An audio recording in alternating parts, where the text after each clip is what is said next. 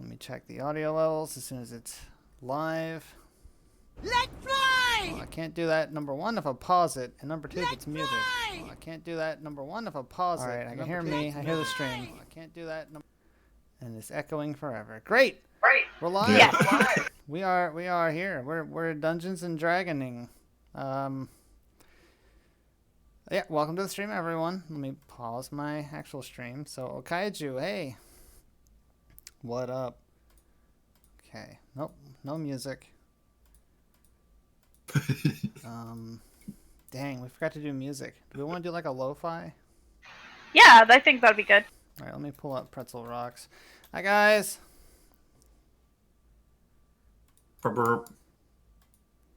We're still kind of getting things set up. We tried our best to make sure it would work right out the gate, but we're still scrambling a little bit. It's our first time doing it. Yeah. But a lot of people have expressed interest in our D&D sessions that we've been doing every Saturday, and we thought we would bring it to the masses. Oh, yes. Pop, punk, funk, upbeat dance, chill EDM. Oh, it's locked. All right, lo-fi it is. Well, keep in mind that the three of us besides Trog are very new to D&D. This is our first campaign. So we are still learning the ropes. We will not be as exciting as Critical Role unless you like to see extremely... Don't use that word. We don't know what that group is. Okay. Well, he said he was watching it. That's why I said it. Yeah, I mean, it might be like the first part of the first episode of Vox Machina, but then that might be about the high point. I need an audio check on that music. How loud is Audio that? check. Do do do do do do do do do do do. Okay, that's the wrong music. Hold on, I have to mute the tab so that I don't hear an echo. So. Okay. Yeet. Yeah, Burp, burp. I don't even have mine open. I can hear it. Yeah. Is it okay? How's the level? Is it good? It's very low, but Is it good low? Do I need to bump it up? I don't think so. Kaiju, what do you think? About 9%.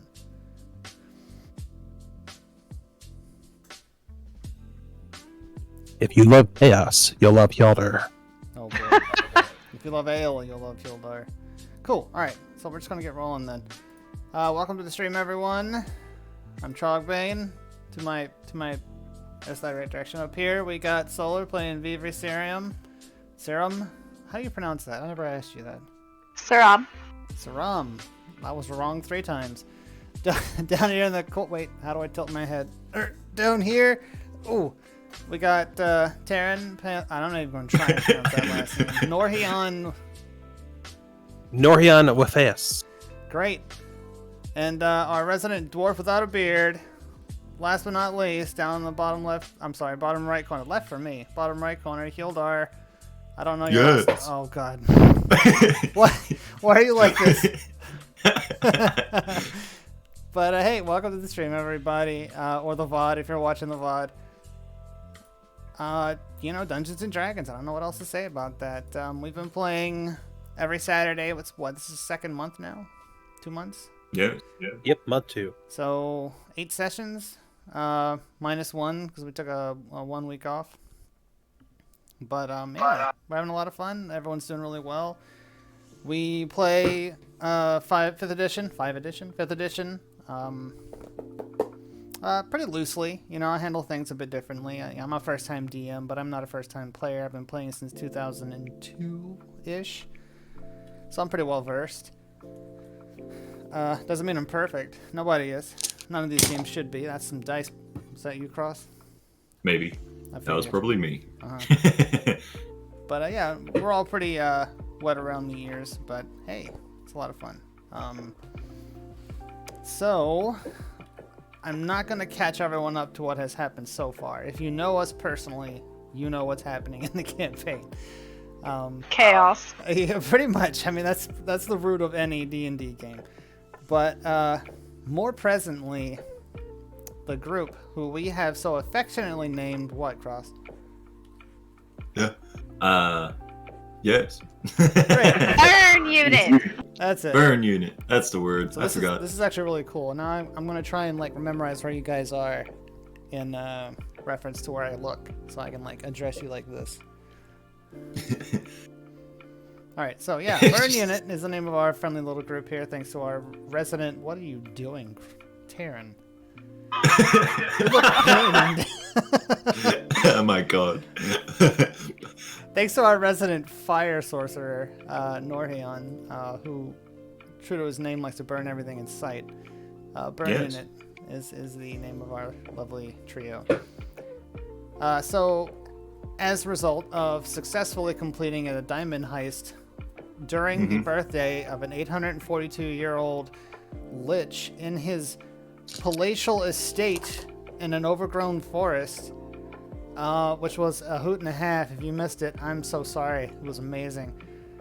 They were paid handsomely, upgraded their equipment, and have secured passage aboard an airship. Oh, I gotta pull my notes up because I'm gonna forget names.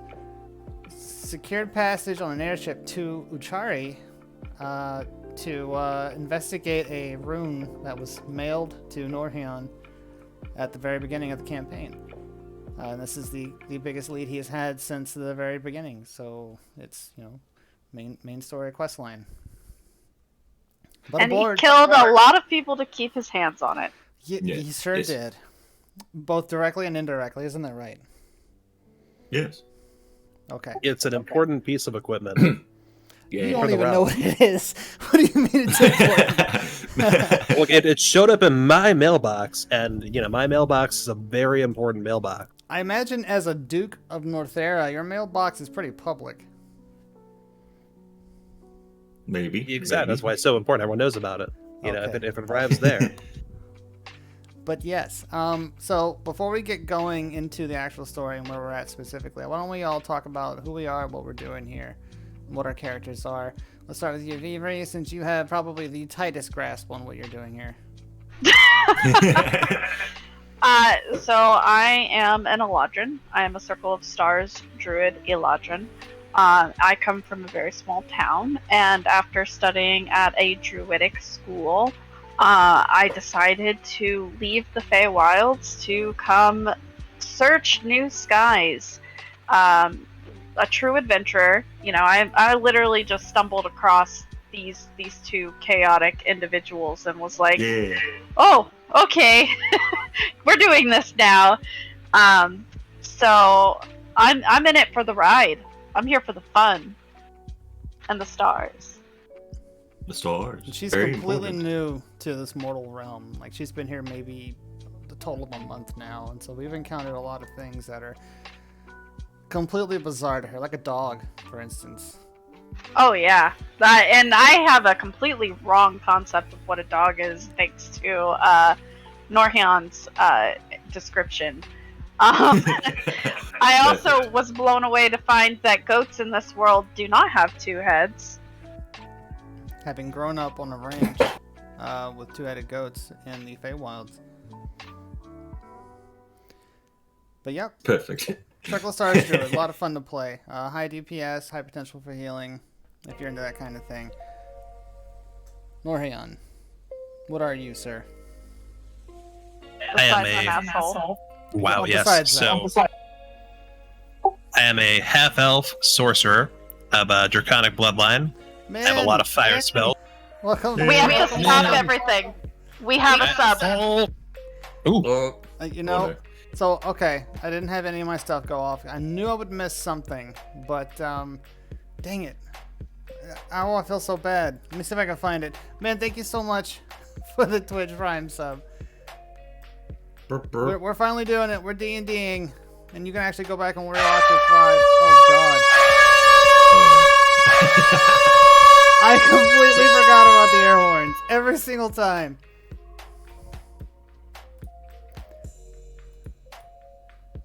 And there it is.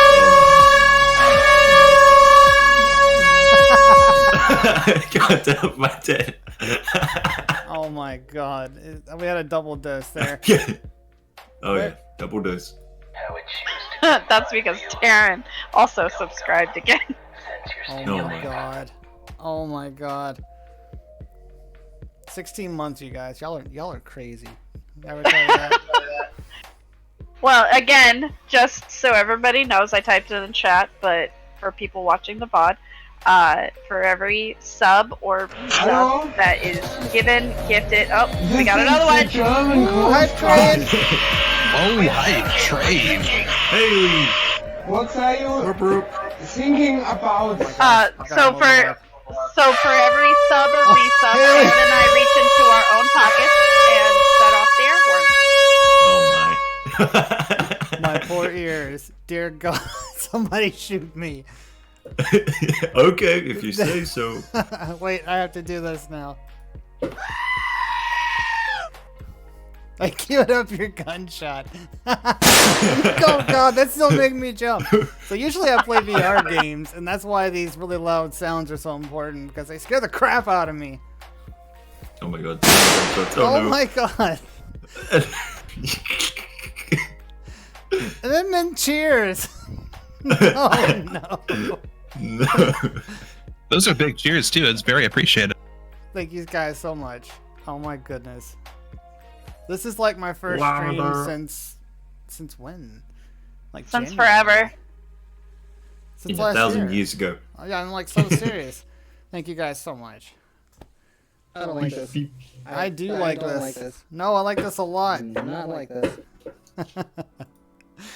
Oh my goodness. Okay, well, that was a runaway freight train. That's pretty much what that was. Okay, so Taryn was explaining what Norhion is doing. yep, Taryn. Right, yes. So who Norion Down is, there. right? Yeah, so kind of recapping. Why? Oh, you know, we don't have a gunslinger yet. Anyway. Right, so Norion, half elf, draconic bloodline sorcerer, a lot of fire spells. Pretty awesome there. About 10 years ago, not by birth, I took control of the dukeship of Northera, which is a kingdom in the northwest of Northeron. And as of, a few weeks ago at this point, I got a piece of a rune in the mail, pretty much. And since then, I've set off on a quest to figure out what the heck is up with that and what threat it poses, and possibly other things that we don't know about yet. Yep, that's the long or short of it. Don't forget Don Quixote. Right, yes, Oh, the yeah. most important part of Norihan, and we should, the corner that's not occupied right now, we actually should make a Don Quixote cam, but we don't have one yet. We'll work on it. But yeah, I have a freshly war-armored donkey, whom I brought with me on my quest. His name is Donkey Hote. Solar, could you put that in chat for how that's spelled for everyone? Absolutely. But yeah, he's awesome. He saved us from a giant snake. At least once, he stomped its guts out, and he's been our great companion. He's Vivri and he have a great relationship. I believe it was Trog. You want to do the thing that Don Quixote told Vivri when Vivri asked him what was wrong in the bog? He said, scary, sticky, stinky, hungry. You have to do the voice you did, though. I don't remember what I did. Perfect.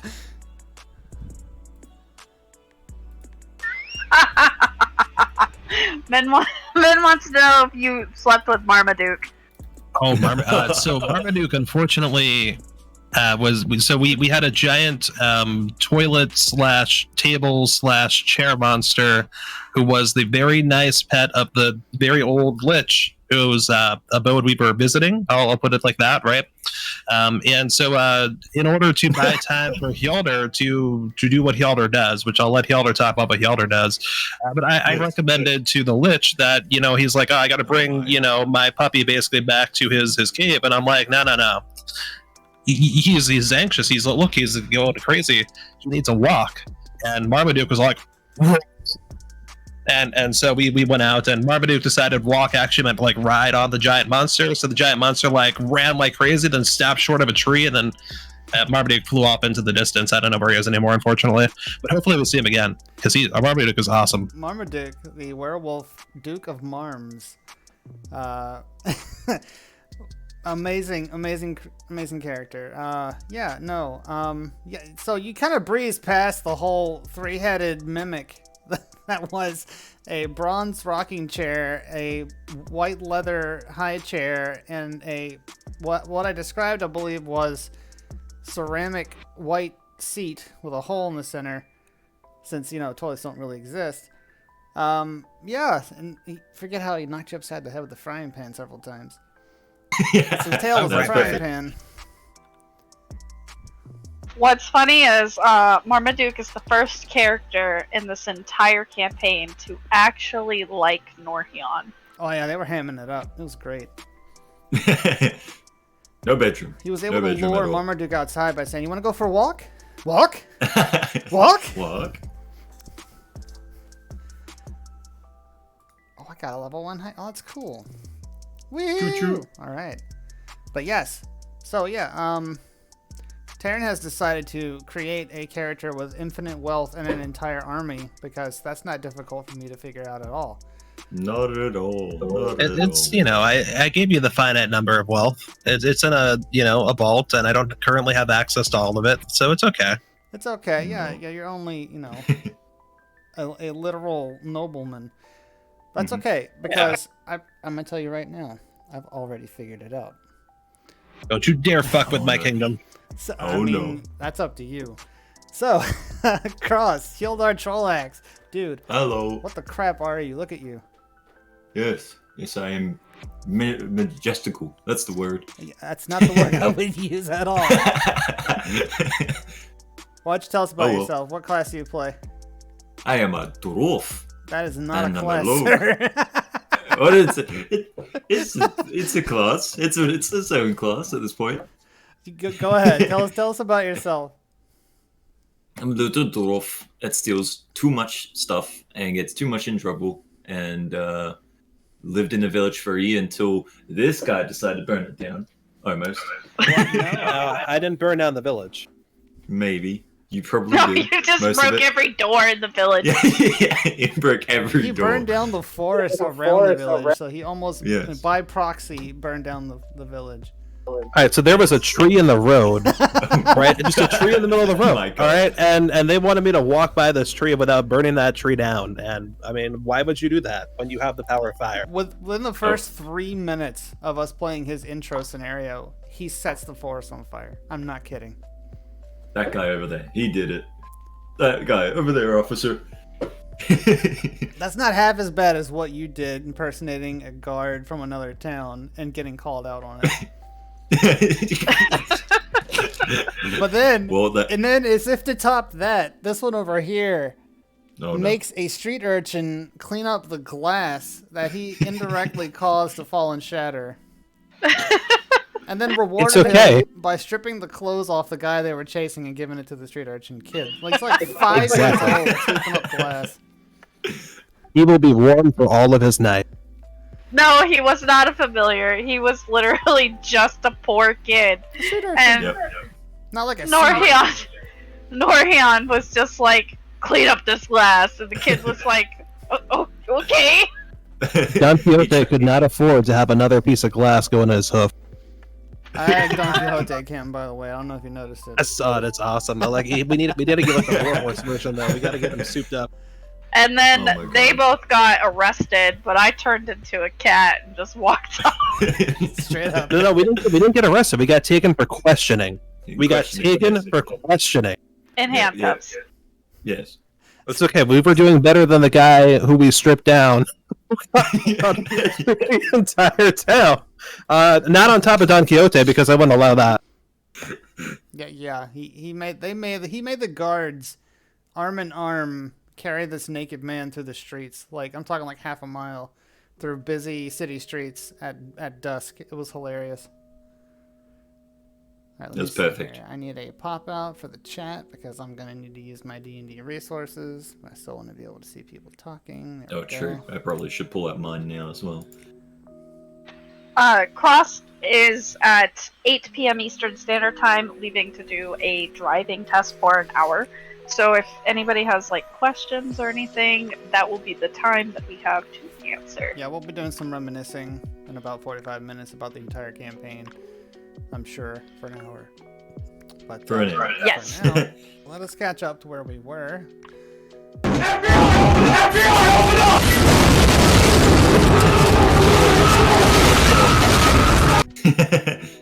Yeah, well, again, I'm sorry, Kaiju. I know you haven't been to many of my streams, if any at all, but I do have VODs, I think. Yeah, I usually play VR games, sometimes horror games more often than not, and, well, these are designed to scare the crap out of me. So, yeah. The quack is number 1, by the way. Yes, Quack is the most used redemption that I have. So if those of you who don't know, I have sound alerts, and you can go in there and activate them at any time. They don't cost anything. We've been trying to reach you about your boat's extended warranty. Some of them do cost stuff, but the majority of them do not through sound alerts. Some of them just cost channel points, which you'll get, and some of them cost bits if you want to do extra obnoxious ones like the air horns. Yes, indeed. But yeah.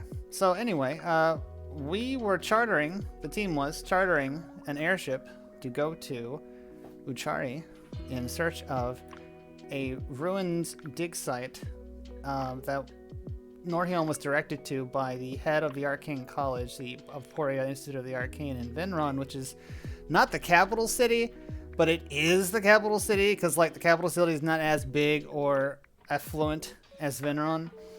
And so they are in the air currently, and they had a really nice vegetarian dinner. They met some very nice folks, including some lizard people whose honey spoon suite was taken over accidentally by Vivri and Hildar. Norion, of course, as nobleman, has his own quarters with a built-in sink and probably a latrine.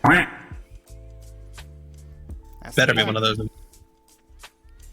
And yeah, so what has occurred recently? There was a dance. There was a mix-up with the what was that cross?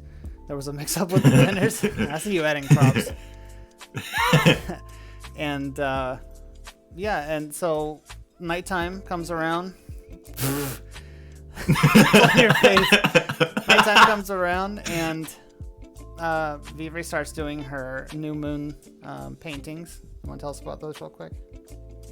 Yeah, so my character, Vivri, she has a very devout connection to her two patron goddesses, Artemis and Nyx. So on the new moon, she worships Nyx, and then on the full moon, she worships Arbus. On this particular night was a full moon, so she set up her altar out underneath the stars on deck, which included a shallow silver bowl that she pours liquid in, water, which reflects the moon's lights, as well as, different little bubbles. And she dips a paintbrush into the water and paints celestial symbols on her skin. And for those of you who aren't familiar with 5e, that is an actual language, so it has a very distinct look about it. And as she paints them, they begin to glow. Now, this airship does have a block on magic, so everybody who saw was probably slightly confused, but it is because what she was doing wasn't magical, it was devout. Truth. Yes, I forgot to mention that the airship is being flown, not through any aeronautical means. It is being flown with the... Well, I don't want to give anything away, actually, but the airship is being maintained by a wizard who is a military wizard on staff on the ship at the time, keeping it afloat. The power of friendship. But if you had met this woman when they met her, you would not believe that in the slightest, because she was a hard ass to the bone. Yes. So at the moment, during this painting ritual, the crew hears a scream from down below deck. And everyone rushes down to investigate the scream because, of course, they do.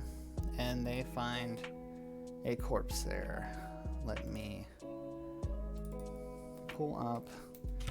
I do have reference photos and images that you guys will not be able to see. Sadly, we didn't get far enough into this setup for the stream to be able to get those to be visible on screen. I'll work on that in the future. Did you guys want me to stream this to Discord? Yes, that way we can see what we're doing. All right. We have begun a murder mystery. Yes, they have found the corpse of one of the passengers. That they this is not a, hang on, I need to open this in Paint so I can change it.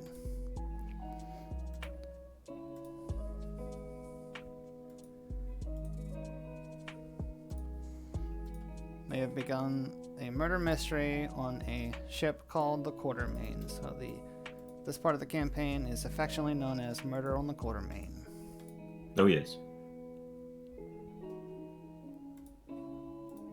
They have also done several,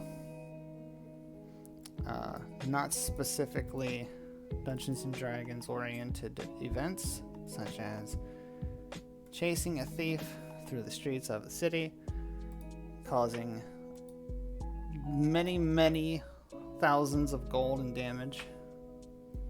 To be clear, that was the thief's fault, and the thief was responsible for that damage. To be clear, that was definitely your fault, but My role succeeded, sir. to be clear, you convinced the guard that it wasn't your fault, but I know better. Okay, so Murder on the Quartermain. Here we are. You guys got the stream pulled up? Yes.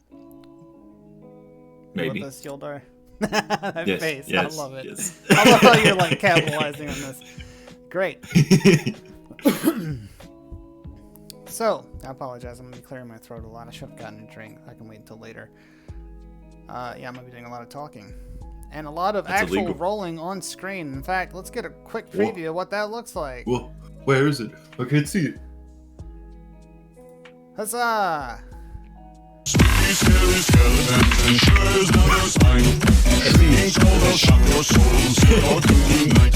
I mean, there is a corpse on board now. So anyway, Yep. yes, they're on an airship, which is a repurposed galleon, if you need a mental image, with 4 layers, including the upper deck, the middle deck, the hold, hi Hazel, and the lower deck. The hold is where the cargo is. It's where Don Quixote is currently holed up, eating apples and hay. Nice, Kaiju. And, yeah.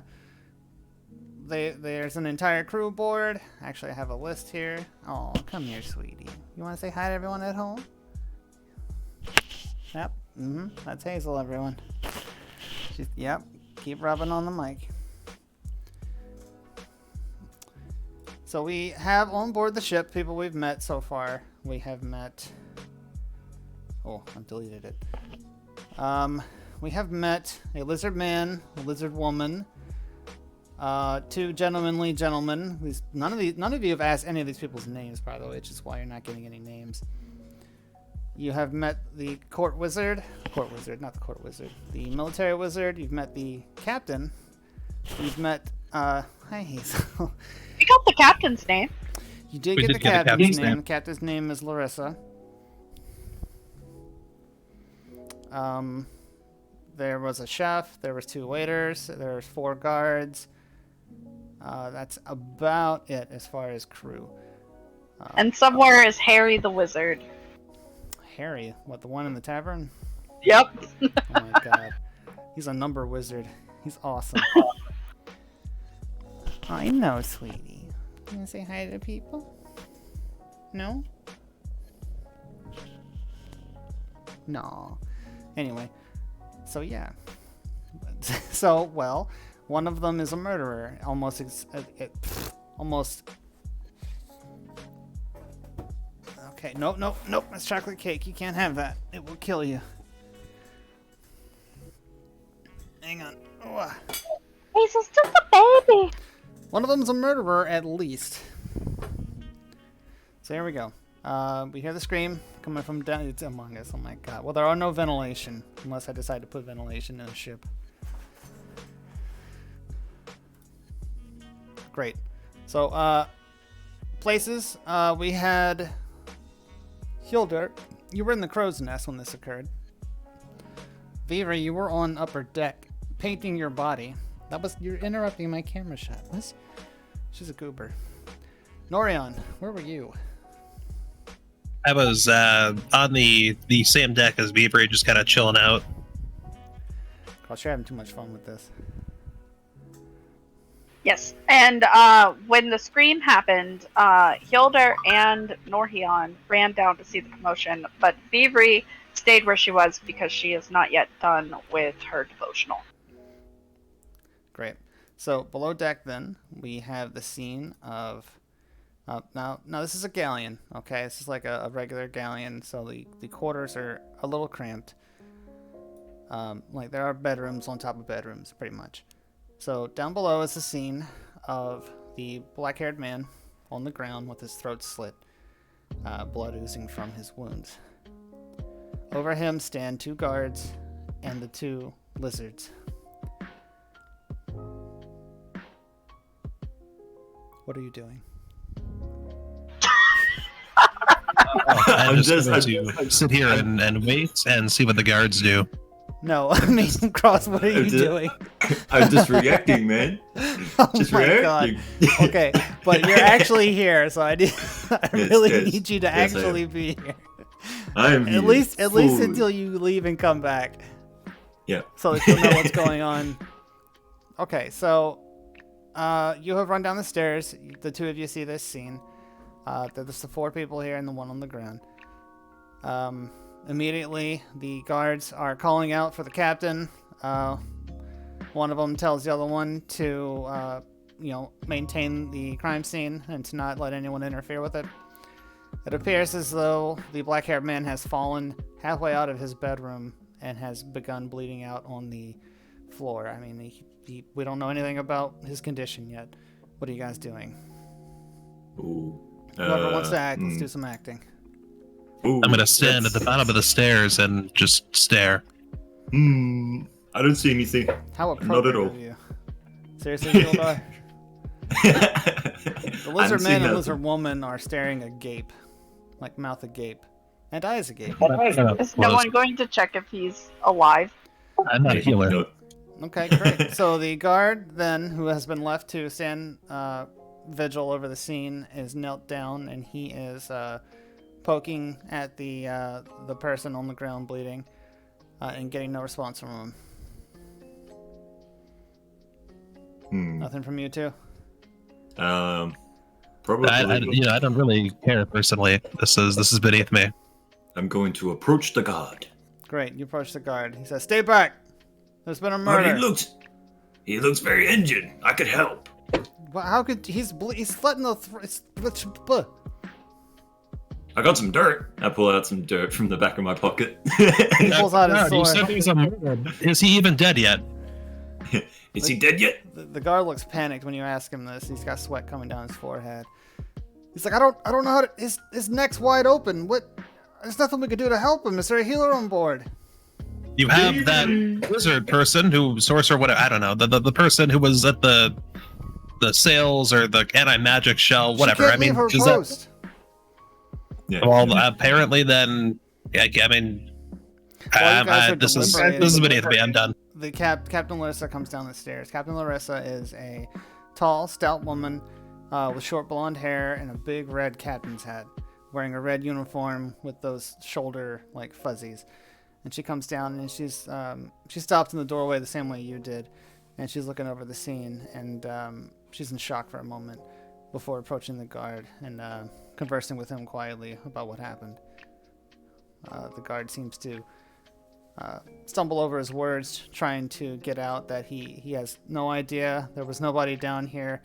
The 2 lizards have backed themselves up against the wall. One of the female is sitting down on the floor, while the male is trying to console her. Finally finished with my devotionals, I walked downstairs. You walk What is downstairs. happening? Well, there's a person on the floor over there whose throat is split open, but apparently they don't have a healer. So they're just letting them bleed. check? Did you not look for There's a guard, and they were poking them with a stick. Hey, guard, I want to Hey, get he was using yes, his come finger, okay? I lean down and I check to see if he has a pulse. You approach the corpse, and both the captain and the guard tell you that you can't get closer to him until they understand more about the situation. But first, you have to make sure he's actually gone. The captain asks you, "Are you a healer?" Yes. Prove it. Give me a persuasion roll. Oh yeah. Now, because I have dice on the screen, if you would like for me to roll, I can. But if you would like to do it personally, it's completely fine. I have a 13. 13. She nods silently to you and steps out of your way. I lean down and I put my fingers to his wrist to check to see if there is a pulse. Okay, so as someone who went to school to do this, I'm not going to make you check medicine for this. I'm going to give you a passive and say, yeah, you don't feel a pulse. I mean, you definitely see a lot of blood all over the floor, though. He's already gone. There's nothing we can do. Cross, I swear to God. Sorry. I'm getting a little bit carried away. The captain nods to you, and she steps back and says something into the ear of the other guard, who goes back up to the top deck, up the stairs. She turns to regard the three of you and the lizard people and says, I'm sure that this doesn't need to be said, but I need to quarantine everybody in the dinner hall for the time being. You will quarantine me in my suite, you mean, correct? You have no jurisdiction here in the sky, sir. If you like, we could make a very short walk off a short cliff for you. Oh my. Oh no, Taryn. No, Huron, don't do it. Don't do it, man. I will remember this. Don't worry, he's all talk. You may gather whatever you need from your rooms. Remember the other village. Remember. You can gather whatever you need from your rooms. Be topside in 2 minutes. So since we're on the same level as our room, I walk in and I grab my bag of holding and walk back on deck to grab my ritual items before heading towards the dinner hall. Okay. I'm gonna go back to my room and grab my stuff. My backpack. You're pretty much just re-equipping yourselves. Okay. Yeah. I'm gonna walk up to my suite and just stay there. Oh god. The lizard people go back into their room and they come back out with some affections of their own. A bag. One of them has a book.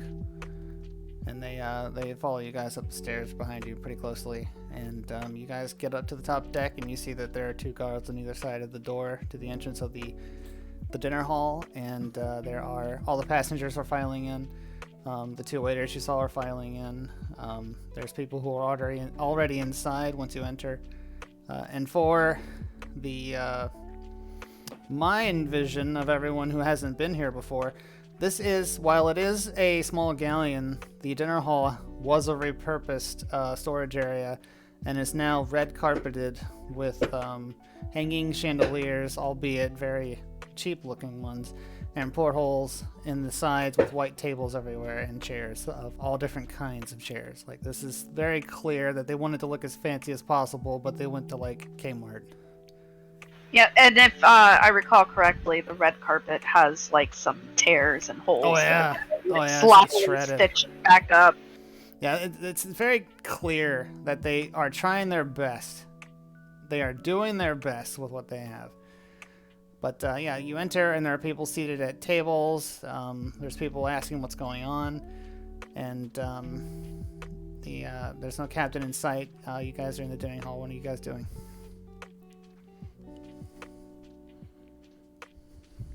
I'm not in the dinner hall. I'm still in my suite.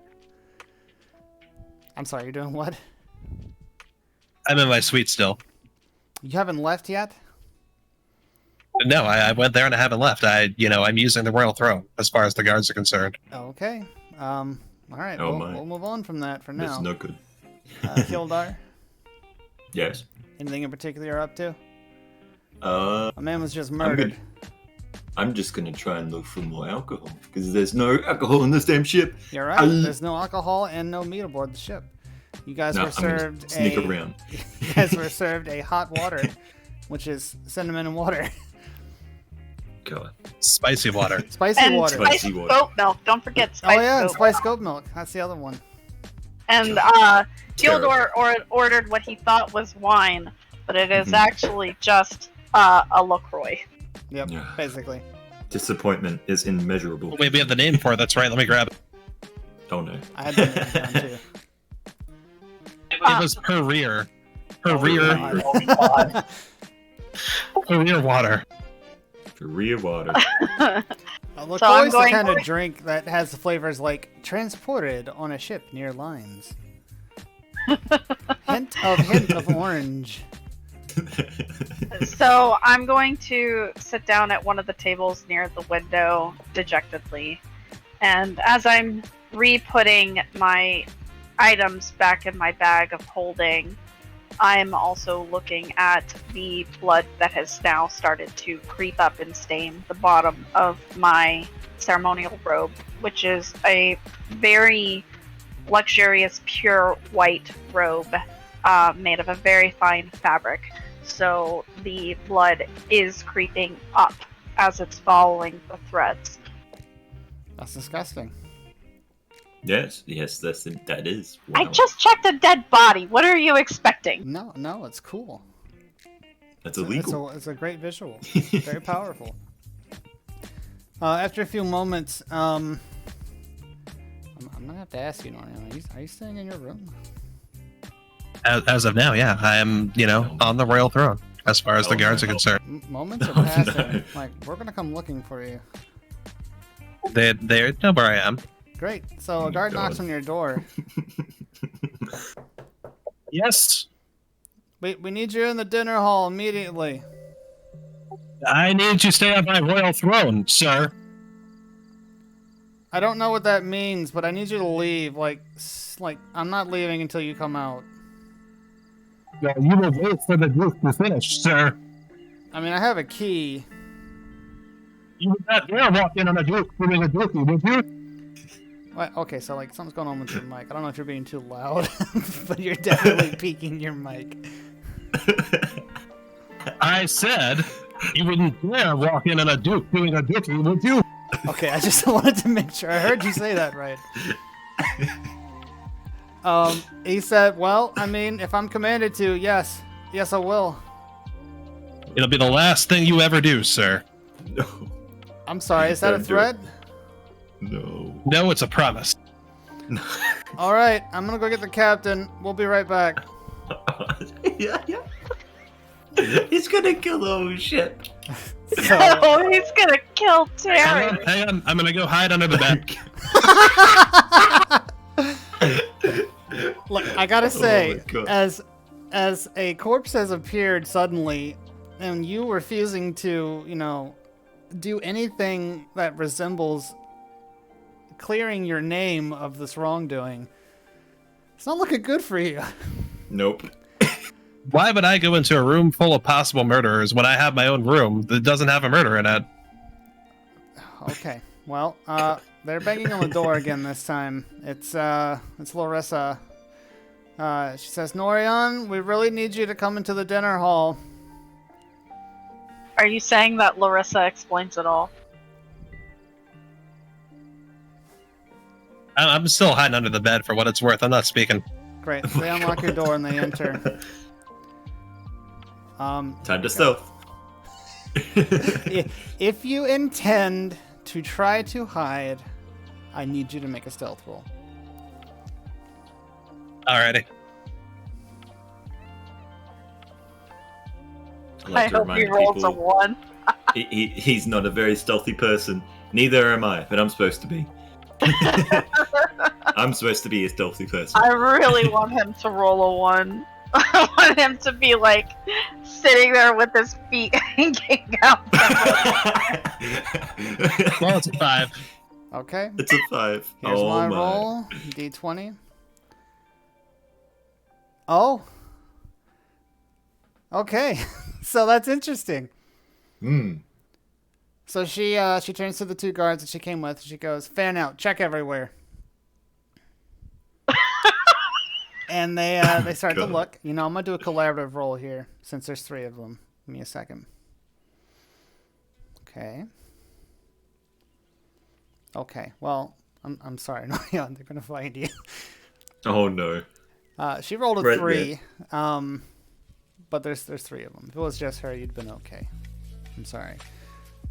So one of the guards peeks down under the bed and he's like, "He's under here."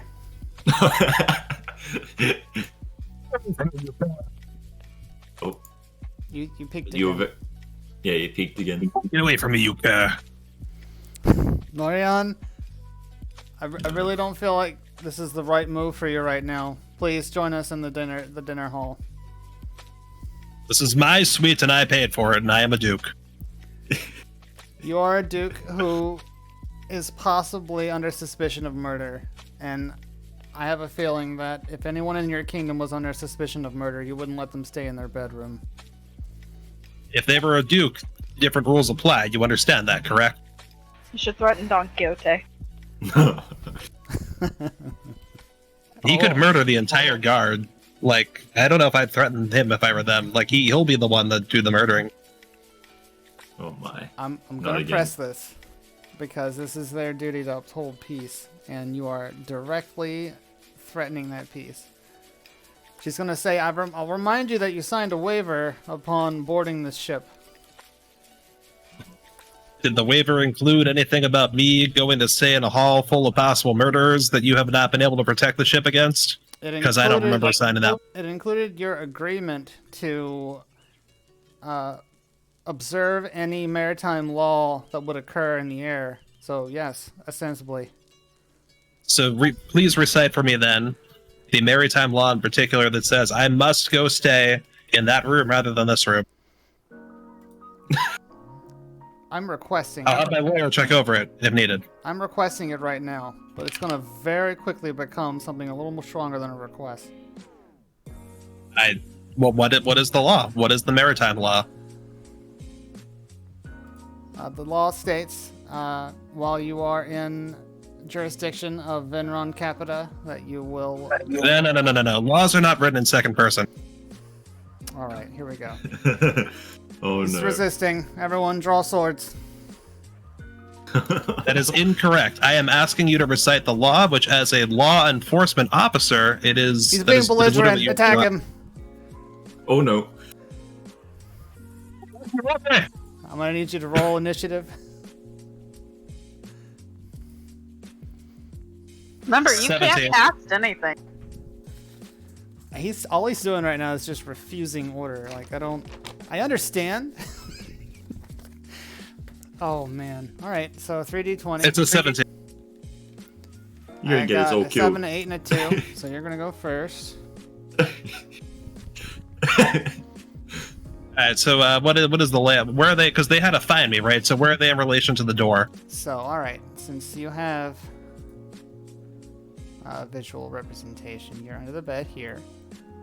We're going to make the captain orange. They've entered. She's here. Guard 1 is here. Guard 2 is here, looking under the bed at you. Alrighty. Their weapons are drawn. I need to pull up some stat blocks real quick. Just remember, you can't use any of your spells. Yep. It's okay, I don't need spells. Kind of feel like you do. I feel like you do. Maybe. Possibly. 2 guards. Does the block affect spellcasting or magical items as well? All magics. All Alrighty. magics that would manifest in a way that they are affecting something else. So, yes, magical items do not work. All you've got are your weapons, which I don't believe are on your person. They are. They are. He picked them up. He's barricading himself in his room because he's scared. Or is it? Coward.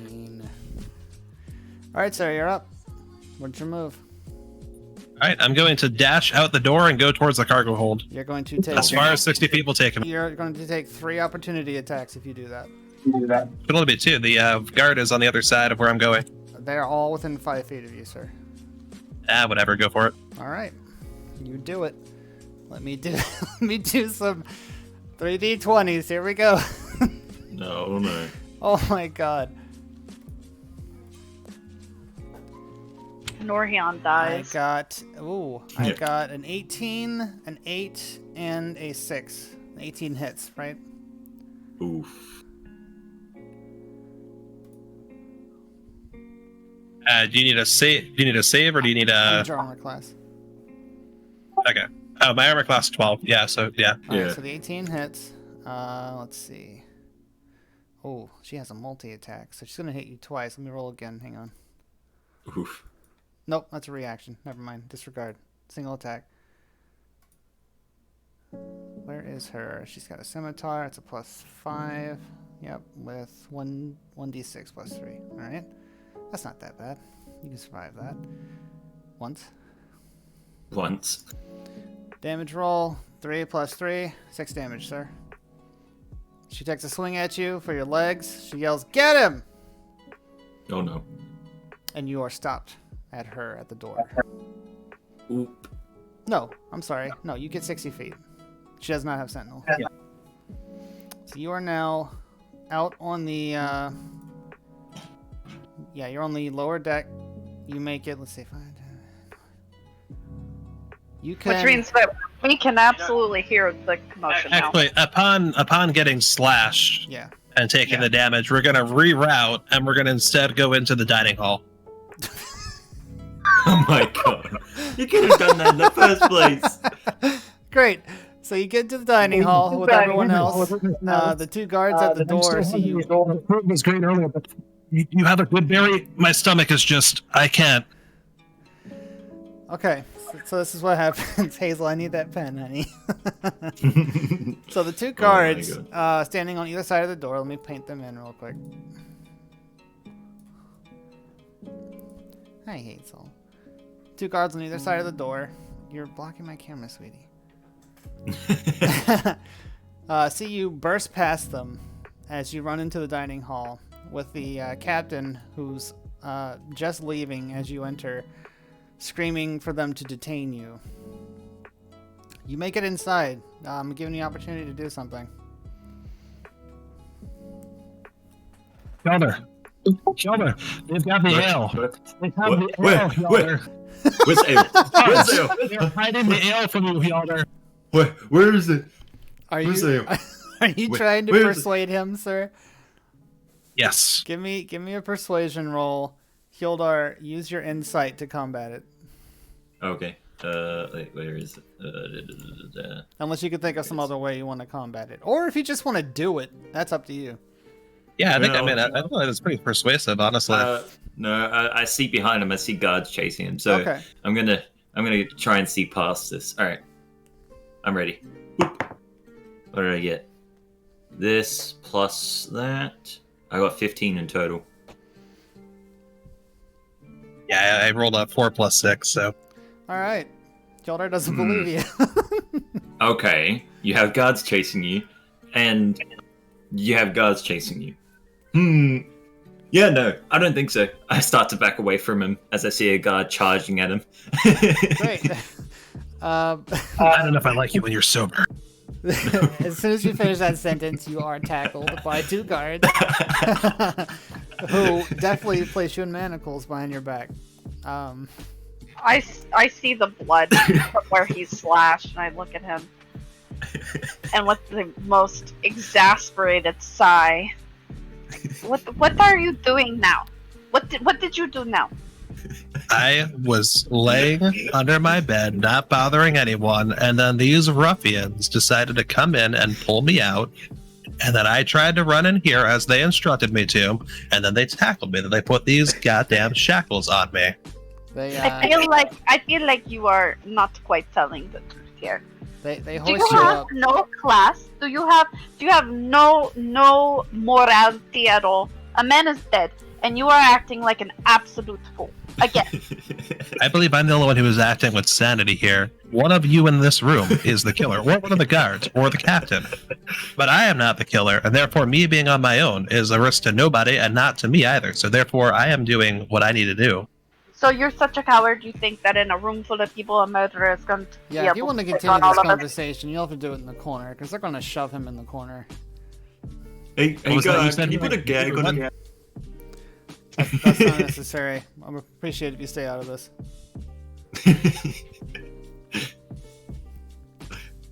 That's fine. You're in a corner now, but y'all can keep talking. I'm sitting here in an innocent man's blood, and you are behaving like a fool. What is actually wrong with you? I am a duke, and I do not need to be here. No, you are a dick and a coward. You will regret those words. You will forget them. I will regret your. How am I going to regret words you spoke? Because I can talk to Don Quixote. While you guys are bantering back and forth, the captain finally enters the room hall. She regards everybody as the guards shut the doors behind her and enter. She stands in the door, puts her hands on her hips, and she lets out a deep, long sigh. Fascist. She ignores you. She lifts her head up and she says, I take a potato out of my bag of holding and I shove it in his mouth. Are you going to resist that? As long as it's gentle, no. Okay. One of the guards gives you a thumbs up. Beaver. The guard captain speaks. She says, as you all know by now, there has been a murder on the Quartermain. Dun, dun, dun. Wow. Shocker. She says, it is currently unclear who the culprit is.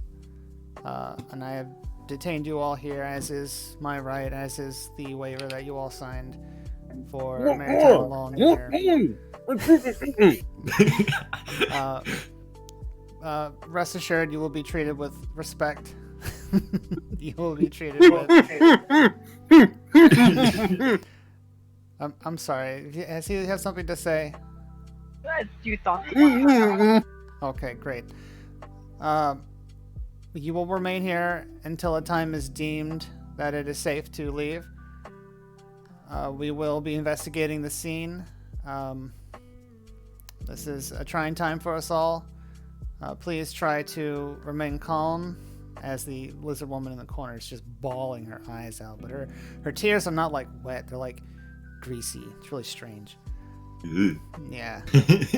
Her male companion is trying to console her. The two gentlemen are sitting at one of the tables with their heads down, just trying to probably sleep.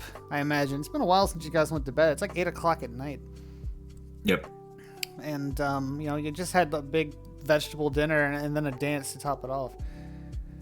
But it's very somber. The atmosphere is very dark. All you can hear is the sound of wind blowing through the sails and the sound of ropes clinking against the wood of the ship, as everyone is just kind of hanging out.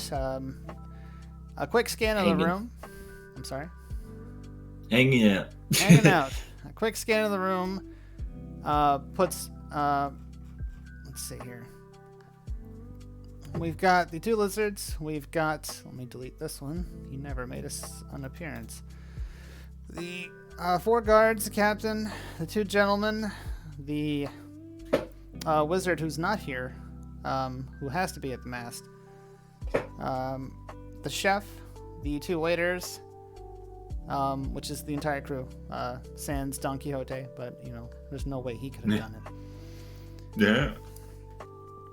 And the guard captain started making her way around to people to start talking to them. You guys have a second. I gotta go now. Great. That was there my we second. go. All right. I'll be back. We will guys. see you after your appointment. Have a good time. Yeah. Yeah.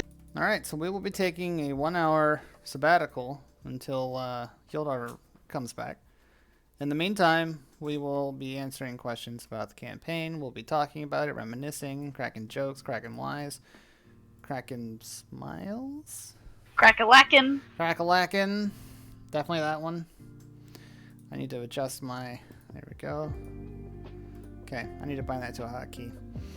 Anyway, if you don't know me, I'm Trogbane. I used to stream a whole bunch. I kind of just do it sporadically now. I got a new job. It puts me out of the house at many long hours. It's very physical, very demanding.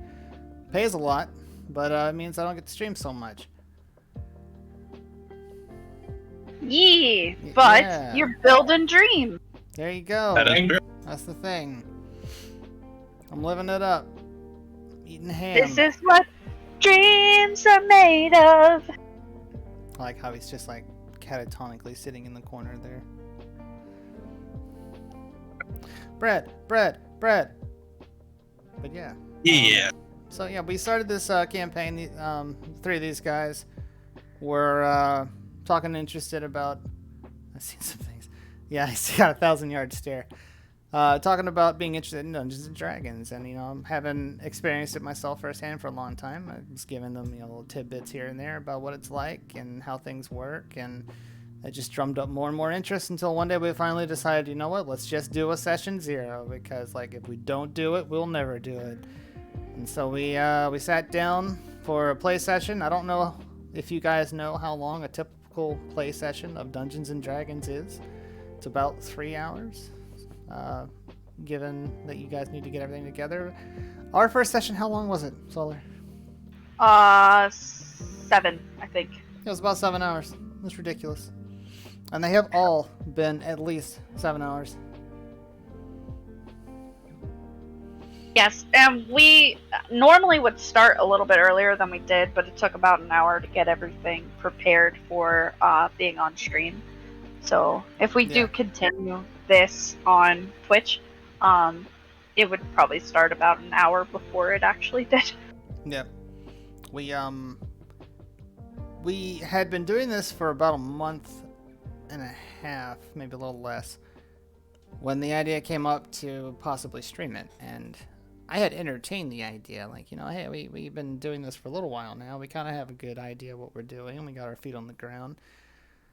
And decided one day to just pull the trigger. And today, I came home from work. I'm like, you know what? Let's start working on some stuff. Solar dropped some pretty cool ideas. We got rolling on the guest star function of Twitch.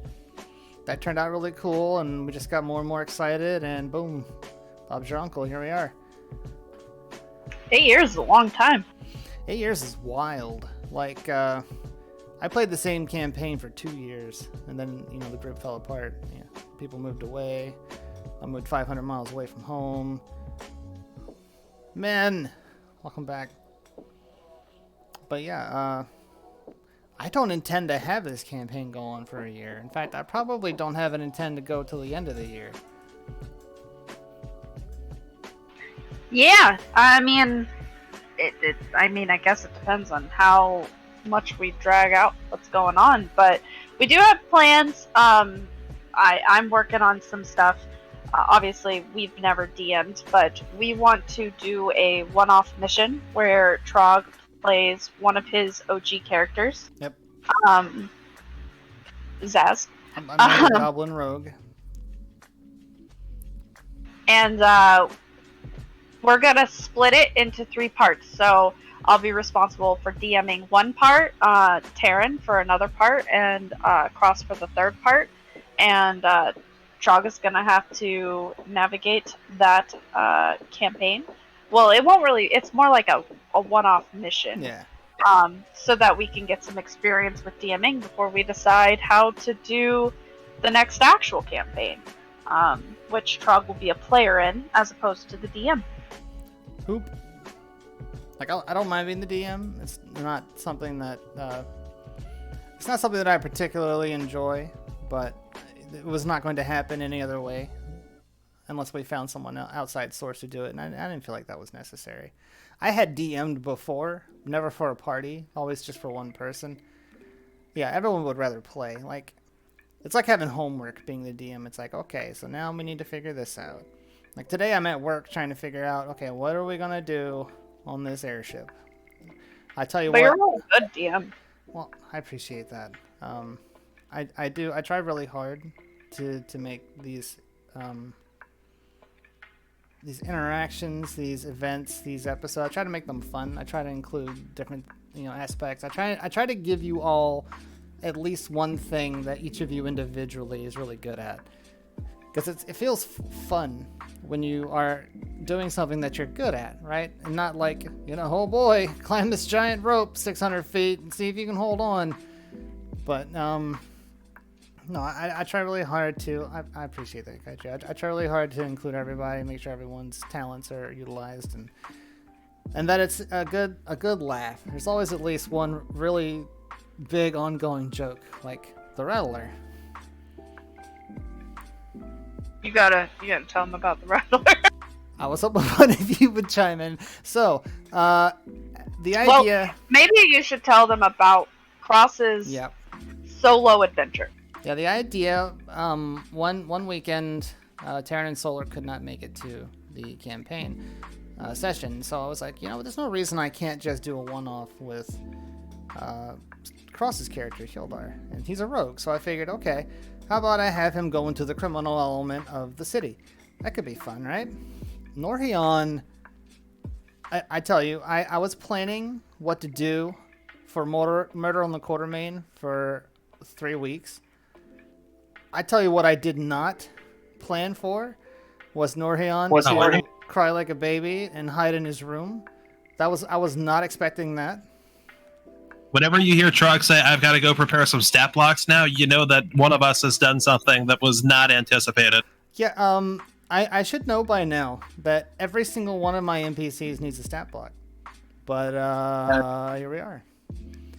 So the idea for, like I said, getting Hildar at his own little one-off was brought upon by these two not being able to make it to a session one day. And so I thought to myself, what would be a cooler thing then? Because the way, let me back up just a second. The way that Hildar got out of his interrogation / questioning session after they rampaged through the city chasing a thief, causing all this damage, he slipped away from detection by saying, I need to use the bathroom. And so he went down the hall, manacled to a guard, right? If you don't know what manacles are, they're like big iron Class B handcuffs, like old-timey handcuffs. Look them up. They're sinister looking. He manacled to this guard, goes to what is essentially holes in the wall, and all I had to do to entice him was say, this hole looks about your size. And so what he did was use his mage hand, because he's an arcane trickster rogue, to pick the lock on his manacle. I'm telling you, I made him roll so many freaking times. So that's because he's like, I can't pee with you watching me. So the guard like turns his head away, and then he gets to work. He picks the lock on the guard's manacles, his manacles, and then latches the other end of them to the guard, and then his end to a sconce on the wall, and then jumps down the poop tube and disappears from sight. And the guard turns back around like instantly, and he's just not there. Don't forget the Constitution roll.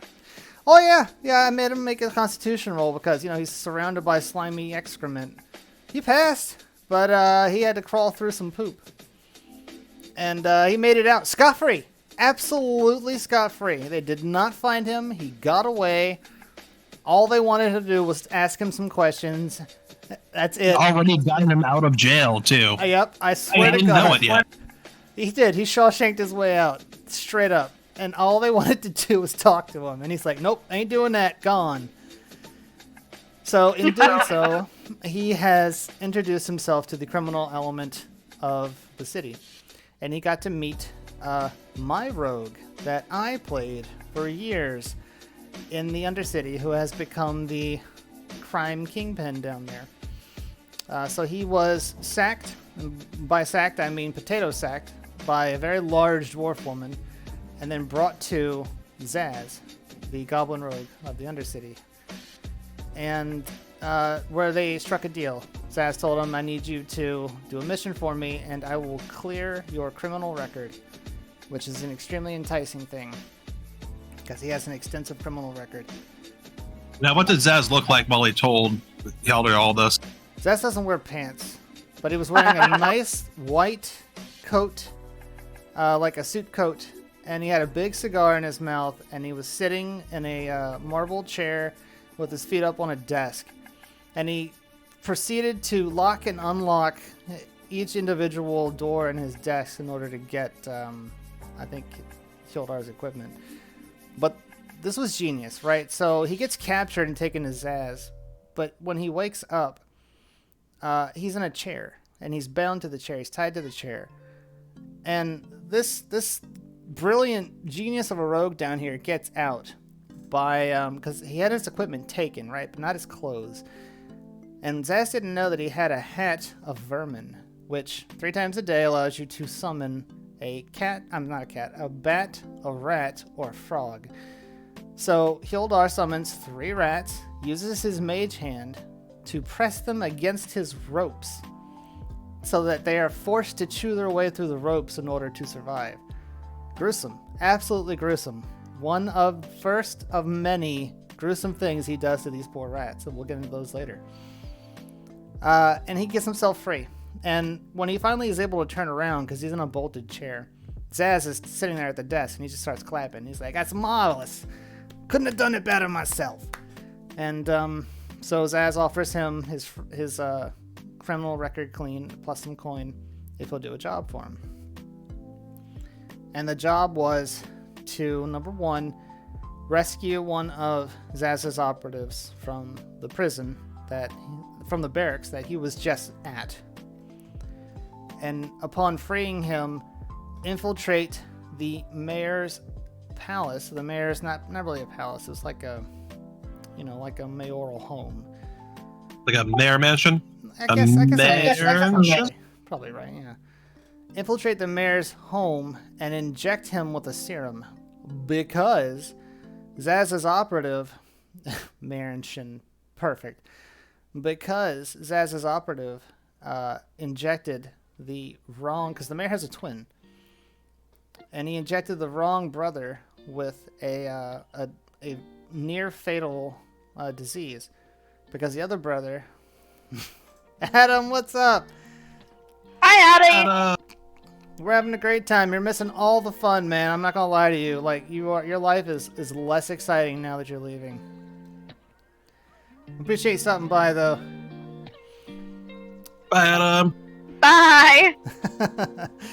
And so, the mayor's brother, who's a twin, by the way, frequents Zaz's criminal organizations for, I believe it says he had a smokehouse, a meat house, a smoked meat house, a gambling den, a smoke den, a meat den, etc., etc. And this guy has racked up considerable debt to Zaz, and so he wouldn't pay up because he's the mayor's brother. And so he had the operative out to inject him with this poison that was supposed to be incurable until Zaz has the antidote. But he got the wrong brother. Exactly. A smoked gambling den of meat gambling. You gambled with meat, and then you smoked. But yeah, so... We don't talk about... So, Hildar's job was to infiltrate the mansion and then fix the mayor, basically, because they got the wrong guy. So let's talk about this mission that occurred. Hildar goes in to break into the barracks. Has to sneak past all the guards, of course. This entire mission was designed because Cross is very, very new to the fantasy genre in general, and so rogue to him doesn't mean much. Rogue to him doesn't mean much. There it is. Colonel, I'm trying to sneak around, but I'm dummy thick. Clap of my ass cheeks, alerting the guards. There it is. I was waiting for it. So, yeah, he has to break back in, and so this entire mission was designed to teach him how to be a rogue. Teach him how to play a rogue. And so what he does is he breaks back in. He sneaks around. He has to get past a dog at one point. He summons another rat and just throws it at the dog and then shuts the door again. And of course, when he opens the door, there's like a blood smear on the ground. So the dog's gone. He just keeps going. Eventually, he does get into the prison cell. He eludes the executioner down there. And he finds the operative, whose name is Dense Serpent. Thanks to Solar for the idea. Dense Serpent. I'm very good at being punny. Who is a carbon copy of Solid Snake, and except that he is absolutely horrible at being stealthy in any way, shape, or form, as we'll find out very quickly. So, with the liberation of Dense Serpent, Hildar breaks into the service entrance of the mayoral compound and begins his insertion, where there are goblins in the Undercroft, because this entrance used to be used for smuggling way back in the day, because the city that they're in is extremely old. Several parts of them are much, much older than the rest of the city. It's a really cool aesthetic. But that aesthetic means that there are some leftover architectural choices. It's honest work. Less extra thing. So they break in and they come across a pair of goblins that they gotta try to either one get by or attack. And so Hildar, of course, not understanding roguisms, immediately goes on the attack. And hearing the fighting, Dense Serpent comes in and he's got a wooden spear and he goes to attack the first goblin, rolls a critical, and almost kills him instantly, gets him down to 1 health. And he turns around to Hildar and he says, a weapon to surpass metal spear. It just like runs him straight through, and then Hildar finishes him off, and then they both kill the other one. And he sneaks by him. The whole point of this is that I'm giving him these little tiny challenges to try to think his way around. The next challenge he comes up to is a door with an electrical panel. It's not, obviously real electricity. It's supposed to be, but it's not. It's made up stuff, right? So he opens up the metal panel, and the whole time he's got a sending stone in his ear. It's in the shape of a pearl. And he's talking to Zaz, and Zaz is trying to walk him through this whole thing. Like, Zaz uses this entrance a lot, but he doesn't do it anymore because he's a crime boss. Crime bosses don't go out and do the work. They make someone else do it. So Hyldar's in there, and Zaz is like, okay, you're going to find an instrument panel, and you're going to open it up, and there's going to be 2 wires. It's going to be a red wire and a blue wire. You need to cut the red one. So Hildar opens up this panel, and there's a green wire, a white wire, and an orange wire. And he's like, problem. He's from Boston, absolutely. I did that accent forever, and I can't stop. Like, if I ever think of Zaz, that's where it goes. He's from Boston. But yeah, no. So he opens up the panel, and there's no blue wire anywhere. And he's like, problem. And Zaz is like in the background, just like swearing. And so he's like, all right, well, just start cutting and hope for the best. He figures it out. He cuts it. You're Boston. Is that? Are you doing what was that movie called with God, I can't remember. The Cowboy, I think, something like that. Anyway, so Urban Cowboy. Is it Urban Cowboy? I don't remember. But he finally gets past the door. He meets a mimic for the first time in the shape of a door when he sticks a key into the keyhole, and it bites the key in half and tries to fall on him and eat him. And he runs away from it instead of fighting it because it's a terrifying thing, right? Because the door opens in half, like it just folds open with teeth and a mouth, and it starts chasing him. And he runs and he hides, and then he comes back and it's gone. And he's like, well, let's hope it's gone. And then it had turned into a big stone obelisk thing that tried to eat him. Eventually he killed that. And then he gets into the Hall of Mirrors, which is a particularly interesting challenge that I thought would be fun. The trick for the Hall of Mirrors that Zaz told him was that there are holes in the floor in the Hall of Mirrors that you can fall down, but you can't see them unless you look in the mirrors to see where the holes are. But the problem was that his reflection was staring him down the entire time. And Zaz is like, whatever you do not look at yourself in the mirrors. Like, do not look at your reflection. You have to look in the mirrors, but don't look at yourself. And so that was the challenge. And he starts going through. He starts getting past the holes. He's doing deck saves. He's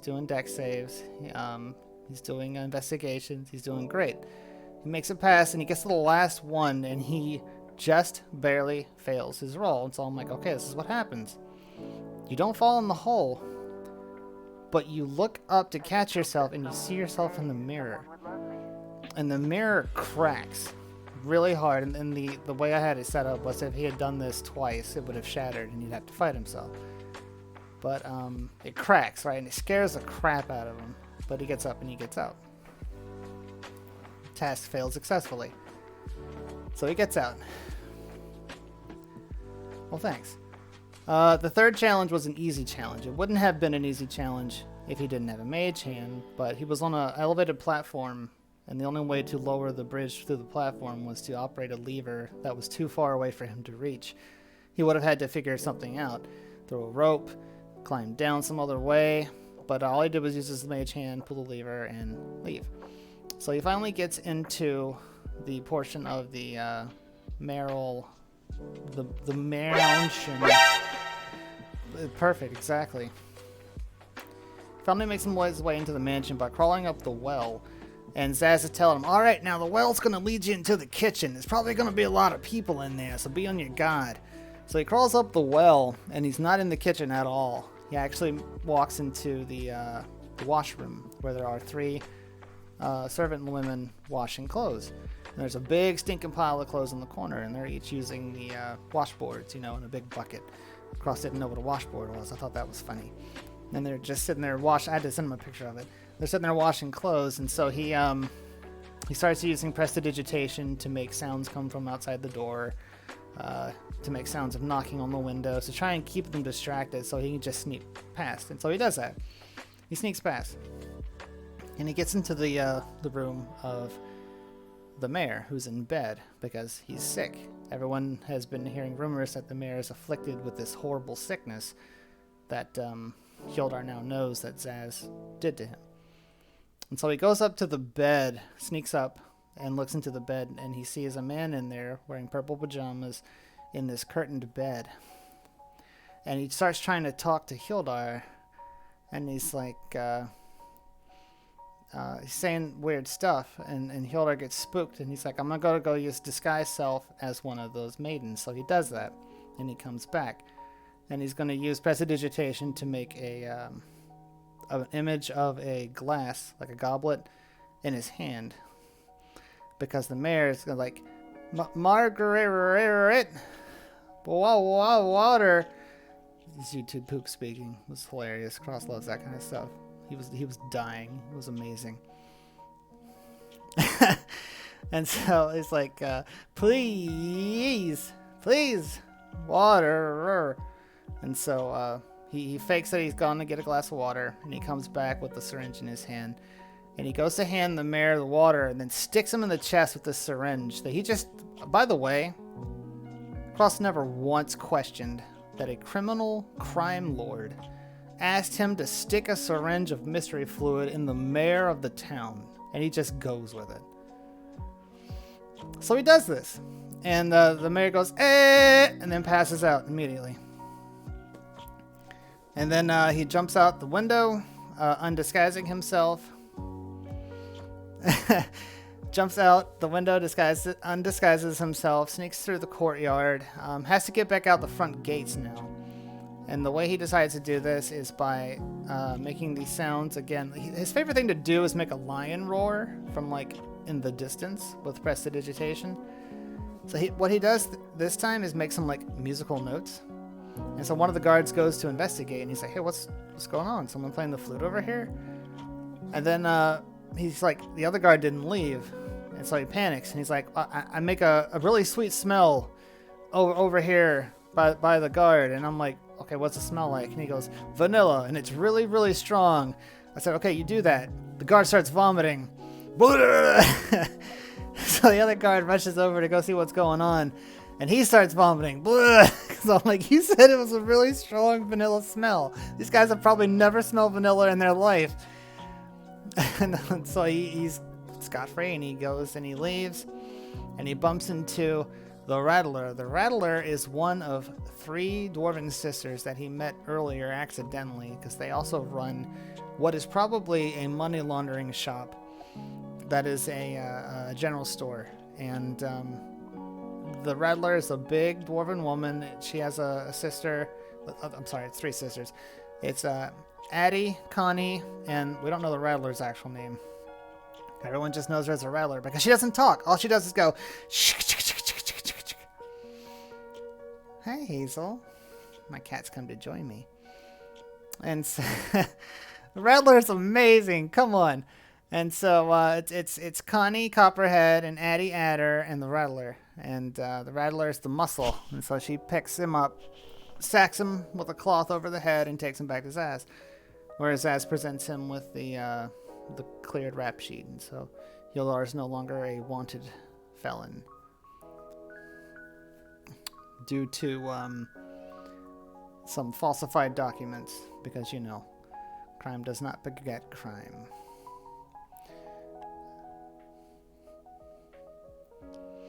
It was great. He did great. Like, I was really proud of him. He pulled off everything flawlessly. He didn't raise any alarms. He killed a couple goblins and a mimic, and he passed a bunch of mildly difficult tasks. Impersonated a maid, injected a guard in disguise with a syringe. Who knows what's going to become of that? He probably made that maid lose his job. But he cured the mayor. Turns out Zaz was telling the truth. And he's on the up and up. Everything's good. And at that point, I wanted to give them some money, right? Because they're very poor, except for Hildar. He literally has a fortune. He just doesn't have it with him at all times. Norhion. That's what I said, right? You said Hildar. Does he Who does have a platinum piece. Yeah, Norhion, sorry. Yeah, Hildar has a platinum piece, which he got from a guy that he met in the first session. That was inside of a bag, that was inside of a bag, that was inside of a bag, that was inside of a bag. That he almost killed and then Norion finished. Yeah. No, the forest fire finished him, not me. You indirectly killed that man to death. I indirectly killed Batman's mother too, but you know. Men. But yeah, so I gave them I came up with 3 scenarios, 3 very intricate, convoluted scenarios. Not convoluted, it's a bad word. Intricate, detailed scenarios. One each harder than the second, and presented it to them as tasks that they needed to collect debt, right, in order to pay off the damages that they did, and to give them some coin because they needed it really badly. So I basically gave them jobs. I bet you regret doing that one. So I had tried this approach before by giving them a literal market board full of jobs in the last town they were in. I'm going to ask you, how many jobs do you think they completed in this literal market board full of jobs? Guess how many? Look, I attempted to. If you guess 0, you're correct. They did not a damn thing. I tried to. You pushed us into this attempt, you know, without letting me have a chance. I give you guys a main quest, right, to pursue at your own leisure, and then give you a bunch of side quests to prepare you for the main quest. Y'all went right for the meat and potatoes both times. That's on me, all right? That's on me. I learned from that. That was Norion and Hildar. Well, actually, Norion, very focus driven. There's no point for him to sit around and do anything other than what he's doing. He's got a kingdom to get back to. Well, remember, I went to clean up that farm. I did. You did. And I found the rug. Yep. And I was gonna go ask the person about their missing child, and technically, I did complete that. She did. She knocked it out of the park. You progressed in the storyline very well. No, I found the missing child, and I made them take her effect back to the mom. They were gonna leave the missing. I was like, wait a minute, there was that missing child, and you were like, yeah, and then they like tried to leave, and I was like, we can't just leave this dead body of this missing child in this cave to rot. Inappropriate. And they were like, well, we can't carry it, and so they like, she was freaking sacrificed. By the way, she was sacrificed by some cult that we still don't know who the heck they are. How'd you find her, by the way? Since we're on So- the topic. So we found a map of the town with buildings that didn't make sense on the back of a rug. And so Cross and I decided to try to figure out where these buildings that didn't correlate to the town were. And in the process, we found the opening to a cave. So we dropped down in the opening to the cave and we started exploring this cave. But there was like this upside down dead body that turns out to be the one that Cross tried to kill and Taryn finished. And so Cross, you know, took the personal effects off his body and got a magic cloak.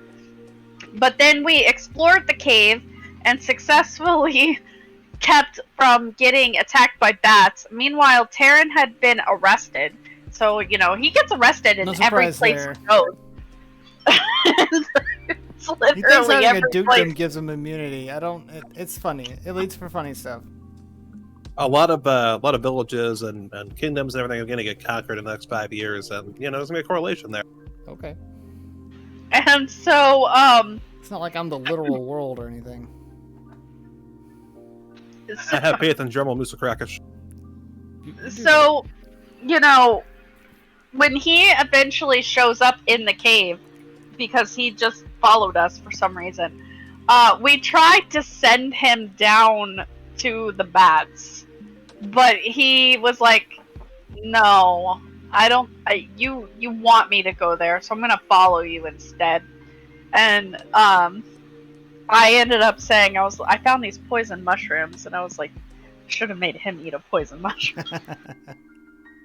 And so then we are exploring this abandoned mine shaft, and in this abandoned mine shaft, we end up fighting a goo monster. Yep. Gelatinous cube. Crosswalk right into it. He did.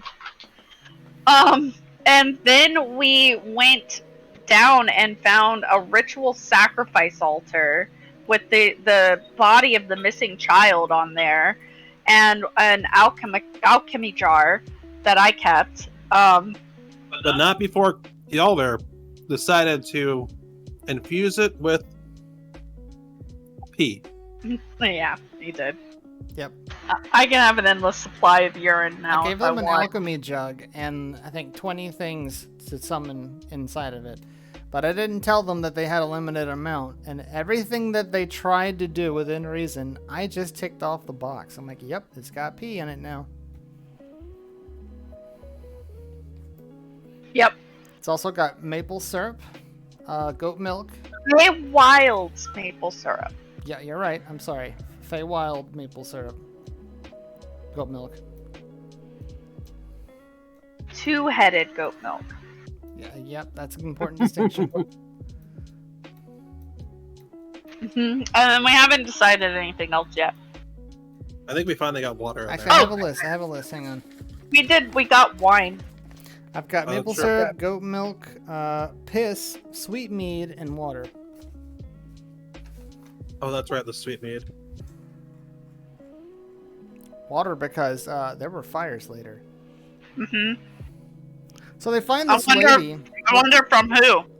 Yeah. Actually, not Norion this time. Oh my god.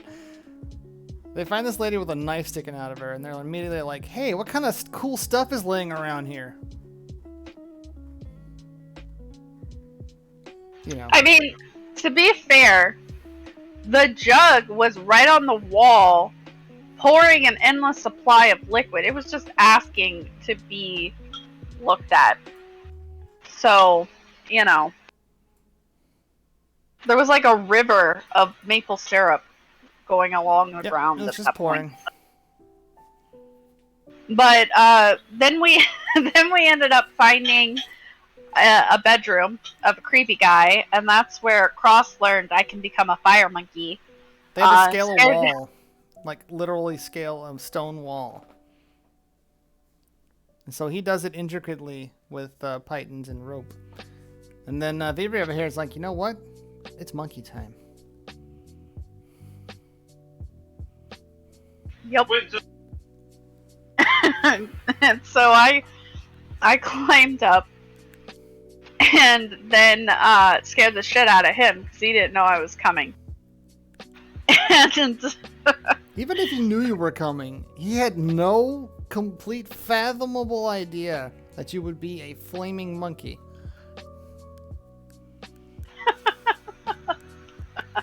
Burn unit, ladies and gentlemen. Burn unit.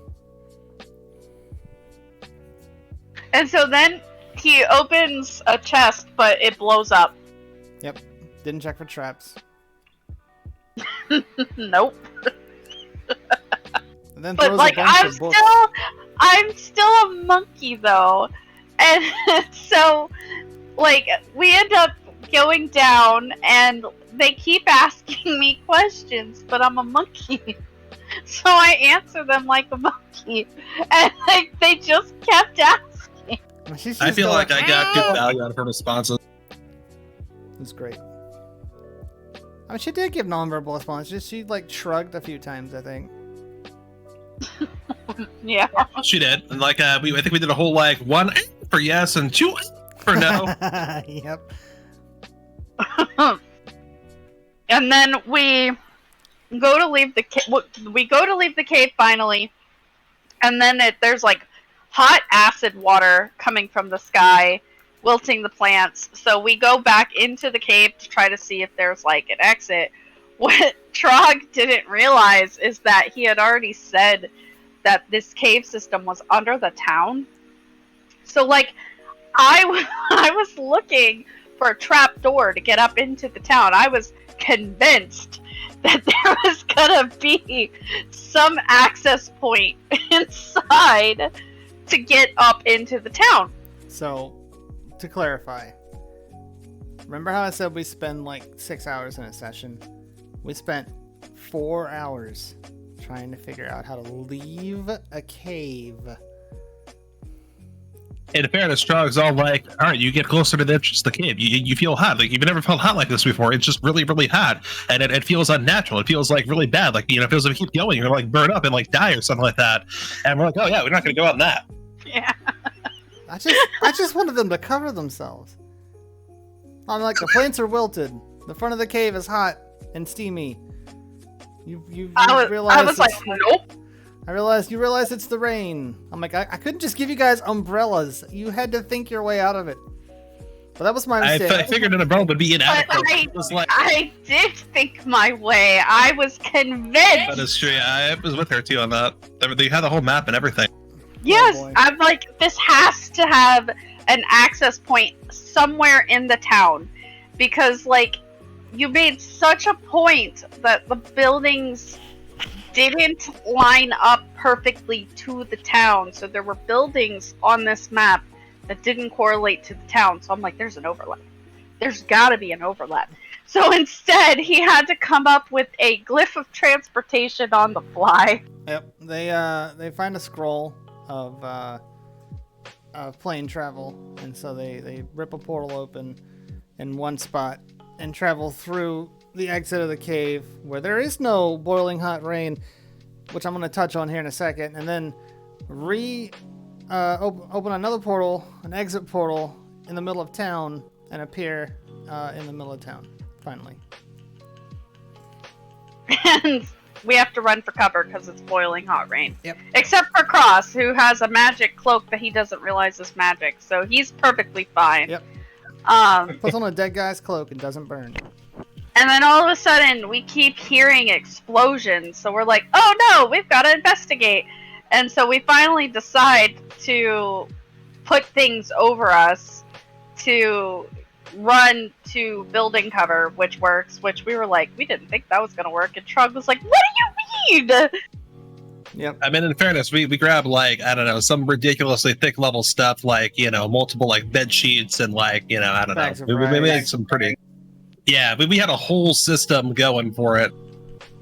So we get to the tavern with our favorite barkeep, who never turns off the Caitlin! tap. Yep, Caitlin, who never turns off the taps. They just constantly run all over the floor. And you know, all these town people are super injured. They're scared. So naturally, I start trying to heal them. I start trying to do like triage and help wrap wounds, and I'm helping. Norhion is just like, eh. And then, you know, Hildur is like, I need a beer. And next thing you know, this big bad guy busts in, and he's being all menacing, and he's like, Norhion, give me the rune. Well, he never mentioned it specifically. He's like, you know what I want. You know the thing, and I did know the thing. Actually, I didn't really think that was the thing he wanted. I couldn't recall. I actually offered like 3 different things, and they were all wrong. He did. He was like, the stagger? Gold? This piece of petrified wood I picked up in a cave? So, like, they didn't realize it at the time, which kind of made me sad. But this guy had reverse weather powers. He made boiling rain and flashes of darkness that are reverse lightning and thunder that creeps up into a boom instead of booming and then fading. I thought that was really cool, but you guys didn't pick up on that. I mean, it was very scary. Yeah. Yeah. So, like, he's, like, fighting with Norhion, and he's like, I'm gonna kill these people until you give me what I want. And so he, like, hurts the townspeople, and I put myself between the townspeople, and I shout at him. He doesn't care about them. His stuff is in the freaking, you know, barn. So because go over there. Earlier, by the way, Norhion could not simply stay at a regular, you know, village inn. So, you know, I charmed Hjaldur, and then I had him go and arrange take 3 beds, put them, you know, together, make a nice, large, comfy bed, and I told him to do, you know, biggest room that he could find. So he got the barn. It was actually a very nice barn. I converted it into a perfect bedroom where I slept. So it was very nice. But yes, that's where all my stuff was with Don Quixote. But, like, Trog didn't realize I was talking to the big bad, so he was just ignoring it. And so he goes to hurt Caitlin, and I was like, fuck this, we're fighting! So I square up, and he's like, are you sure you want to do this? And I'm like, well, he's not giving you the rune, so I don't know what else you expect. We're doing it. Let's go. And so thus we begin the boss fight we were never supposed to fight, and Trog thought for sure that he was going to kill all 3 of us. I have been thwarted at every single injunction that they have arrived to by Norhion, who absolutely refuses to do anything except his own will. So I learned that pretty quick on. And then so we square up, and that's when Hildur and Norhion found out that a Circle Stars druid is nothing to shake a stick at. Yeah, that was incredible, actually. They're level 3 at this point, by the way. No, 2. I got you guys 3 after this fight. Yeah. Yeah, there were 2 at this point. And I took on my starry form archer, and I just started whooping ass. And, like, Hildur is trying so hard, but Cross kept rolling, like, once. And so we go to him, and it's like, and somehow you just trip on a chair. Yeah, this guy keeps throwing. He has telekinesis, and so he keeps casting it at chairs and throwing them at Hildur, who keeps trying to impose himself. We're all trying to get him to fight, right? Because he's a rogue, and I'm like, you've got prime sneak attack here, but he doesn't know that, and I can't tell him that, you know. So I'm trying my best not to do metagamey stuff by giving them teaching moments that help them learn about their classes instead. And so I came up with this bad guy at pretty much at the beginning of the campaign, and so he's had a stat block for a long time. I did not intend to use it so early, but here we were fighting a guy who was easily 8 levels higher than these 3, and just kind of going to town. And I'm like, well, I can't just kill him right here. That would be a really poor way to end the what was it, the second episode, the third? Yeah. Yeah, it was like second or third. I can't just kill him outright, but I'm not going to pull any punches either, so I'm going to use everything I got here. And I was like, you know what? I'll just kill the people in the tavern. Here we go. And so I cast Fireball, send it on the middle of the tavern, and just light everyone on fire. And I put them out with the alchemy jug. Yep. And that's when I was like, it's on like Donkey Kong. They won. Yeah. They stabbed him to pieces. Well, The immediately push and pull. Norheon gets knocked out, and Yep. he's doing these death-saving throws, right? And like he's about to roll the last one, and once he's knocked out, Cross and I are just going ham. We're just throwing at it. The severity of the situation has occurred to them at this point. And we barely get him down low, and Norheon's about to die, and I'm like, I'm gonna throw Goodberry, and Terran's like, no, and Cross is like, don't do it, you're not gonna make it, and Shog's like, it's gonna be a high roll. And I was like, I gotta try. I gotta do it. I rolled a fucking nat 20. She did. It was nothing but net. I threw a tiny Goodberry across the room and managed to land squarely down Terran's throat. Yep. It saved him. Which put him at 1 hit point. So that I could then get up while still lying prone, having the big boss on top of me, and fire a firebolt into the ceiling because the hit roll was not favorable. I was like, darn it, you should have just done Starry Archer one more time. And so he missed at point blank. Yeah.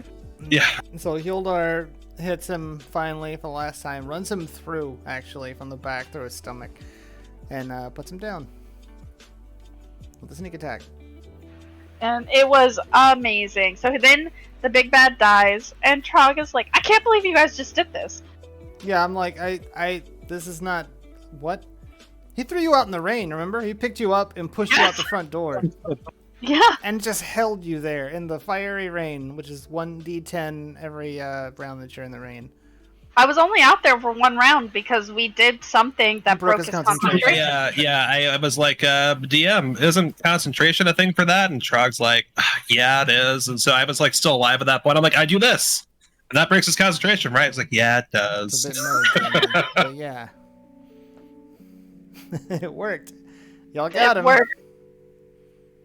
And then Terran also almost died because he bust open the blacksmith's door, and it scared the NPC blacksmith so bad that he threw a sword at Norheon and rolled super high.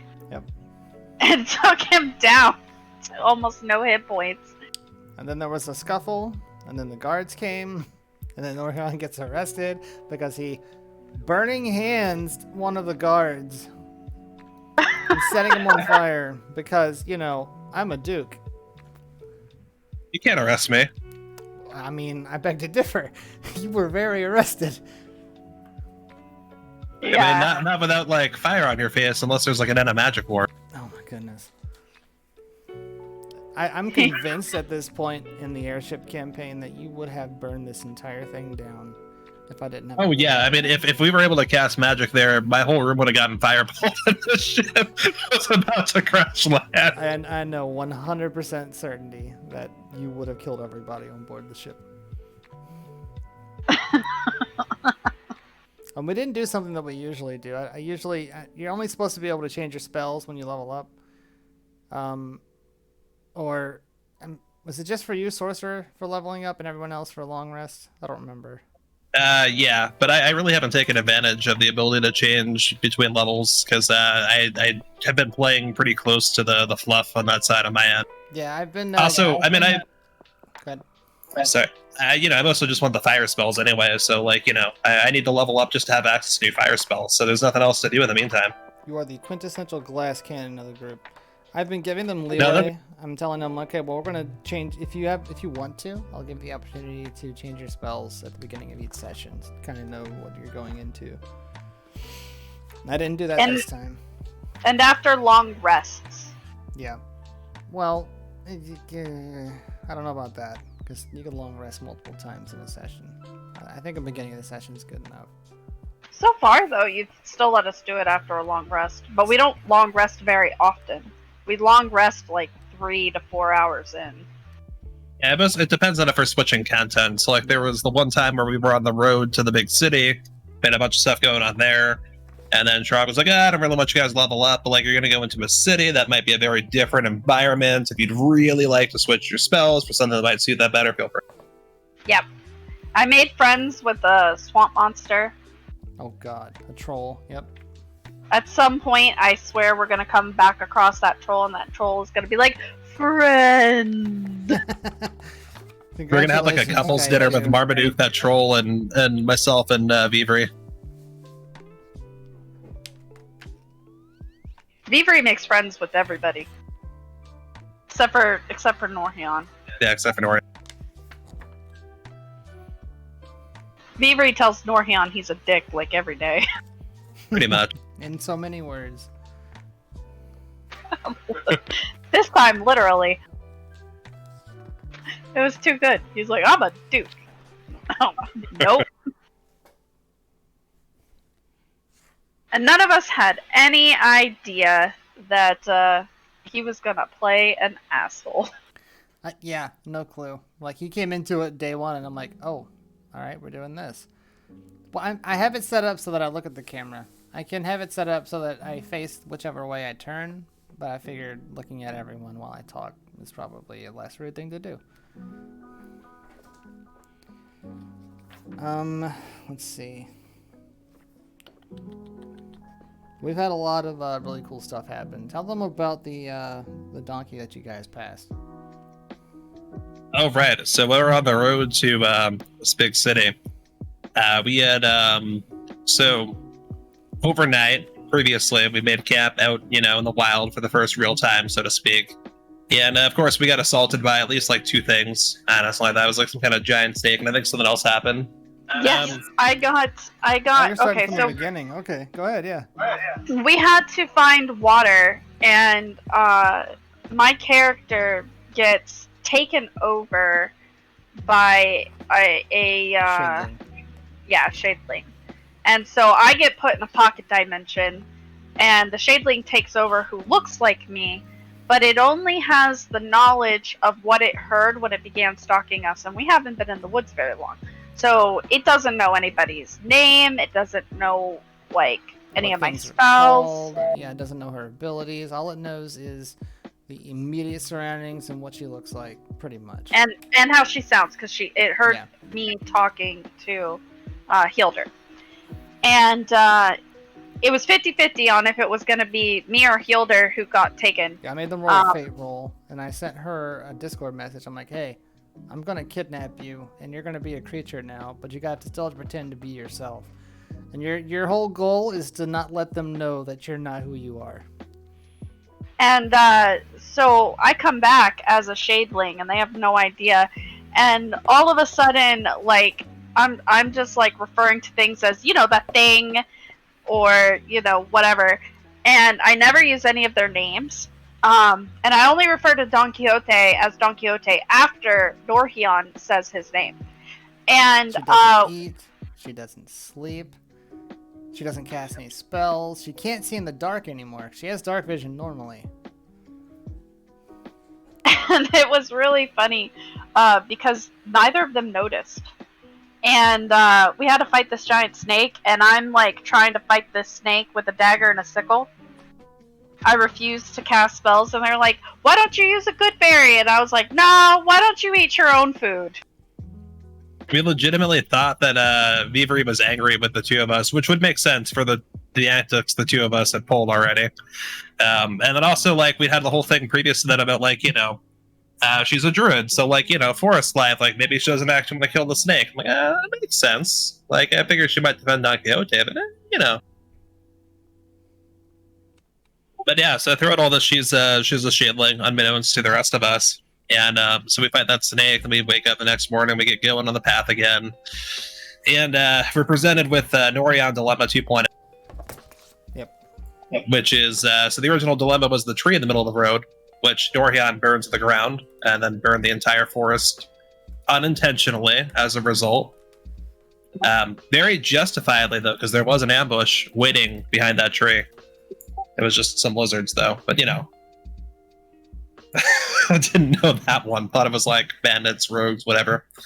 Anyway, so we're walking on the road, and then we hear this, see whatever, this cart coming towards us from a pretty great distance.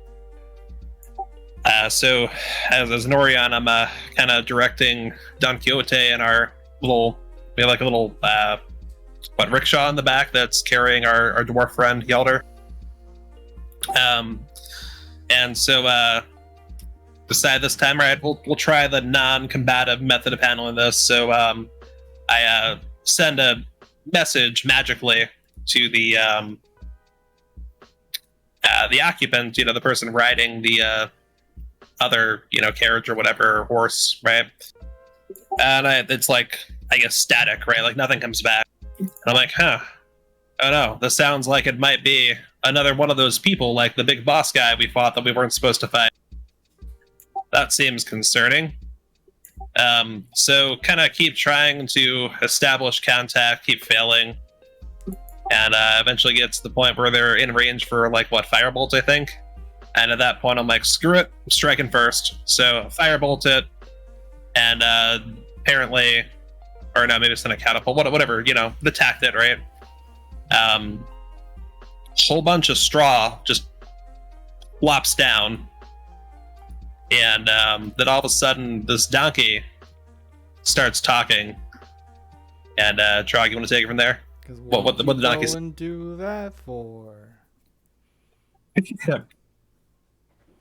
It was apparently this poor donkey who had escaped a life of servitude by somehow managing to get the ability to create this straw scarecrow kind of deal that looked realistic enough to be a real person.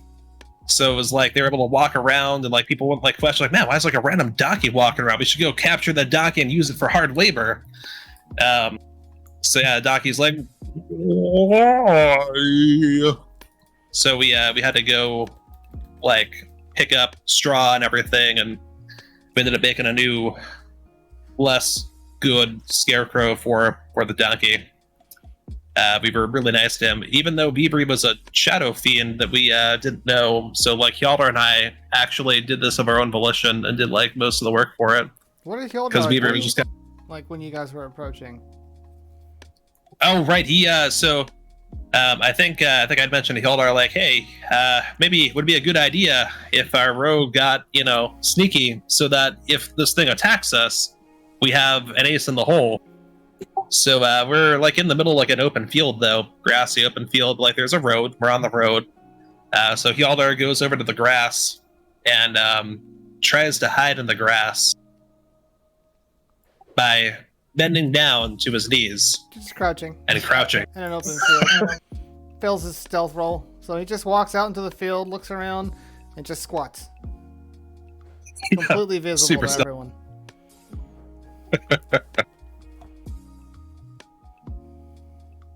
It was good stuff.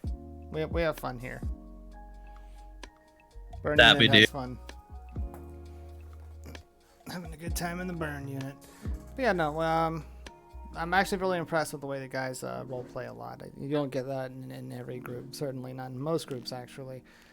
It takes very little prompting, and we have such great synergy. Everyone just kind of bounces off the other. Hildar, for instance, at one time, they knew they needed to travel several days in order to get to the big city that they were headed to, that they just left. And so I'm like, well, you got one donkey, right? But if you go on foot, it's going to take 10 days. If you go on horseback or some other kind of mounted transportation, it'll only take you 3. And so they needed to slap together some sort of riding hitch so that they could so that the two of them could ride Don Quixote, and then Hildar would sit in this trailer essentially. And so I told them that there was a wheelbarrow in the shed that they can go have a look at it. So they go to have a look at it, and yeah, it's like a flat platform, like a rickshaw platform with a wheel. And so Hildar's like, all right, well, let me handle this thing. And he goes to lift it up. He had been drinking that day. So I'm like, you're straining yourself. Give me a con save. And he fails. And just starts puking up all the ale that he had drank that day, right all over the ground there. And then Vivri had a brilliant revelation. What was that revelation? I don't know if I remember. That it has a wheel, and you could probably just wheel it. Oh! Instead of trying to lift it up. So that's what you did.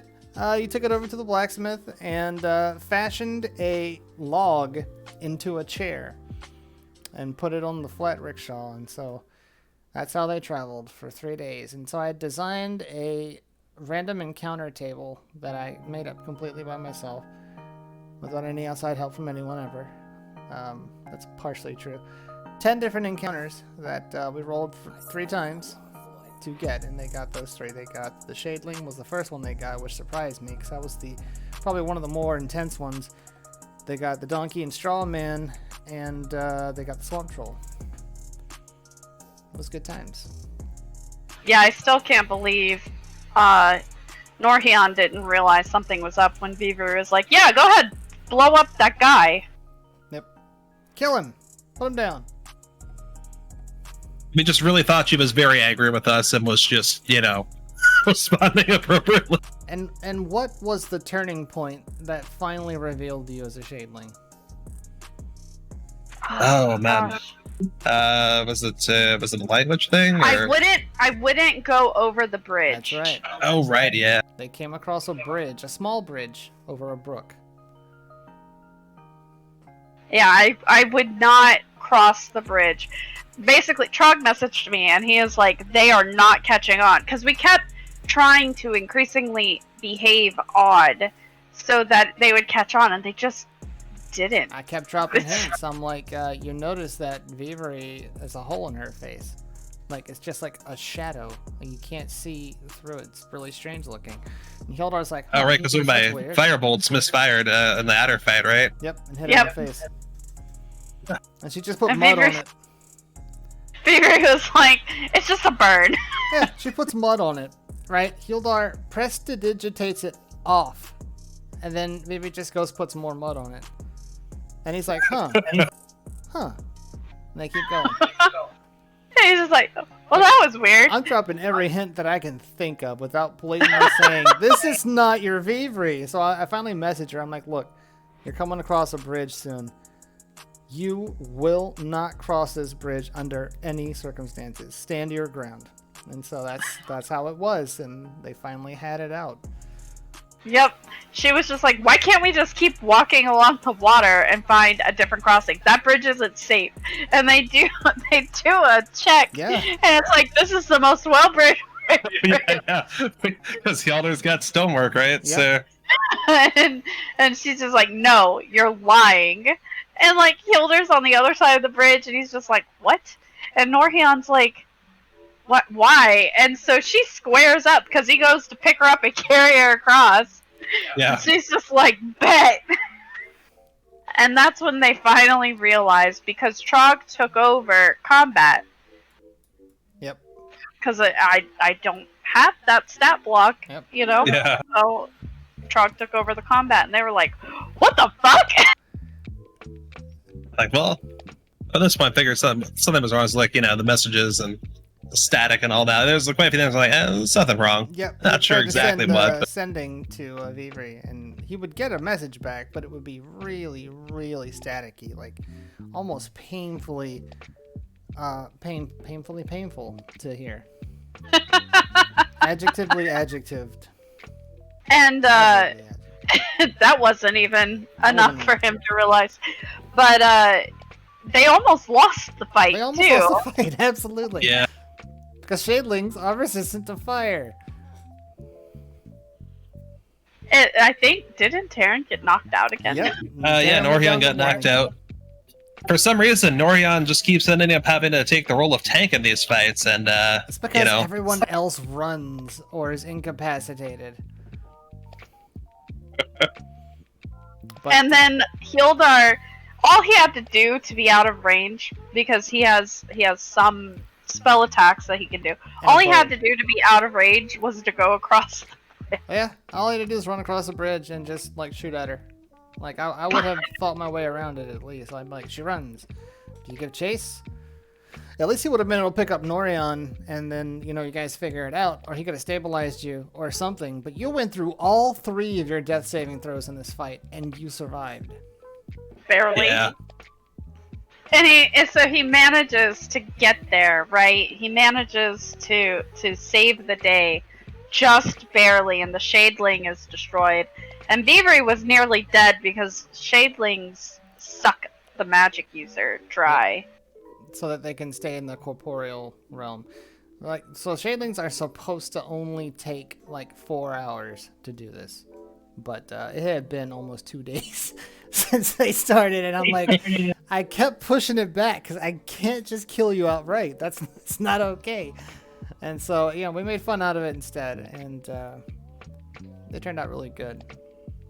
so it's because she's from the the Feywilds, right? Yeah, that's good enough.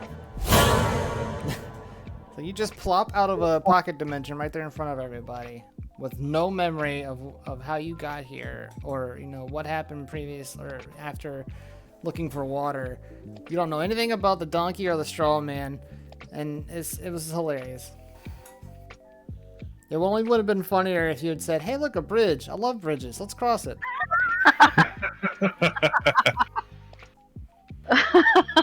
She was like, "Why are you guys yelling?" It was good stuff. And then, because she was tired and she needed to take a rest, after we all collectively took a rest and ate potatoes, because fun fact, Beavery has an endless supply of potatoes. It's a running gag. Every time she meets someone new, she gives them a potato. But it's mechanically accurate because with Druidcraft you can cause spores to bud, and it's a cantrip. And she's got a bag of holding that is literally full of potatoes, which spore their own like seedlings, right, with their eye stalks. And so literally one potato, infinite potatoes. Yep. Yeah. She just grows a bunch of potatoes. And every time she has to take something out of her bag, if somebody's like, "Hey, hold this," she has to take it out of her bag. It's always covered in soil. Just potatoes for days, man. It's wild. And so, she made Hilder ride bareback with Norion while she slept in the rickshaw to get her strength.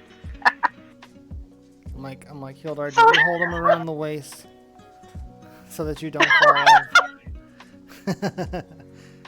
Those good times. So they're just like plop, plop, plop, plop, plop. And they're just like, and they do not get along. No. So they're just like pressed to each other for hours.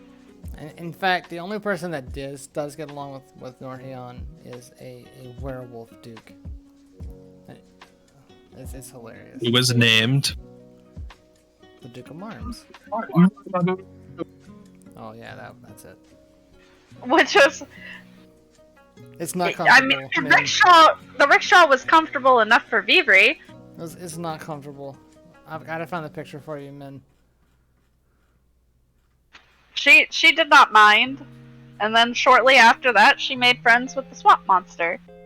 Accurate. And Norion took the first possible opportunity to be like, "Oh look, there's something wailing in front of us. Yalder, you should get off my ass, literally, and go rogue and see what the heck is wailing."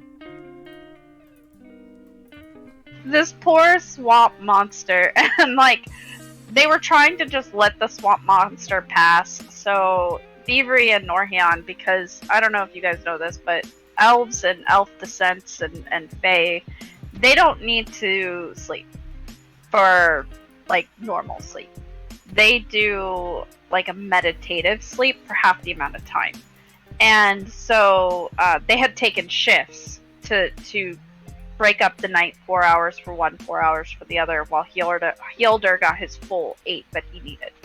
So they're watching this poor, sad swamp monster crying over his little bird friend, and then Hilder, wakes up and they cover his mouth really quick because they know Hilder's gonna go,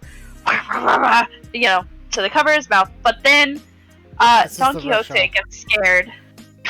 Yep, that's the rickshaw. This is what they made so that Hilder could sit on the rickshaw as it was pulled by Don Quixote.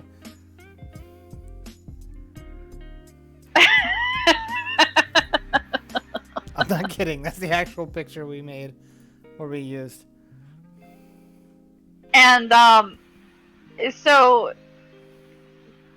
Don Quixote gets scared, and it alerts the swamp monster, and the swamp monster is like, "Friend, help!" And so Vivri goes over, and she uses her druid healing to heal a seagull. Yep, the swamp troll, very big by the way, like 12 feet tall, freaking huge. Lord. Yeah, is wailing, and because he's got this bird. Like the whole thing is trepidatious, right? I wanted to put a really big monster they've never seen before in their path. Like they've heard of trolls, right? They've seen trolls, but a swamp troll in an area they'd never been in before, it was supposed to be a scary thing, and it was making these loud bellowing roars. And they try to wait him out, so I'm like, okay, well, I'm not gonna just let them sit there forever. So the troll comes meandering towards them. Princess Poppy? God. So he comes meandering towards them and sits down nearby. And Vivri finally decides, okay, let's go have a look. And yeah, he opens up his hands, and he's got a seagull in there, and he's like, help, friend. And Vivri heals him up, heals the seagull. Yep. And then the troll picks her up for a great big hug. Well, first he squeezed me in his hand and pushes me against his body, and you gave me a chance to react. You're like, what do you do? I'm like, well, I guess I'm hugging a swamp monster. And then he just leaves, happy that his little bird friend is now safe and sound. He just goes on about his day. It was great. It was a fun little encounter. It was a tiny little encounter. There were some other really cool encounters that I'm saving for a rainy day. And then when we got to town, after we had a pickpocket and we did this epic chase through the whole town where Norion definitely didn't throw firebolts and break thousands of dollars worth of stained glass on a church door and scared a whole bunch of people trying to pray, and Hilder is jumping through windows. None of this would have happened if the thief did not steal the rune, and I hold by that. Yeah, I was the only one who didn't have anything stolen because I had I passed my roll, and so I knew what he was gonna do, and I held the bag to me. This is You're the one who got a roll. Trying to stealth in an open field. Yeah, it is. To be fair, the only thing I think that the thief would have been able to get out of my bag is a potato, because I buried all of the... Yeah. And then I took an old lady out of the nursing home to the bank, and then took her back. Yep. That was a harrowing adventure. That's what I did while Hilder and Norion were arrested. Okay, man. Thanks for stopping by. Thank you again for this. Bye, man. Enjoy your rest. Oh yeah, I got stuck watching the Wiggles and Toy Story 10,000 times because that was one of my nephew's favorite films. So from the age of 0 to 5, he went through 2 Toy Story DVDs because he watched them so many times they physically would not play anymore. That's amazing. Yes. He absolutely loved them. And he's 18 now. I bet he still loves them. No. No, he does not. He, according to him, he absolutely swears up and down he never did. And I'm like, bullshit. You loved it so much I cannot hear You've Got a Friend in Me without like having PTSD flashbacks. And then the Wiggles. So I know the songs to the Wiggles. And it's very strange because occasionally, something will remind me of it and I'll be like, hot potato, Core cold spaghetti. And they'll be like, oh, you have kids? And I'm like, no. I have nephews and nieces. Should be getting crossed back here soon. I forgot to tell you, What's my up? sister's pregnant again. Oh boy. Mm-hmm. I don't know if something you want to do on stream. Probably not, but yeah. That's a thing. Same guy? Uh-huh. Nice. Beep beep. There he is! Yo, there. I'm back. Whoever said. Yeah, I am returned. How did it go? Much better this time. I explained it to her what I go through, the process and all that. You kind of understood, but we eventually got there and did good reverse parallel park. Excellent. Good job. Burp, burp. I am very glad to hear it. Yeah. I forgot how to launch program. And which one? VC face. BC face. Did I extract it? I should have. There it is. Okay. Fun fact for y'all who don't know, in Australia, it is much harder to get your driver's license. You actually have to practice in order to get it. You can't just pretend. Not at all.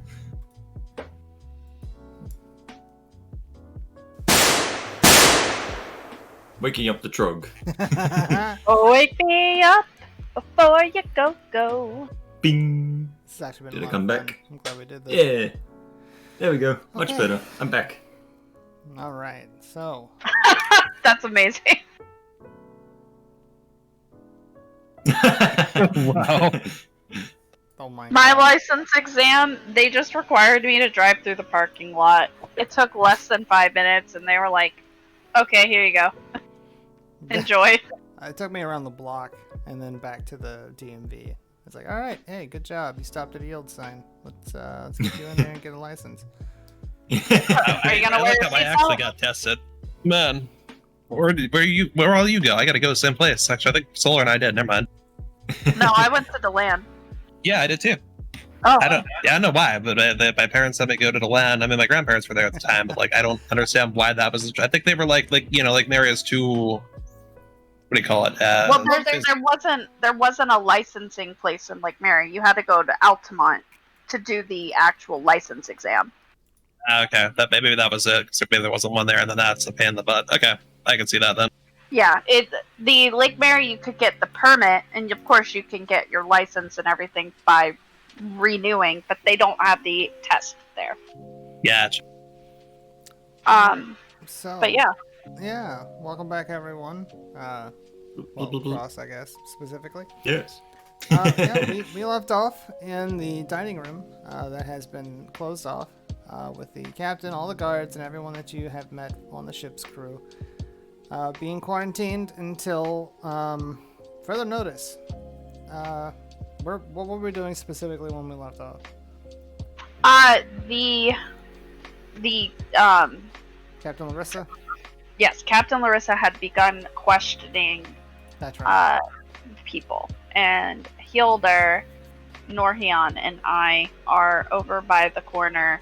Norhion has a potato in his mouth because he doesn't know when to stop talking. So that is where we are. Okay, cool. Yep, so Captain Larissa is going around to each of the people in the room and is talking to them very briefly. And I gotta click something real quick. Okay. Let me back my chat window. Cool. Talking to people very briefly. You're not quite sure what she's saying. Is that your rapier cough? You're not quite sure what she's saying, as you're not close enough to hear her. Is there anything you guys like to do? It's obvious she's talking to everyone, so she's probably coming your way pretty soon. I'm going to hide. No, I'm joking. I mean, you would.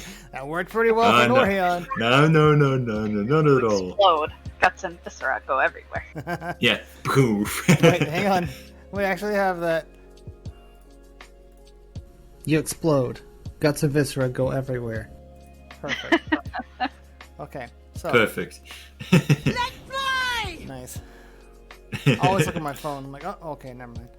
All right, so not wanting to continue her confrontation with Norhion, she approaches Hildar first. Mm-hmm. She walks up to. What are you doing right now, by the way? Are you just kind of standing there? I'm more just like I'm holding that wine, quote unquote, and I'm just like sad face. Yeah, the That's all I'm career. doing. Yeah, the career, just disappointed. What are you wearing right now? Clothes, This. I hope. This is what I'm wearing. Just You're wearing- Let's go. You're wearing a very fancy suit. That has 1,000 tears that we can't see.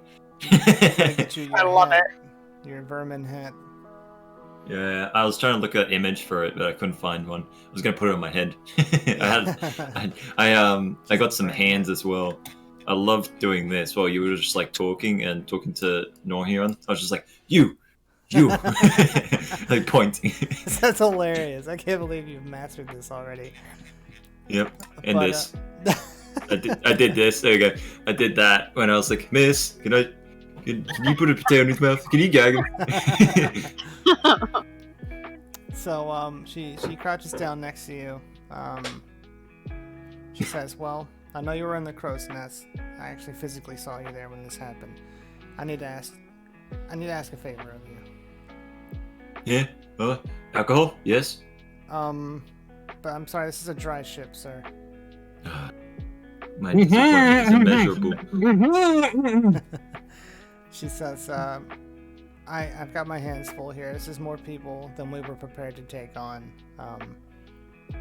This is, we're carrying dignitaries with us.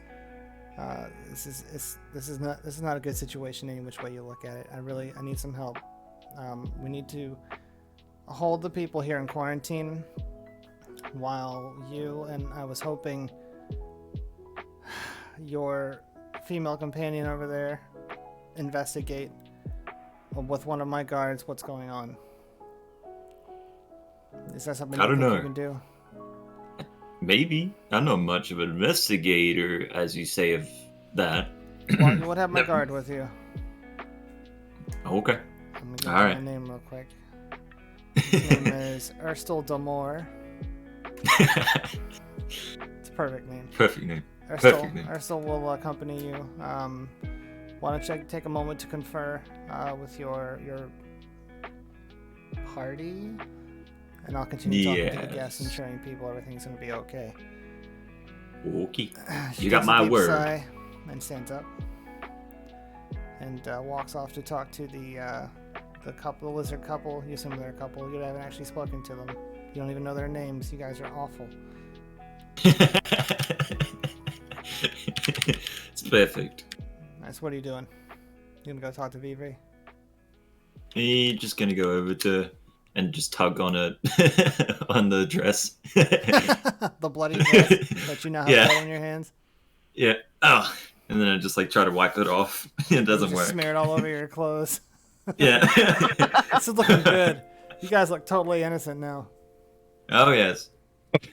Well, the plus side of all of this is, none of us were down there. Yes. Mm. You weren't down there. You were up, weren't Yes, you? yes. Yes, I was. He was But I literally don't know about as Norher. far away from the incident as he could have been. Yeah. I don't know about Norher, but he wouldn't do it. He would burn everyone. He wouldn't see the corpse. Y'all were all on Honestly, deck, I believe. Yes. he is trying his hardest to look guilty. I do not understand. I do not understand why he has no respect for this poor man who had his throat slit. Honestly, that's not him. That's not him. Well, I mean, are you gonna convey what was said to you? Convey? Yes. No, not at all. No, just kidding. The guard wants us to help her investigate with her other guards over The there. captain. The captain, whatever Okay. her name is, I Alright, so- forgot. Yeah, that name. I can't remember. But yeah, that guard captain over there wants us to help her find the murderer. Just that one over there. Oh, It's oh, my boob. okay.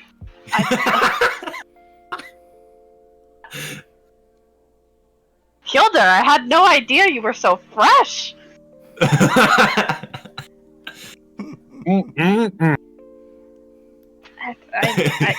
mean, do they think that Norian had something to do with this? No, not at all. As I start picking my nose. Oh, okay. All right. I suppose we can go and try to figure out who on here is killing somebody. Mm-hmm. I turn and I look at Norhian. I will take the potato out if you stop being a dick. Are you capable of doing that for 5 minutes? Ooh, I would have gone for longer. I pull the potato out. If you better stop and think before you say anything, or I will put it back further. Oh god. Oh no. I don't even mud that far back. Brr, brr. So wait, what are the terms again? You have to stop being a dick. Now, how does one do that? I have one attached to me. I'm planning to keep it attached. Fuck. God. Not with the way you're behaving. Honestly, if you do not watch it, I have a feeling that Captain Larissa is going to make you walk off the side. What if she already made someone walk in their own blood? Do you really think that she would be having us investigate if she did it herself? Yes, how better to deflect suspicion from herself? Simple. She could have said he was attacking her, and she has a maritime rule. Do you not pay attention? She could have made it a justified killing. I do pay attention. Actually, she does not understand or know a maritime rule. I asked her to quote the specific rule under which I was being detained, and she used the word you, which in no law is written in second person. And then she tried to arrest me after I called her out on that. I Do you walk ever over. stop to think that she did that because you're an asshole? No, my ass is about three decks below us right now. He's armored up and ready to go. Do not bring Don Quixote into this. Don Quixote is on the ship just as much as you and I are. Don Quixote has more honor than you do. Oh. More honor, my ass. Exactly. Perfect. Yep. So you're So being sorry. tasked with assisting in this investigation. Is this something you want to do? Am I being informed of this from the voice inside my head? I mean, y'all are talking it out. You haven't really made any concrete decisions one way or another. I'm just trying to lay out everything for you. Well, we're trying to figure out if Norhion's gonna be a liability. Okay. Maybe. Just maybe. I will be a duke. You will be a duke, but are you going to be a dick?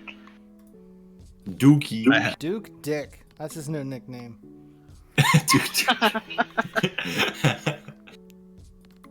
You can't go around insulting people and making yourself seem guilty and saying that you are above these things. I mean, you are supposed to care for people, and here you are, the most senior person here, and yet you care not at all that there was somebody who killed someone else, and that you have the opportunity to bring that person to justice. Alright, first thing we have to do is set up a dungeon. Like, obviously, the dining hall has become the dungeon. No, we need a better dungeon. This dungeon is filled with innocent people. We need a dungeon for people who are not innocent, where we can question without mercy. My God, this is not how we do it. Well, how do you do it, Hilder? We put a He stick. stabs people and then chases them back to their camp. Yeah, I do that. Yes. less murderers. Is it? Maybe. Slightly. I didn't say anything about murder, just interrogation. Well, you can't torture people into interrogation. You will get false results. Believe it or not, that is something we went over in at school. You're right. I usually have a solution for that, but you know, okay. So the first step we actually have to do is get our magical powers back. If you want to talk to the sorcerer who's keeping us up, I will not stop you. We don't need to talk to her. We just have to sneak by her. How Sneak, is you it going say? to do anything? Just cast the spell. Yes, but Say any spell that's sneeze. cast can be uncast. Exactly, Hilder. You got it. We just have to find a way to break the anti-magic device. Oh, great. Then the murderer will be able to cast magic too. That sounds like a good idea. Well, that's assuming that they're a sorcerer, a wizard, or some flavor of magician, as opposed to a, barbarian or something like that. And they use a knife. I do not Knife. see anybody who is a barbarian here. Knife? Did you say knife?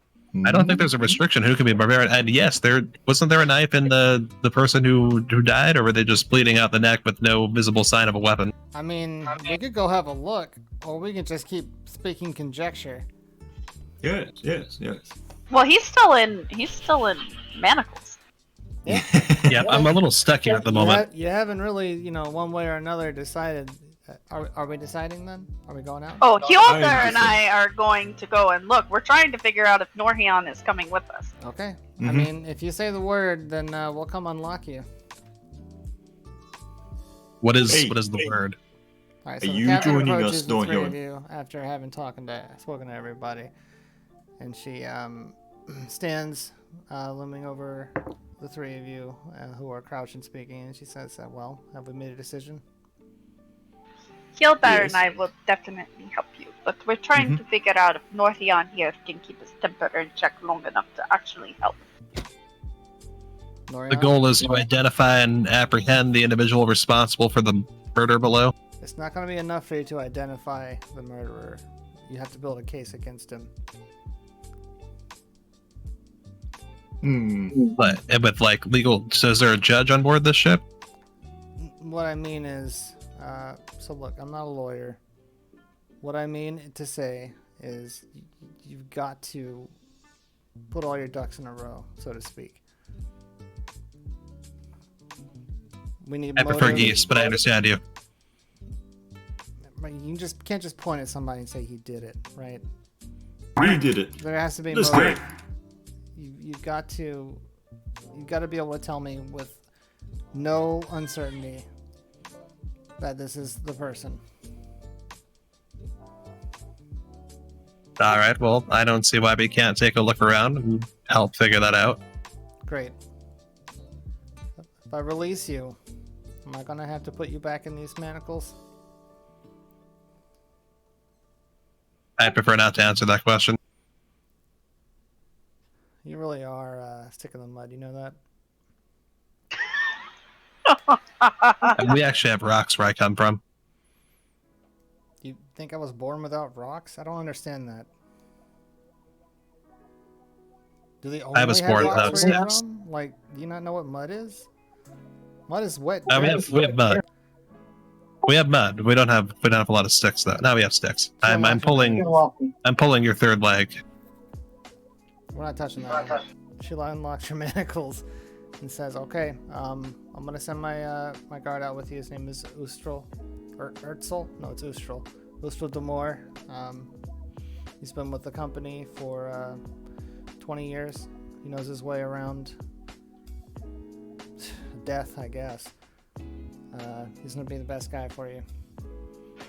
Are you sure that there's no chance it was one of your people? I don't have the slightest clue. I can speak for Ustral. I've known him for pretty much half my life.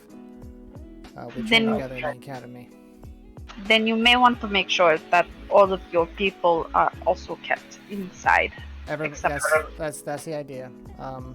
The 4 of you will investigate, find out what you can, report back to me anything that you find, and we will use that information to arrest the guilty party.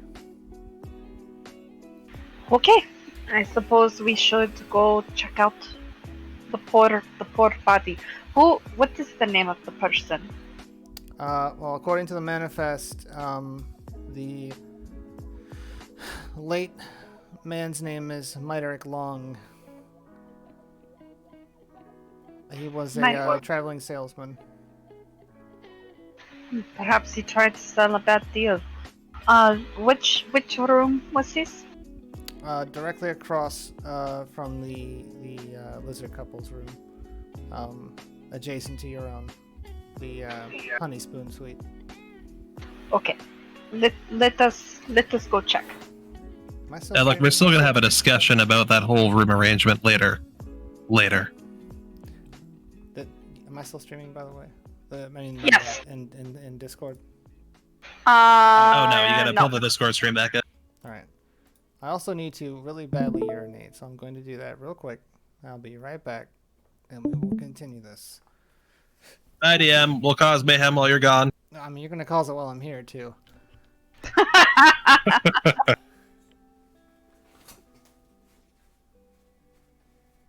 Alright, Yalder, it's time to cause mayhem. Yalder? Uh-oh. He must have ran to go pee too. Wait, I see it moving.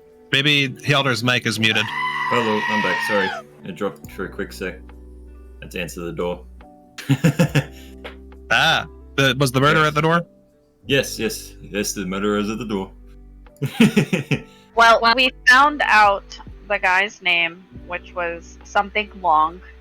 Miderick Long. That or Miderick Long? I don't know. Okay, so that's his name. And he's in the room across from the lizard people, which is adjacent to our room. So if I remember correctly about the body, he must have been in room 18. Which is not his room, according to what the captain just told us. His room should be 16, according to what the captain said, because the lizard should be in 15. And your room is 14, even though it wasn't supposed to be 14. And I told the captain I will discuss that with her at a later date. So we're gonna go down, and we are going to look at the murder scene and see if we can find any clues. In addition to that, there should be no one outside of the dining hall, including staff, except for the wizard responsible for keeping the ship up, who is at the mast and absolutely hates us. That's correct. So, if we see anybody, that's probably the killer. Yes, this. It was crossed. Get him. Alder, why did you do this? I'll get you next. Hey. And so we're going to go down to room. What do we want to go to the room that is actually the Miderick's room, or do we want to go to the room that Miderick was killed in the doorway of? We're gonna go down to 18 where the body is, just so that we can first look and see if we find a murder weapon. Alrighty. I suppose we should be having this conversation in character. Miderick, gotcha. Yes. By the way, viewers, if you would like to give out your ideas of who you think the murderer is, please feel free to tune in. We can make this very fun. Definitely not the killer. Definitely not the killer. Also, if you have any comments, questions, or concerns, Trog does teach very well. I'll do my best. Wow. Indeed. All right, so we're gonna walk down to the doorway of room 18. Cool. Let us go. All right. Okay, I'm following. I shake the hand of the guard and hand him a potato. Yep. Here. I get my shackles unlatched. So Erstel, obviously is there. He's wearing the red uniform that everyone else is wearing. He's got stubble. Seems like he hasn't shaved in a while, and he looks very tired. He's quite a bit older, probably in his 50s. He should have retired at this age. He's a human man. And he regards you all trepidatiously and tells you that he will keep his eye on the three of you, as well as look on the lookout for anything that might be suspicious. I'm kind of going to use him as a bouncing board. So instead of talking to me specifically, guys ask him. Okay. It's like, all right. So Ursula, why haven't you retired yet? Well, you know what they say, right? What do they say? No. I'm not from here. Yeah, where are you from? The As you guys are Feywilds. walking across the bow of the ship, I guess. Well, the Feywilds. Yeah. And I'm Duke of Northera. Yeah, I don't care. Feywilds, huh? I spent a tour there. It's a beautiful place. It is. I quite like my home. Can I roll a perception check in order to check anything going on the deck? On the top deck, where you guys are currently? Yeah. Yeah, I want to see. I want to look around and see if I see anyone who is out there beyond the wizard. Sure, give me a roll. Got base roll of 14, and my modifier is 4, so 18. Okay. Yeah, I mean, you see the wizard, obviously, standing post. The sky. You notice that the sky is dark, with an overcast clouds, and for 8 o'clock in the evening, it's a little bit unusual, but not unheard of. You are in the sky after all. It's chilly. I mean, you don't really notice anything out of the ordinary. She's standing at her post, stoically, and it's just the 4 of you guys. Well, the 5 of you if you count her. You have a wife and kids at home? I've been married 3 times or more. Or 4. You don't remember. I remember. I just don't like to talk to this guy. Oh, that's understandable. Are they well taken care of? So we're gonna walk down the stairs while, Norhian is giving this very strange commentary. You guys, They can see that exactly. you guys walk down to the middle deck, and are immediately greeted with the smell of plasma. Like it absolutely reeks of It smells in blood here. and iron. Oh, I'm glad you clarified that, because when you said plasma, I thought Fire. lightning. No, I was like, what? there's lightning. No, yeah, no, it stinks of blood. The corpse of Miterik is laying there on the floor. He's pooled blood stinky. all around him. He looks a little bit tired. He's wearing his normal clothes. He's got a brown tunic on and some green pants and a pair of boots. Short black hair. He's got dark skin. And he's laying face down. I'm going to look around his body to see if I see a knife or any footprints in the blood. Alright, so what's everyone's passive perception, just so we can kind of not roll for every single action? Do you want to get rolls for that, or you want me to just give you my modifier? So it's +4 for perception. I'm also +4. You have a passive, though. Like, it's on your Oh, left I side. see. Sorry, it's 14 for perception. Sorry, yeah, I see it now. Okay. On the left side of y'all's sheets is a passive. Yours is also 14. 14. 14, and what's yours, Hildar? Let's see, 12. 12? Okay. Yeah, so looking around, obviously you see there's blood everywhere. There's some scuff marks of blood. There's where you stepped in the blood. There's blood on your dress. There's smears that lead up to the stairs where you dragged it along with you, and there's blood on Hildar where he touched your dress and wiped it on himself. But Perfect. that all seems to be centered around this man laying here on the floor. So based on the drawing of where you put the body, is he in the doorway? Yeah. Is that door open? Yes, he's halfway between his room and the hallway, I guess. Wait, that can't be his room. Based on your description earlier, his room has to be 16. You said he's adjacent to the honey spoon suite and across from the lizards for his actual room. But the room he's currently dead in is adjacent on the opposite side of the honey spoon suite. Okay, so he's dead. So for the audience, the DM just erased the body he had in the picture that we're looking at and moved it one room over. The fabric of reality bends around us. There you go. Yeah, so the body in a flash is in the correct place that I said it was in. Norian, why don't you look in his room and see if you can find anything unusual? Hilda, do you want to check his body to see if there's anything on him? I will. Hjalder, before I go and do that, wasn't the lizard woman carrying a knife or something, some kind of blood in her hands or something like that when all this happened?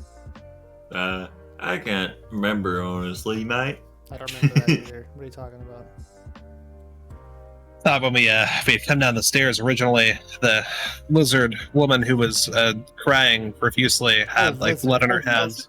Yes, lizard. Sorry. She was backed up against the wall and she was hysterical. You would imagine that the scream you heard was hers. I think what you're recalling is that she had some blood on her, like she had tried to help him. I think so. That was not this session, it was last session. It was, yeah, last session. Yeah. Okay. Alright, now that we've cleared that up, Hjalder, you are raising your head into a hand. Okay. Yes, Hildar? Nothing. Oh, okay. Okay. Crickets chirp.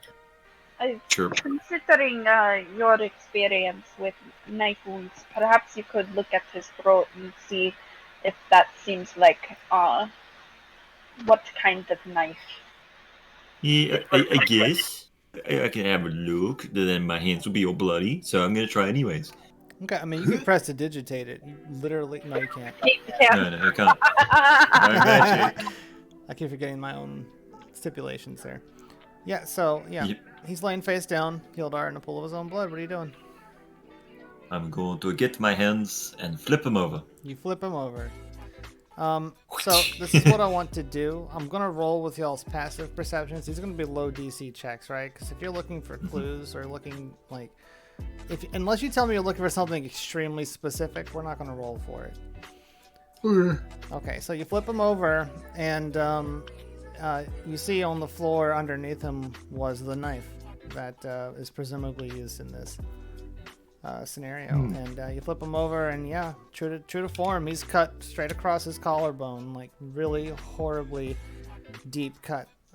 One clean sweep, and he appears to have bled out from the neck. Say the knife was on the ground. Yep, just laying right there underneath him the whole time. Just gonna pick it up and look at it. Great, you pick it up and look at it. Looks like a chef's knife, if you had to guess. Ooh. This I talked to Vivri. This looks like a chef's knife. Really? Interesting. Perhaps. I don't remember any of us being given a knife that big for supper. Is it possible it came from the chef? I don't know. It's a chef's knife, but I don't know if I can pin it on him. In the meantime, I'm looking around, pulling up the sheets, looking under the bed to try to see what it was that Mineric was selling. Okay, so you would know that he would have his goods in the cargo hold. I mean, he's got a book, I guess, a journal on his desk. That you would assume is like a manifest of some kind. But what you do Okay. notice with your passive perception is that there is an inkwell with sans quill that has been tipped over and has leaked all over his desk. No, that's not good. Are we able to read the manifest at all? You can try. I go up to the manifest and try to read it. Cool. I mean, you pick it up. It's written in common. There are some other languages in there. It appears as though that he has been sharing these with his clients, and then they write in, whatever it is that they write in. Do you know Orcish at all?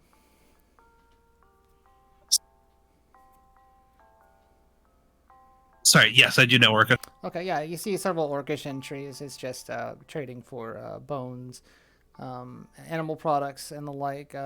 They seem to be talking about like tusks of endangered beasts, things that probably shouldn't be written in a language that most people understand.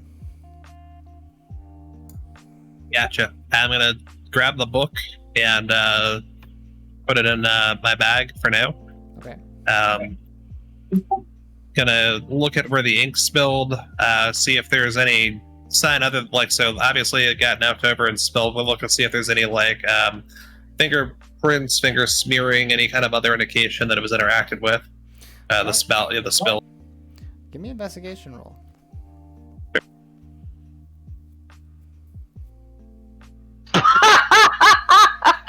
I got a 5.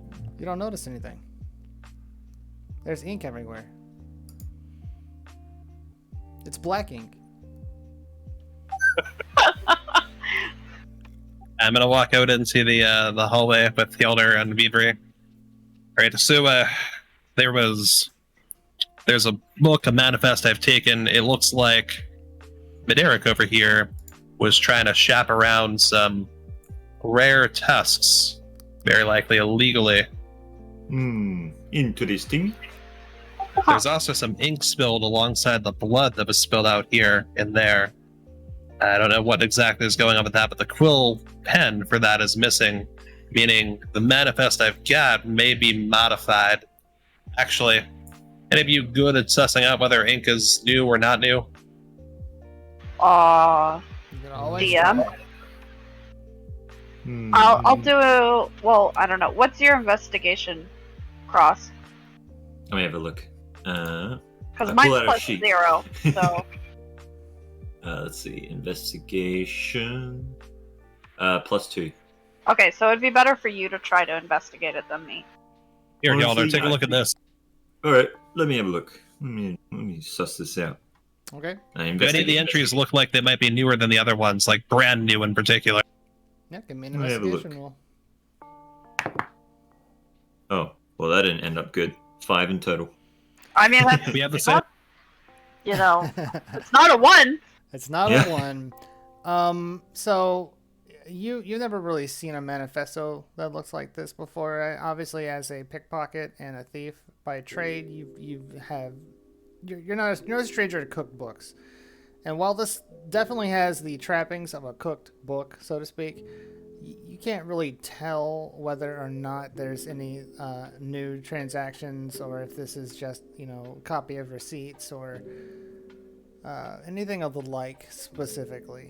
You definitely feel that he's probably been writing in this the past week or so. Yeah, I can't tell, honestly. He's just been writing for the past week or so, I guess. Nothing new. So perhaps what happened was he was writing Haley. at his desk. Hi, Haley. Perhaps what happened was he was writing at his desk. Someone surprised him, and they struggled, knocking over the inkwell. Welcome back. And as he Welcome went back. after them, they slit his throat before he could leave the room any further than he could. And Ursel, who's been watching over the scene, speaks up and goes, "Why would he kill him for writing in his book?" Is there anything unusual about these books? I know Norian said that some of these things seem like they might have been illegal. Well, I mean, we don't actually have any proof that he's got illegal goods on board. We could always go check in the hold and see if they're there. I think we should, but the lizard people, they saw him when he was bleeding. Were they already down here? Because if so, they should have heard the commotion from their room. If there was a, what's the word? An altercation? Yes, that is it. An altercation, and wouldn't they then have to have seen the killer immediately? That makes sense. It sounds like there's some questioning in order. Yes. Good. Where is our dungeon? You are so weird. Well, we could do several things right now. We have a bloody knife. We've got a manifest for illegally poached goods, potentially. And we have a couple of potential eyewitnesses. How do you want to proceed? I recommend probably not opening and closing that door too many times before we're ready to go inside. Why not? Because if the lizard people were here and didn't see him and he was still bleeding, then this culprit quite possibly may be able to get around undetected. So, That is true. perhaps we should... You said that the quill is missing, yes?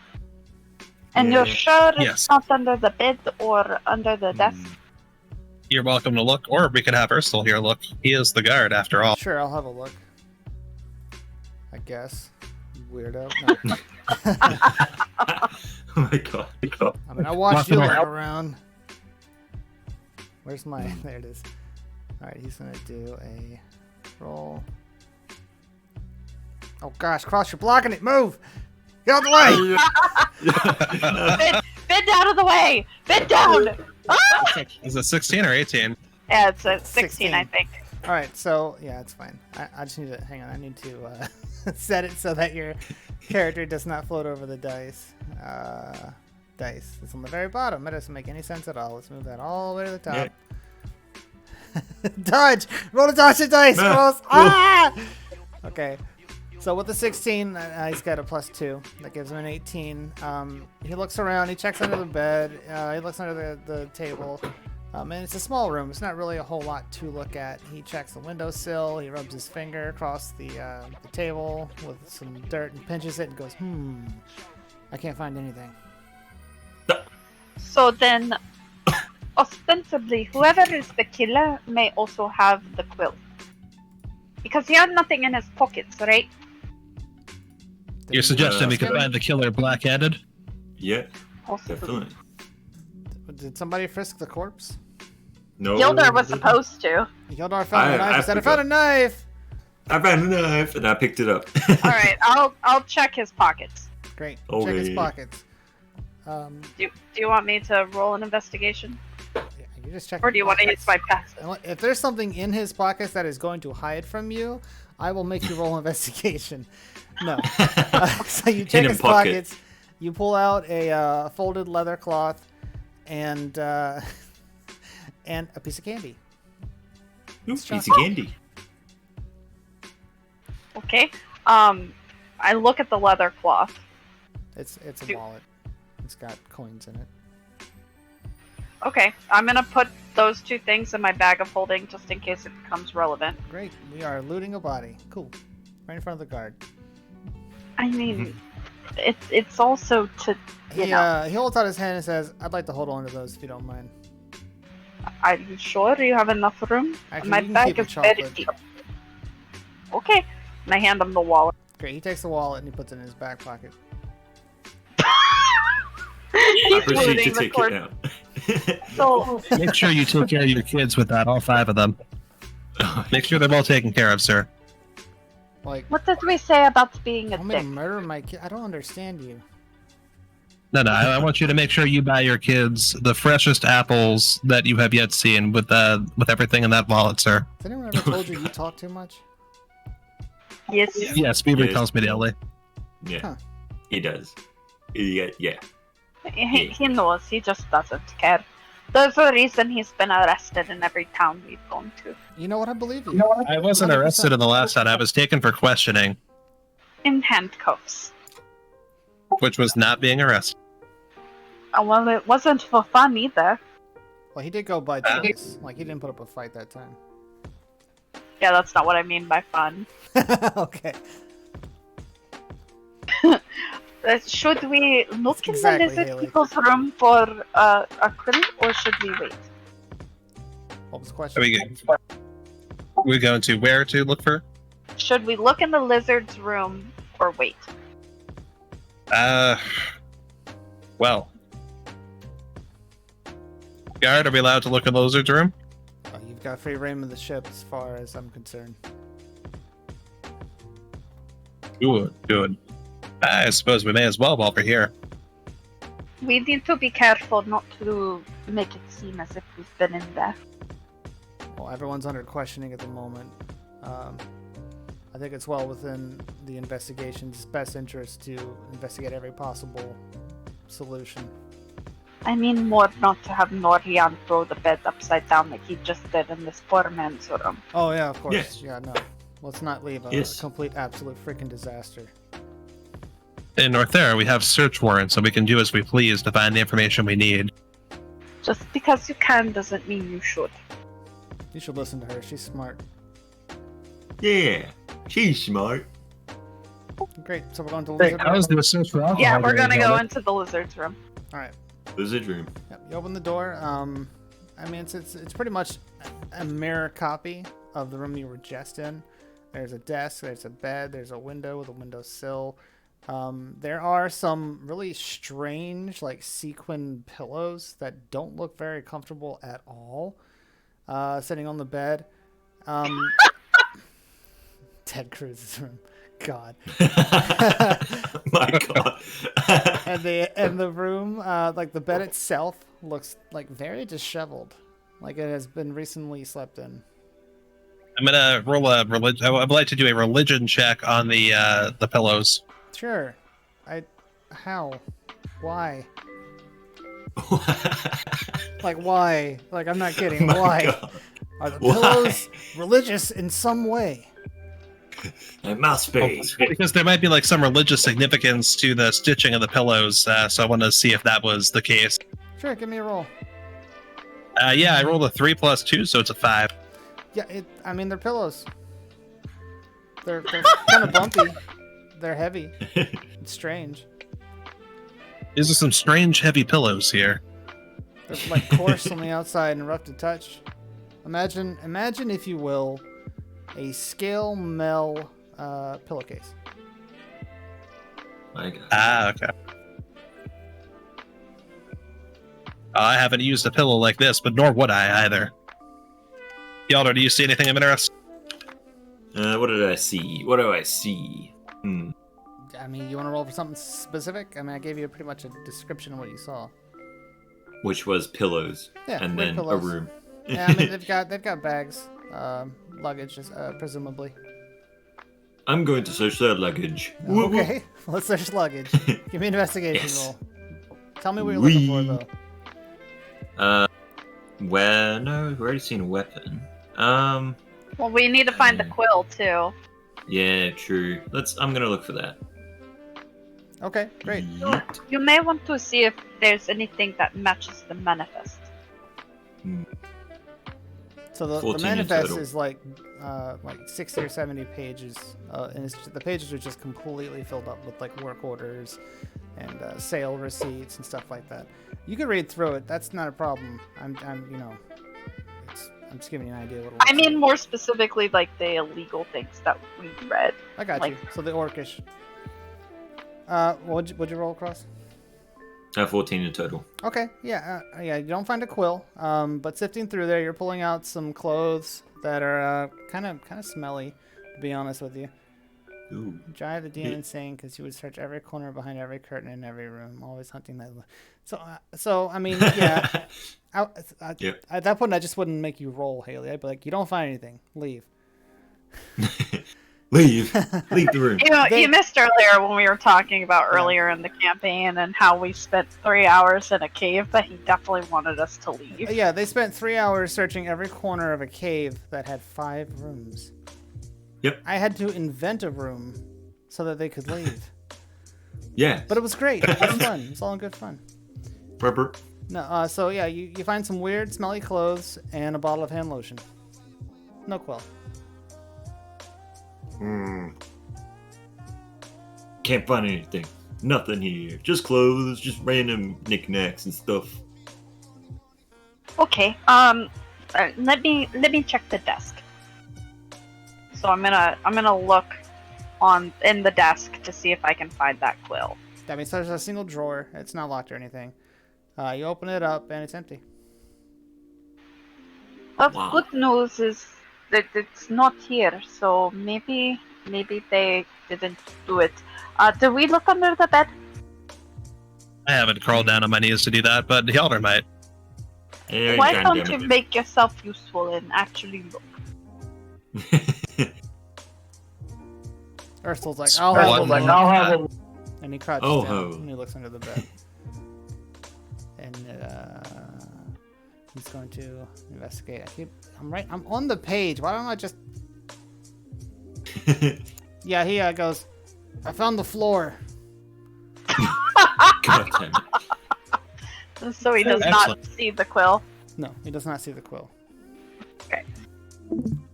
I'm gonna. What's that? Did y'all lose You the stream? stopped streaming. Really? Yeah. Yeah. It's okay. Interesting. Okay. Let us go in the hold and see if we can find poor Mr. Long's personal belongings. See if we can find anything horny down there. Happy birthday to the ground! What? Floor. Alright. I'm gonna Pull that kneel back. down on the table again. You didn't do enough searching. You guys find nothing in the room. Please leave. You gotta do a dex roll. His knee gives out. Saving throw.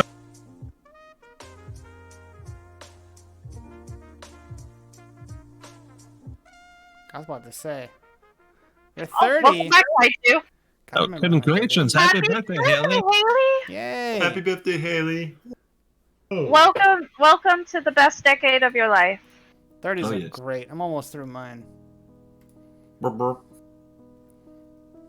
Burp, burp, burp, burp, burp, burp. Cross is going through now the worst decade of his life because nobody likes you when you're 23. Nope. Yeah. Not at all. So we're going down to the cargo hold. So it's just one level down. You guys take the stairs that they don't spiral up. Well, one of them Happy does. There is a birthday, spiral. Hailey. Happy birthday, Hailey. Hailey! Fröhliche Geburtstag für Glück! Hello there. Hello there. Resist.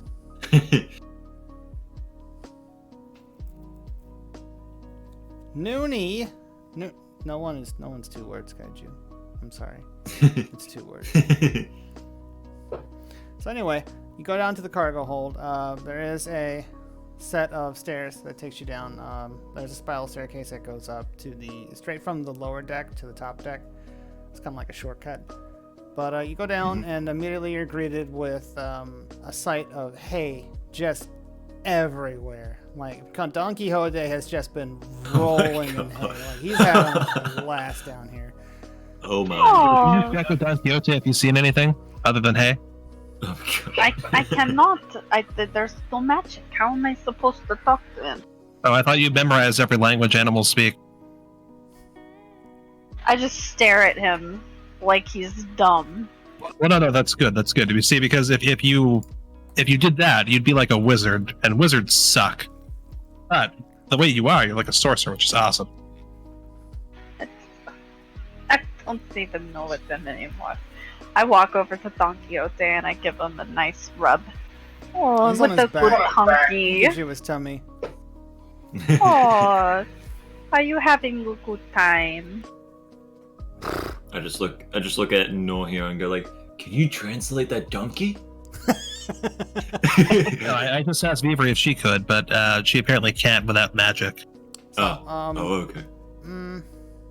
No. I was going no, we're not gonna do that. Okay. Yeah, so the room is filled with boxes and barrels. There's cloths, there's rolls of what appear to be, cloth rolls, there's rugs, quilts. Any kind of thing that you could think of that needs to be transported is being transported down here. Do you see where he his goods are? Let's ask the guard. Guard, so here's the manifest. They proffer it to him. Yeah. Do you know where this man's goods were stored in this hold? So Ursula takes it from me, and he's like, "Well, I wasn't part of the loading crew, but I will tell you that most of these things are full of rations and supplies for the shelves and stuff like that." He looks around the storage area for a second, and his eyes fall on the crates over here. He says, "Well, these are usually where they bring in the new items. If there's going to be anything new that's brought on, it's probably going to be over in this area."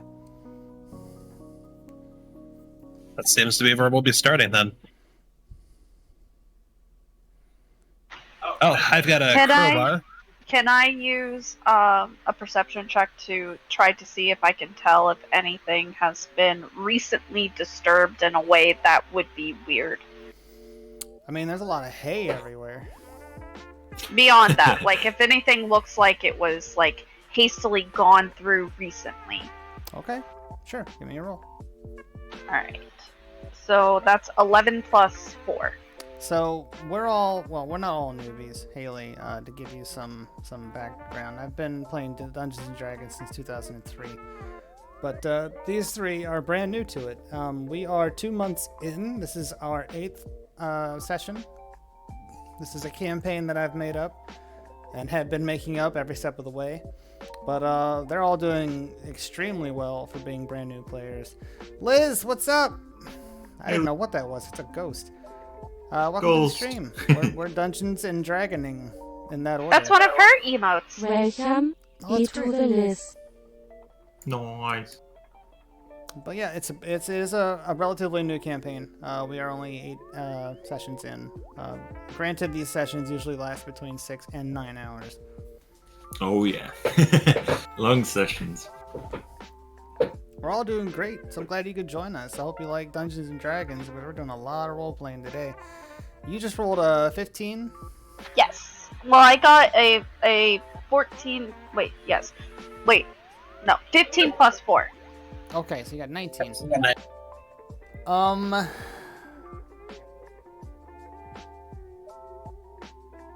No. Looking around, being in a new environment, like you've never been down here before, it all just kind of looks like boxes and barrels and crates to you. In fact, in order to use your mind, you feel like with all this hay everywhere, it'd be pretty easy to see if someone had to walk across it. Okay. Because, like, I was specifically looking for, like, a crate or something that had been pulled open or things thrown, like, pretty obvious things. So there's a lot of crates down here in various states of disrepair. Some of them are brand new. Some of them have, like he said, hold the rations and hold the cargo for the crew itself. They don't leave the ship. They just get stuff added to them. Okay, that makes sense. Do you see his stuff yet? Ursula has walked over to the new crates, and he's kind of like poking around them. Ursula, do you mind if we use this crowbar on these crates? So we got to get to the bottom of this somehow. Knock yourself out, kid. Alright, Hilda, would you use this crowbar on these crates? At least he has to ask you now, I guess. Did you mute yourself? I think he... I can't hear him. It's like he's talking, but it's just going all over the airship. It looked like he was screaming. I was. Evil Ink Pen, how you doing? Welcome to the stream. Hello. We're about to pry open some boxes with the crowbar, maybe. Yes. I'll gladly take that crowbar, thank you. Yoink. Since we have 2 new people in your stream, they're both first time to your stream. To let you know, down below we have bread points. You can redeem your bread loaves for all kinds of fun things, including sound alerts. There's also actual sound alerts down underneath the banners of Trog's channel. Most of them are free for you to use. However, there are certain ones that are paid. And for every sub and resub, Taryn and I who is Norhyeon on here, on Vivri, Taryn and I will reach into our own pockets and pay to set off air horns because Which they are horrible. specifically annoy They're Trog. so bad. And they're so long. Dear God. And Trog, you should also give your introduction of what kind of streamer you are. Yeah, okay, yeah, I'm primarily a VR streamer. This is kind of a test run for Dungeons and Dragons. I obviously want to bring a lot more to this now that I've gotten a good feel for how it's going to work out. But I do VR streaming, specifically VR chat. I do devil in Phasmophobia, Forewarned, a little bit of a little bit of this, a little bit of that. Mm-hmm. And Into the Radius, that's another one you've done. That's a great one, yeah. And Legendary Tales, just whenever that game updates again. But yeah, welcome to our little community. All right. So I hope you enjoy your stay and enjoy your bread. Yep. Oh yeah. Got a big old loaf of sourdough that I got from Giant Eagle. Good stuff. Yes. Big old loaf. Mother, I believe you were Loaf, going loaf. to go stab some boxes with a crowbar. Oh yes, I was gonna stab some bars. Not bars, no, crowbar. we can hear Healer. Excellent. Yes, Healer. Yes. Could you take this crowbar and go open those the crates that the guard is pointing at? Gladly. Yoink. I go over and rush over to some What's crates. got into him? Cool. He's sober. I don't know. He's high on sobriety. Oh God, a drain horn. I honestly think that some of it might be that his liver is finally not screaming, and so he actually has energy. While you're talking, makes you sense. just see me. You see me in the distance, aggressively trying to pry one open. Hey, Just hey, wheeling on it. Arr, Ursul's like, Open. I'm not sure that's how you use a crowbar. You need some help. arr. Hey. You should make him roll a strength check. If you're really trying to get this open, yeah, give me a strength check, man. To do Oh, it yeah. the wrong way. You might still succeed. Let's see, strength check. Let's do it. Zoop. I rolled 11 in total. Yeah, okay, yeah. So stabbing listfully at the wooden crate that's about as big as you are, you get a right sizable crack in that sucker. I got it. Ursul like points It's to the cracked. top where the nails are and he says, you just have to pull the nail. You just okay. Well, Healer, what age did your parents die? why is that relevant? Ursul's like, I whoa. feel like dwarves know how to do this kind of thing, and you seem like you struggled a lot there. I did not struggle at all. How do you know that they died? They were probably just always drunk. Well, you told me to be nice, so I didn't want to suggest that his parents just didn't care enough about him to teach him how to do dwarf thing. Through the crack very in nice. the crate, grain starts pouring out. Can I do a nature check to see if I know what kind of grain this is? Yeah, okay. I got a natural 20. Oh Okay. my. This is bulgur. Okay. Like you I look don't- at it, you tilt your head to the side, you sniff the air, you get real close, and you can see the powder, and you're like, "Yep, it's bulgur." Yes, exactly. My favorite kind of grain, personally, for making every kind of pastry. Matt, does it make pastries, Beaver? Do you know? I'm sorry, I'm trying not to laugh. No, please laugh. It affirms me that I'm doing a good job. Oh my. With my natural 20, do I know if it's used to make pastries? Porridge. No, it's used for porridge. You know that your mother probably made that. Do you have a mother? It's a good question. She's quite old, but not anymore. No, she died tragically about 500 years ago. But so porridge, like the poor people food, right? I suppose everybody eats it in the You are Feywild. not- Porridge hang on, is hold on. porridge. You are not 500 years. You're a half elf, sir. He said his mother was 500 years old. He would have had to have been born at some point in that time. But what if the mother was the full elf and she just married his father the last like 50 years. He said So, like- 500 years ago. Yeah. Okay. All right. Sus. Let's continue. What does this mean? It's like my mother died when she was 70. Like your mom's like you're like 40 years old. I'm like what? How does that work? Okay. Anyway, it's canon now. Norhyun's mom's dead. She's a time traveler. It's perfect. So bulgur comes pouring. It's a yellow grain and it's really really fine. Like they ground it up before they stored it. Do you know if there was any of that on his manifest? Let me check the book. I gave it to the guard. Yeah, Ursula opens it up. I remembered.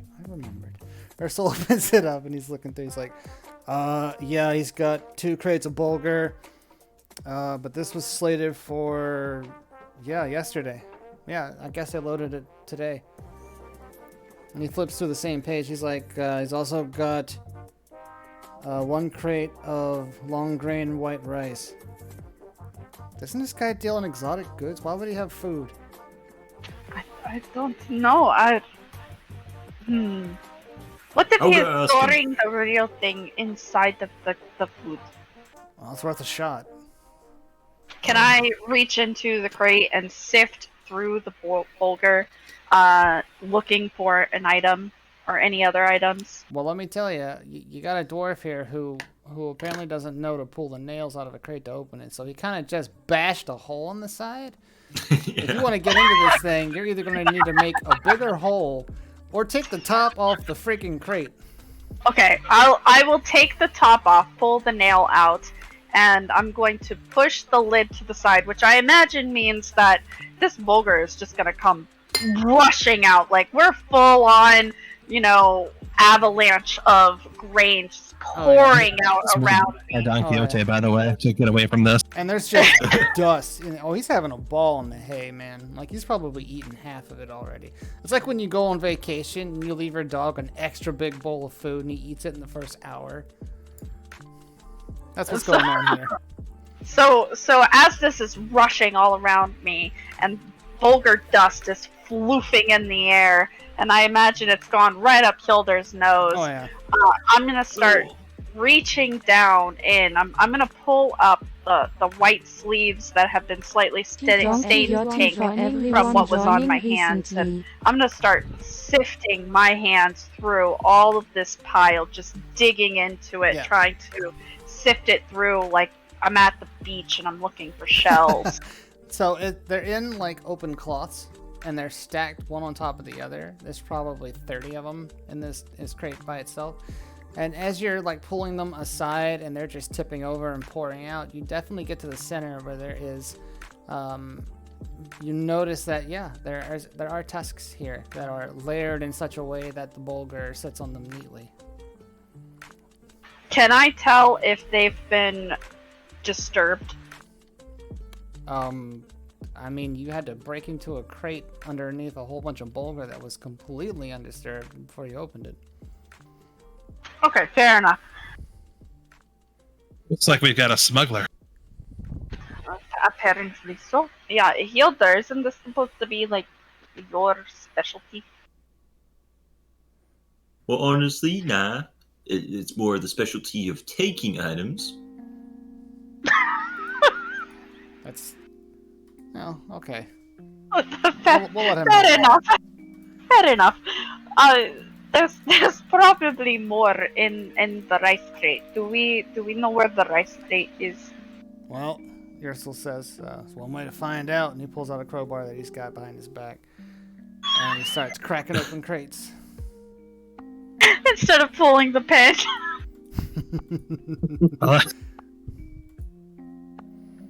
He just decides to take out his frustration at Norion, and he's just digging in and just crack. You just hear this loud wooden snap, and you just see as he's straining all of his muscles, and under his breath he's going, "Fuck that guy!"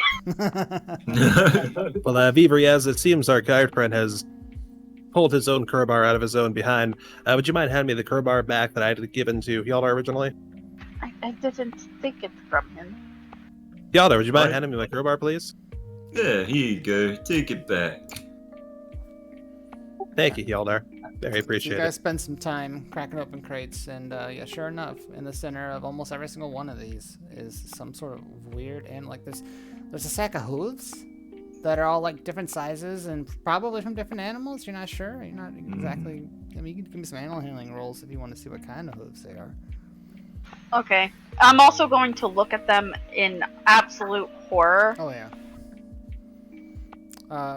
You open up one Hildar, and it's like a set of really long teeth, just like dozens of them. I have a 9. They're hooves. They're brown. That makes sense. I'm and not black from here. and gray. One of them kind of smells like food, but not. Like corn chips, maybe. You don't even know what corn is. This smells like this smells like teeth. Huh. Does it taste like teeth? I'm not why- tasting it. Why do you know what teeth smell like? Don't ask. He was a dentist in a former life. Let's see. Norhion, you crack into one, and it's oh, this one's terrible because when you open it up, there's an odor that seems to only be barely masked by the barley. And in the center of this one is a sack of eyeballs.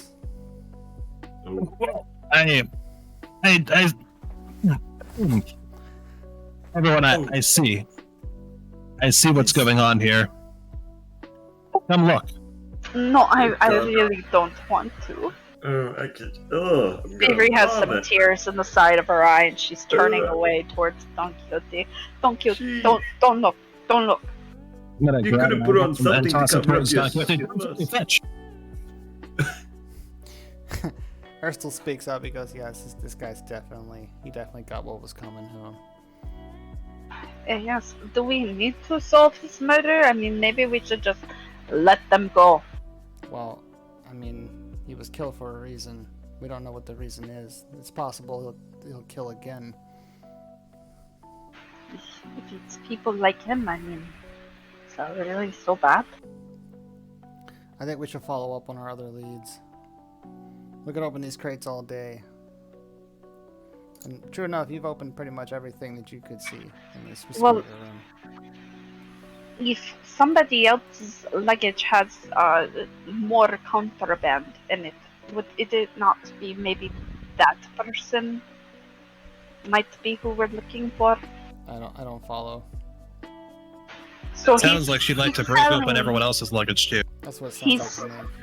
He's selling illegal things, yes? Potentially. He hasn't sold anything yet.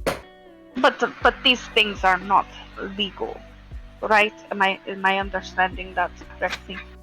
He's presented Which them in a way. the older fall completely. Yeah, I'm just watching him like, what are you doing, bro?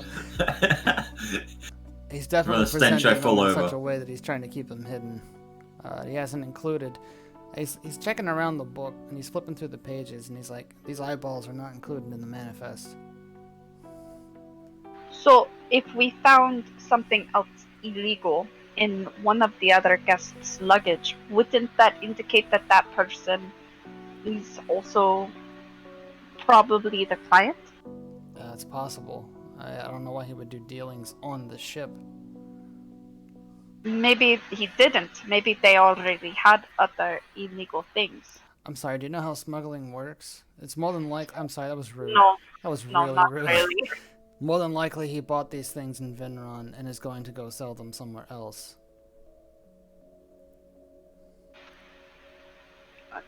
I suppose I really don't know how these things work. It's always a possibility. It's not a bad thought. We'll definitely keep checking. And if anything contraband-esque comes, if anything in these manifests matches what we find, it's definitely worth looking into. When you inevitably talk to the guard captain of Vinron, tell him hello for me. Why I don't? Okay. What the fuck? Like, did your mother ever speak? You know what? That's inappropriate. More mother She's jokes. been dead for 500 years. I don't. How does that? You're like 300 years. How does that work? Nah, I'm not 300 years old. He grabs Well, his head and he squishes his eyebrows. He's like, "Can we please move on?" That seems suspicious, but sure. Don Quixote, feel free to do what you like with the eyeballs. She would have had to frozen her uterus too, Haley. This man knew his mother, but she's been dead longer than he's been alive. He's a half-elf. Half-elves don't live that long. Shh, giving it away, Trog. This Only guy's you know our legitimately secret. confused. Magic does exist, you know. Okay, we did meet an 842-year-old lich, so that's definitely a possibility. He was having a birthday. You missed it. You guys could have shared a birthday, Haley. All right, so Urstel, like, he makes his way back to head up to the next, head up to the upper deck. So I'm gonna follow after him. The whole time he's mumbling. Freaking. Yalder, didn't you say something about a chef's knife? Yes, I did. Oh, so isn't the kitchen on the lower deck, on the opposite side from where the bedrooms are? Let's see. Maybe. Do you have an inventory of how many knives are on board? You asking Urstel? Yes. So he, as you're walking, Urstel's like, well, we don't generally keep track of how many knives are on board at any given time, but if this one's out here, stands to reason they're probably missing one. We could definitely ask around, talk to them, see if anyone notices that any of them are gone. Maybe there was some gone during the service. I don't know. Let's go have a look. Wouldn't it make more sense if they're all in the room for us to check the kitchen, see if we can see any obviously gone, if this matches the other knives, and then go ask them about it? I agree with Beaver. Yeah, I'm just here to help you. Let's go. Okay. So I guess we're all going to the kitchen. Kitchen Yalder, time. I'm going to need you to stay close to me, just in case the kitchen has anything that the crew hasn't shared with us, okay? Okay. Good. Coward. Great, so we're going to the kitchen. So in order to get there, there is a door here. It's a service entrance. That's not a good color for that. There's a service entrance here that leads to the back room. It's a small kitchen, but it's enough to feed. Oh, it's on the main deck and not the lower deck? It's not the lower deck. The lower deck is. Oh, I'm sorry. That is the kitchen. We'll do that. Yeah. So you guys can go up a level and you can get into the kitchen through here. Perfect. You do it. You get in the kitchen. You're there. Explosion. You explode. Guts and viscera go everywhere. I immediately pick up a random piece of food. So, Alright, this so- is suspicious. So you Now, walk in. Yalder, be careful. There's loaves of bread laying in baskets on the table. It's a very tidy kitchen. Considering the rest of the ship has been like hapdash at best, this kitchen looks very well stocked. It's very neat, very tidy. There isn't a mess. There's definitely signs of having been a service recently. Like there's like tiny bits of chopped food that didn't make it to the plates. There's a sink that water has to be taken in and out of. Obviously, there's no drain here. There are some knives that are strewn about, and there are storage places for said utensils. Everything looks pretty neat and clean. Let's do some investigating. Well, Yalder, you have. What were you saying? Now is not the time to be snacking, Yalder. I was hungry. You could be just snacking had on the dinner, remains says of the yourself. next victim. I'm a hungry dwarf. What do you expect? He gets a little hangry when he doesn't have his alcohol. I expect restraint. That's what I expect. You have the knife. Why don't you check to see if it matches the other knives and if it looks like one is missing? Okay, let me have a look. Let's see. Does this match that? Yes. Yes, it does. Oh, well, it does then. These It both matches. they appear to be made by the same person. Well, Do you know this person? I don't know this person. What? No, I mean the guard. So, do you know the person who makes the knives? He's like, I don't know, blacksmith probably. You don't know the blacksmith? Where's the blacksmith? That's what I want to know. Where's the black? No, I'm sorry, that's a Markiplier joke.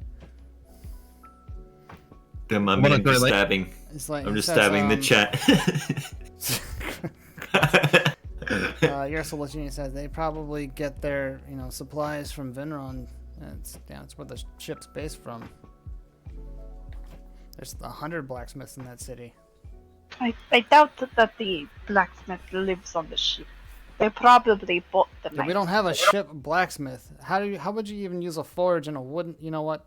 I'm wasting my breath. I can control flames. Oh no. Can you control your mouth? That's not my responsibility. I feel like it is. I feel like it is. Don't make it my responsibility. Potato again? That's definitely V-Ray's responsibility. Put the potato down now. For the new people in, Vivri has an endless supply of potatoes, and earlier she shoved one in Nornion's mouth to keep him from talking. It was great. Raw. just straight in. It was a dirty plebeian potato. Alright, so y'all are in the kitchen. What are we doing? Well, we've just confirmed that The knives match. Right. But is it a I missing feel like knife? I feel like I am driving this conversation. Does it seem as though one of the knives are missing, Hilda? Mm-hmm. Is it? Does it? You haven't Is it? checked? Is there like a block of knives here there? Where all the knives go, like, or like a drawer? Does it look like there's maybe one that should be in there that's not? Hildar, why don't you give me an investigation roll? Let's make this a little easier. I am brawling. Yeah. Oh, well, that doesn't help. 4 in total. That doesn't help. He finds knives all around the kitchen. Yes. And Well- various, abandonment from one's being cleaned. A couple are on a chopping board. There's one sticking out of the wooden table. And he's got one in his hand. Wow, where did that one come from? His train of thought. Yeah. There's knives. That's it. Where'd you get the knife you're holding? I don't know. From the guy that's dead. There's no blood on the knife you're holding though. Is it? It's definitely bloody. Okay, I'm sorry. They reflected wrong. Never mind. The glint off the light made me think it was clean.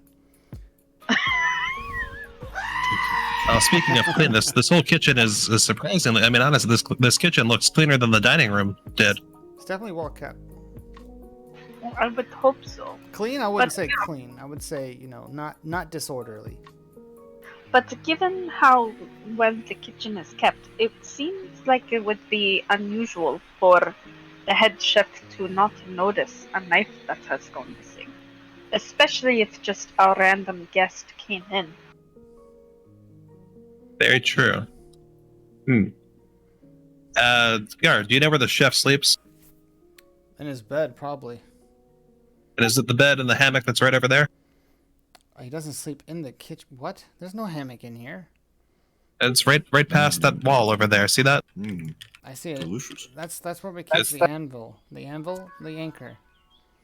That's No, the anvil that's tied the to other rope. wall. That's the other wall. So if you look on the wall that has the plant that looks kind of tropical, on the table that has the bananas and the waffle, next to that there's a little sliding door, a little sliding wood door, right? And then there's a hammock in this like little kind of Is it the suburb. one labeled 26? I mean, yeah, if we're talking like meta level, yes. That's for food storage. That's where you don't put like vegetables on the floor. They'll roll around. Does somebody like just sleep on the hammock while they're like counting food? Does he understand how hammocks work? Unless this is some kind of weird sex thing, I believe I do. Like, it's a cloth. and you put things in it. You can sleep in it, but you don't sleep in this one because there's food in it. I didn't see the food in it. Must be curled up in there pretty tightly. Here you go. Now there's food in it. Look, check it out. There's yellow squash. There's gourds. There's like a really long cucumber that is longer than it is thick. It's really strange looking. Kind of curls at the end. Walks up to the hammock, looks at it. Well, my gourd. All right, let's look somewhere else then. I'm gonna kill myself. I'm just gonna. I have a potato ready. At your 30 service. years in the military, and this guy's gonna do me in. Potato. Yes, that's very, very good, young man. That is a potato. This is the best. Just because he's gadget you small can doesn't come mean he's up young. Good to potato. with. As long as it's in your mouth and not mine.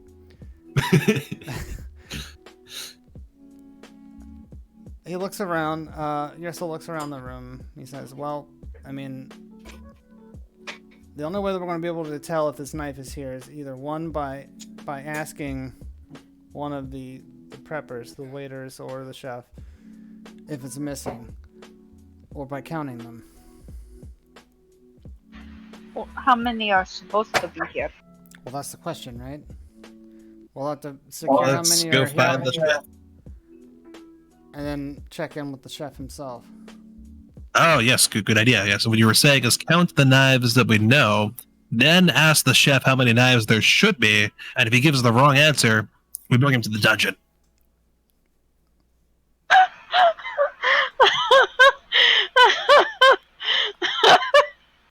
There's going to be one fewer knife in this kitchen. I know exactly where it needs to go. Back in the cutting board.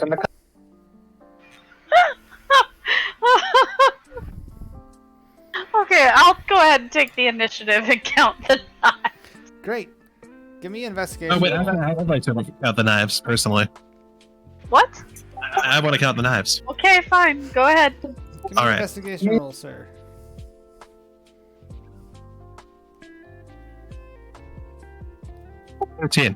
No, 15, sorry. 13 plus 2, 15. Okay, great. As you're gathering this the one- knives up, you see a wooden block that was previously empty and was covered in chives or something. I don't know, something small and green. You realize this is the knife block.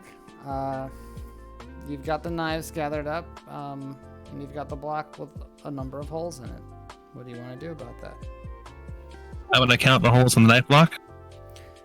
Yes, you do that. You're one knife short. I wonder what How that many holes knife were there? is. Where's that knife? 6. I wonder why. God.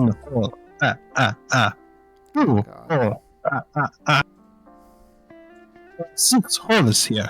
Ursula walks out of the room. 6 holes, but only 5 knives to few of them. Fevery, can I stab him already? I'm not going to stop you.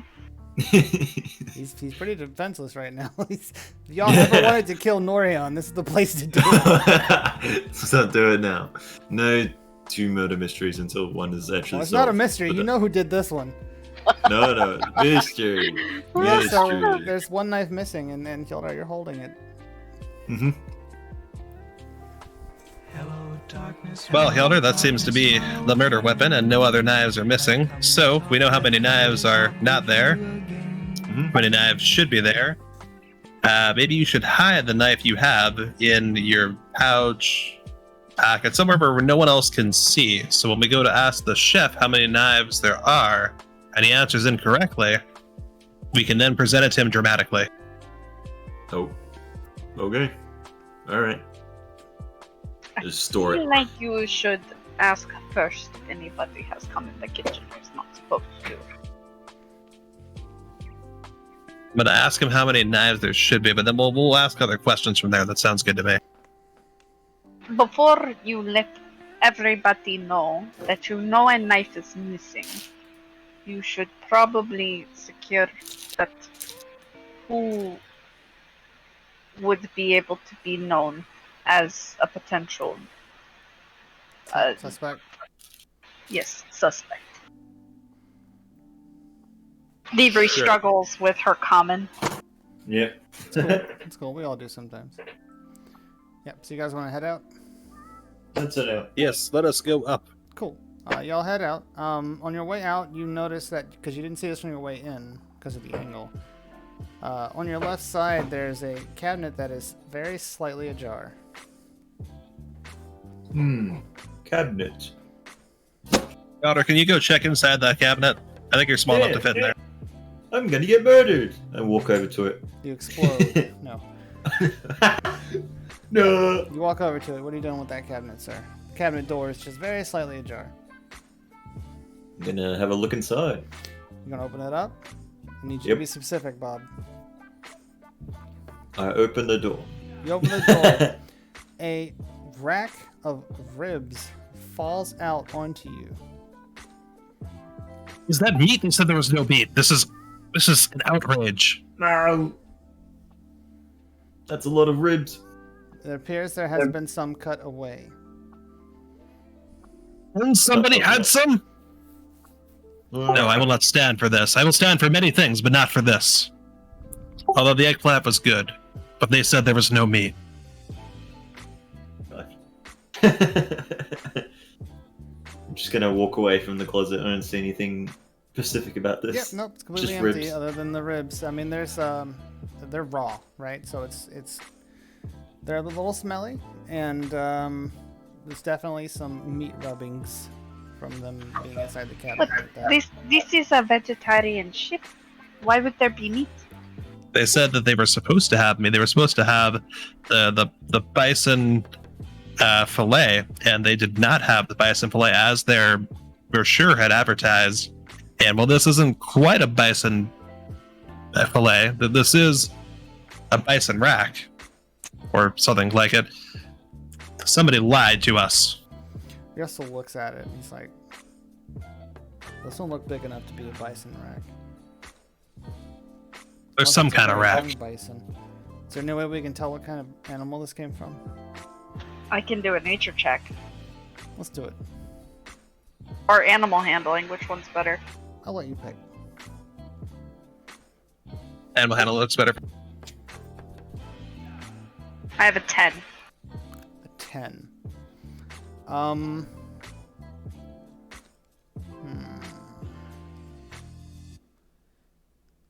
You're probably the worst person to ask about normal animals.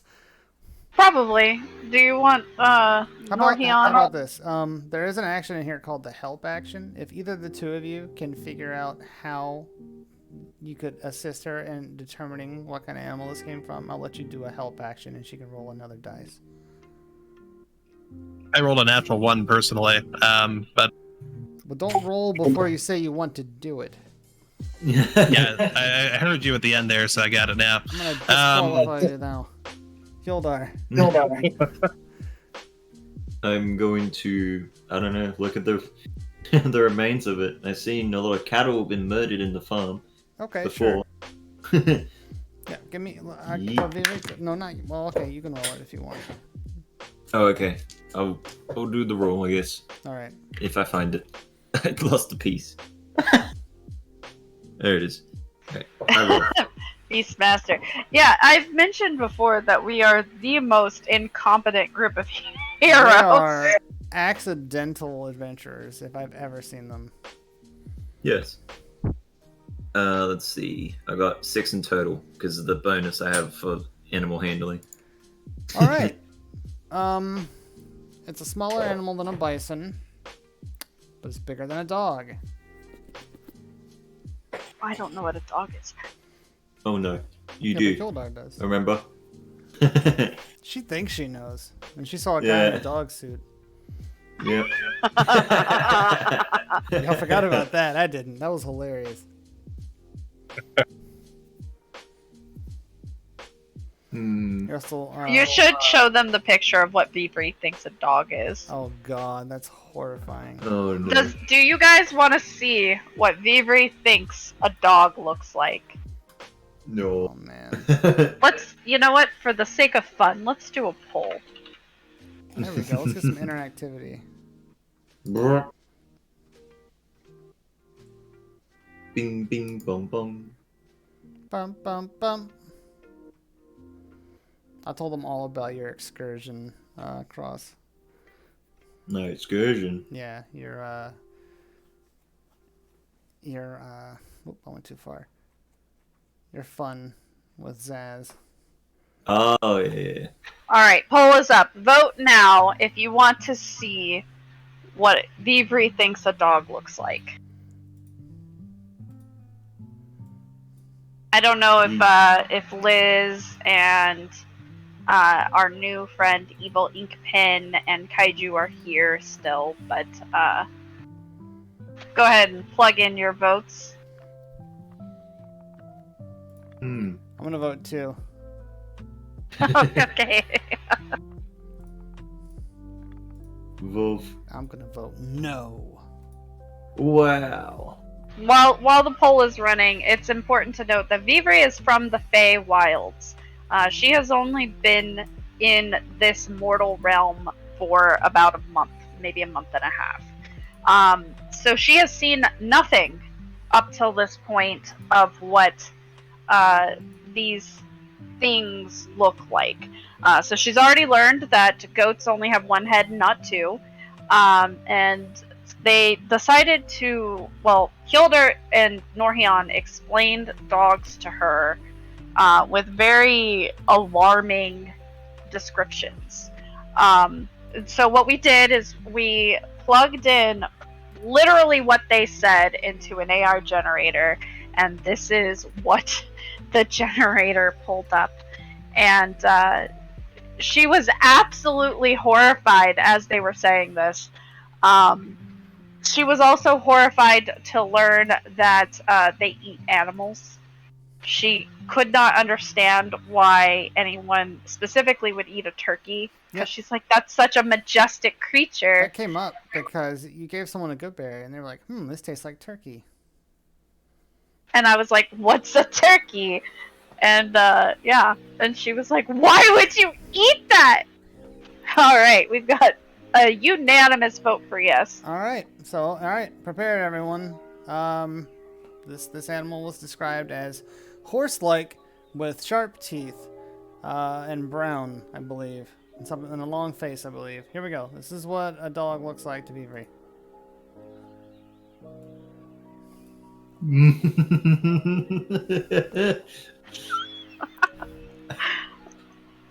Yeah, that's a dog, man. Dog. That's a dog. Dog. Dog.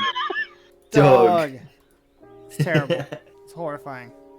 And she was terrified. She's like, why would anybody want to keep that as a pet? and then to make her even more confused, we were told that there would be a man walking a dog, and that was going to be our contact, who was an undercover police officer. And we found a fake man walking a human dressed as a dog on a leash. And the fake man was a straw man on a set of platform wheels that squeaked as the dog man walked away. It was great. It was a good time. We all had fun. So she was even more confused at the end of that interaction. So she has completely wrong ideas about what most of these animals look like. So that, and she's completely terrified of the fact that they just kill animals and eat them recreationally. Yep. Just the usual. Okay, so you guys are you're passing over the ribs. Russell makes a comment kind of off to the side. He goes, it kind of smells like bacon. And y'all are heading up to question the chef. Question the chef. All right, how close are we to the chef? Chef's in the quarantine room with everyone else. Where in the room? The chef is the brown guy standing over here in his big chef's hat. Oh, that's a bad color for that. So we're going to have to walk across the whole room to get to him. Yep, true story. We're gonna make it All blue because nothing else stands out. There we go. I'm gonna walk briskly towards the chef. All right, so you approach the doors because you can't phase through solid matter. Wait, no, Cross can. You can't phase through Not solid right now, matter. he can't. Right now, No, you I can't. And the guards regard you. They open the door for you, stand on either side. Just on the inside is the guard captain standing there, Larissa, and she looks at you and goes, "Have you discovered anything?"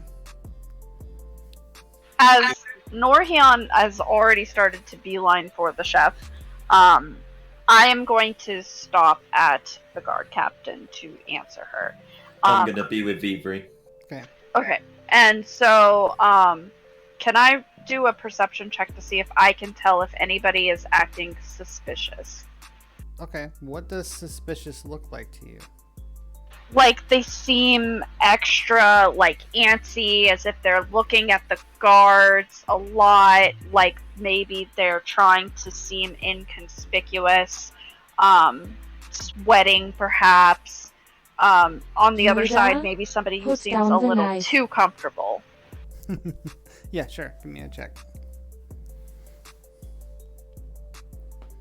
I got a 12. Got a 12. With a 12, this is what you see. Of course, everyone's here. You notice the lizard couple, who I will put in the corner up here. They're hugging each other, sitting on the floor. The two fancy-looking gentlemen are sitting at one of the tables. Then I guess I'll do orange. They're kind of just sitting across from each other, idly chatting. There's two wait staff who are with the chef, who is identified by wearing his large chef's hat. They're just sitting on the floor. There are the guards posted on the inside. Well, the one guard actually, and the guard captain. And is there anyone else I'm missing? I think that's it. Yeah, that's it.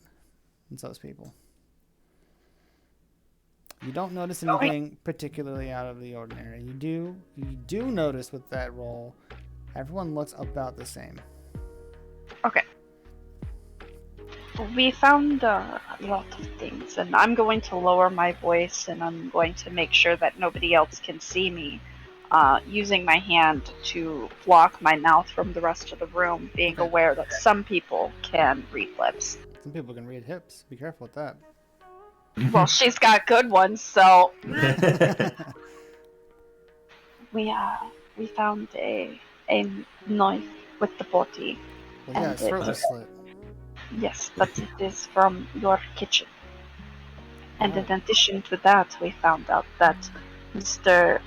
Long, he was shipping illegal animal parts, and they are all hidden in his, how you say, not gear. His cargo. Yes, that is the word, cargo. She says, our loaders inspect that cargo quite thoroughly.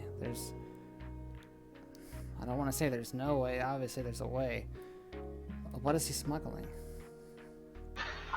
Animal horns, hooves, eyeballs. So he's a poacher.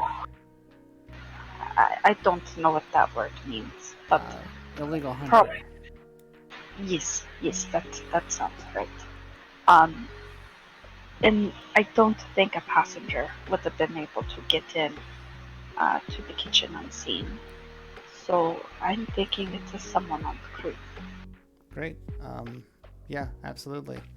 Are you going to go question them? Norhyun is going to go ask the chef how many knives are supposed to be, to see if he tries to lie.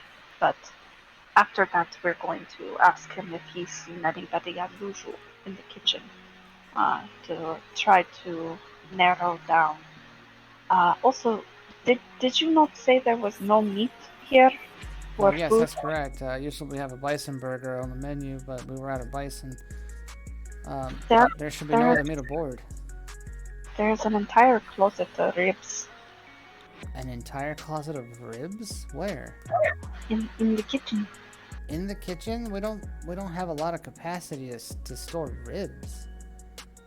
I can show you. They're there. They're No, I believe you. Okay. That's definitely peculiar. I don't know why there would be ribs on board. I'm going to hold back the information specifically about the quill. Okay. She says, all right, well, you guys get to that. I'm gonna go debrief my guard. BB. So we're gonna go, I guess, now walk over to where Norhion is having a conversation. And while I'm walking, I am going to just sort of casually watch to make sure that if anybody starts to move towards us or towards the door in any sort of strange manner, that way we can react and not get surprise attacked. Okay, cool. So Norion, you are rapidly approaching the three ostensibly kitchen crew. You there, kitchen crew. I was told yesterday that you have no meat and you were unable to satisfy my request for the bison fillet. Now, I will tell you, very much appreciated the eggplant dish I was served and said it was quite good. However, I'm a big fan of meat. Earlier today, my bad. In any case, they said there was no meat on board. There was a mix-up. And yet just now... Well, you tell me. You tell me what happened to the meat. I'm sorry, are you done speaking? Maybe, I'm not sure. Where is the meat? Fielder's avatar just fell off the side. Are you indeed asking me where is the beef? Yes. Where is the bison beef? But I have to assure you that it was never delivered to us. We didn't have any on board. Do you have any other meat on board? There is no other meat on board this ship. Guard Captain! She hangs her head in disgust. She looks. I have a liar over here. She says, "I didn't know you were an instrumentalist. How long have you been playing?" Oh, well, about 400 years, but you know. A lyre is a stringed instrument. Anyway. She walks over and she says, what are you on about? The kitchen staff say that there is no meat on board this vessel whatsoever. And yet, I just found a rack of ribs in the kitchen. She turns to Mike and says, "Is this true?" Mike looks at her and goes, "I don't know of any rack of ribs." Who You've else seen our has manifest, access? that's not a part of it at all. Who has access to your kitchen? All of the crew has access to the kitchen. There's no off limits on the ship here, except for the military quarters, of course. Are you always in the kitchen? I mean, I do well with my job, but I'm not always in the kitchen. Would you not notice the smell of blood? I don't see what Rotting you're animal looking at. corpse? I can smell it on you pretty well. Cross, you alright? I'm good. Okay. Cross falls down the stairs. Cross explodes. Cuts and bits go Go everywhere. Oh my god! I just saw him completely disappear. Cross, do you need a minute? No, Did no, you- I was unboxing something and then like it fell out of the box. The camera's picking him up. He's probably not sitting down anymore. Look at his mouth. So the captain asks him again. He goes, "Chef Mike, you've been a part of this crew for a very long time. Like, I would be very disappointed to learn that you're smuggling meats. Like, you know that we didn't have any on the menu for today." And Mike stops her. He says, "I don't." He says, "I value my job more than anyone else on this ship. You know that. If I could have brought anything aboard here that wouldn't been in clear and direct violations, then I would have done so. As you are aware, we have very strict allergy restrictions aboard the ship. And depending on what kind of meat," and he stops and he looks at you and he goes, "What kind of ribs was they?" They weren't bison ribs. That's all I know. I'm sorry. Is that? Well, perhaps I should inspect some. To the kitchen. I think that is something that the captain should approve before we remove a suspect from this room. The captain says, yeah, no, I'll allow it. You just have to escort him. Chef Mike turns around to his crew and goes, does either of you know anything about this? The waiter that waited on you guys, he's on the ground. He's shook. Like, this whole thing has obviously shook him, and he's kind of lackadaisical to respond. He says, no, no, just eggplants. So many eggplants. And the other one says, I was too busy cooking, so I don't know anything about any ribs.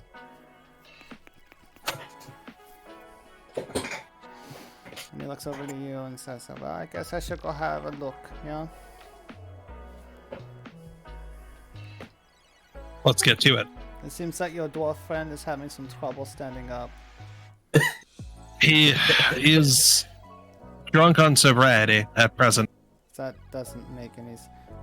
you know what? It doesn't matter. Hello there.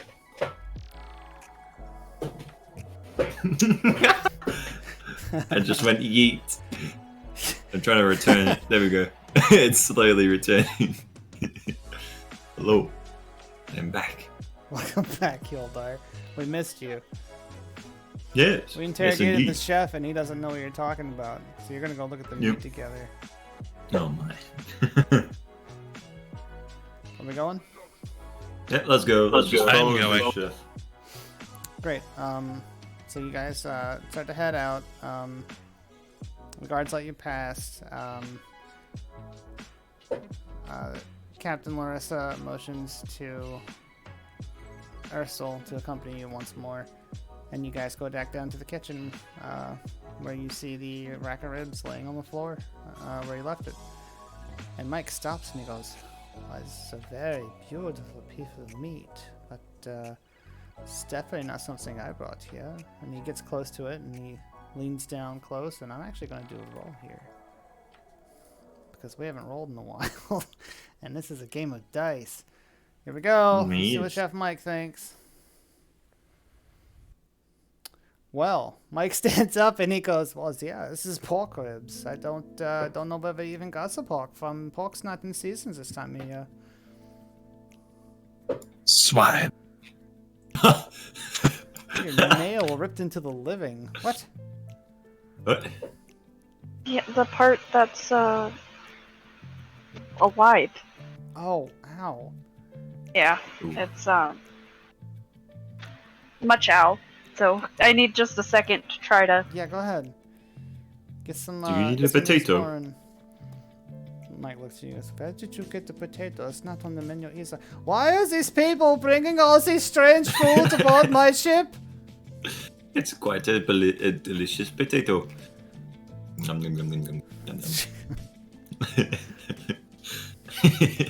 He bends down and he picks it up and he's moving it around and goes, oh yeah, absolutely. These are pork ribs and they're very, very fresh.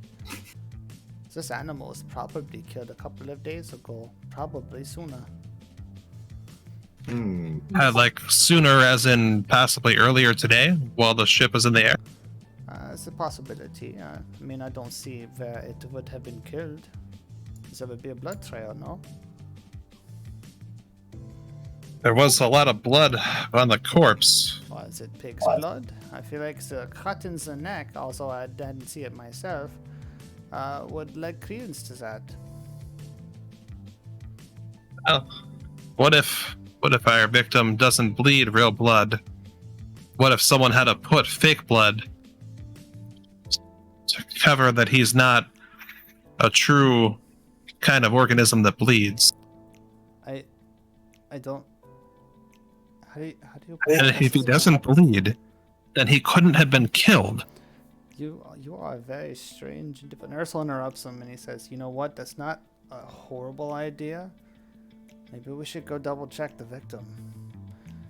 And Mike looks out and goes, surely you can't be. Are you being fed over there in the corner?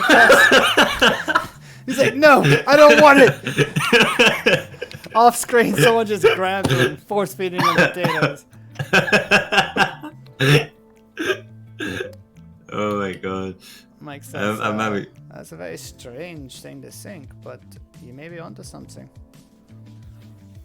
Let's go take a look. Maybe the chef here will have a better idea than we've had. Yeah, all right. Let's go have a peek. Also, make sure the body is still there. I mean, you guys walk past it every time you come out and come down here. Like, it's across the way. But yeah, let's go have a look. So you guys meander on over. What are we looking for specifically? We want to see if the chef can determine the difference between this guy was a human, ostensibly. All right, so we looked at it and we determined that he's dead, and that he's bleeding, and there's a hole in his neck, and you found a knife. And there was no pulse. And what? Okay, yeah, the hole in the neck usually. Okay, you know what? Gold star for you, Cross. That's a gold star. Here you go. Yay! Now I can have a gold star. Don't no. It's a star. It'll burn you alive. Great. So you guys walk over to the corpse, and you're going to check it to see if there's anything funny about the corpse. Oh my God, Kaiju. All right, you're good. Whoa, that's illegal. Yeah, I mean, get a towel and some water to spray it down. Oh, that is awful. I'm sorry. That's a wet ass soda. Oof. All right, so each of you, you're going to inspect this corpse. I want you all to make investigation rolls, please. Does the chef also make a roll? Yeah, sure. You can roll. Here we go. Here's the chef's roll. Okay, he rolled. Yeah, 19. Oh, did the chef just roll a natural 20? No, he rolled an 18. Oh, no, he rolled it before. That's right. From pork ribs. That's why he knew exactly what they were and how fresh they were. So I have a 19 on my end. Okay. Is it an investigation one? Yes. Yeah. I have 11. All right. Hajolder. My nail is in fact bleeding, by the way. Oh God. Yeah, I guess I have Neosporin with like pain relieving crap in it. I usually use that for my small cuts and scrapes and stuff. I put a band-aid on it. Now, stop closing. Why?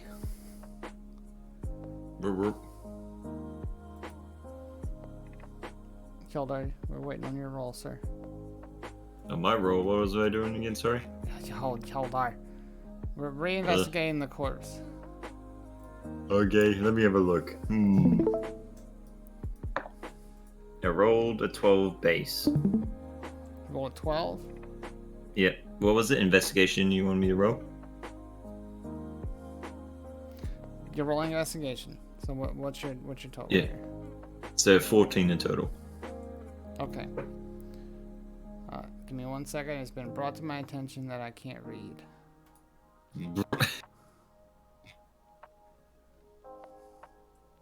Yes, that is correct. Okay, give me 1 second.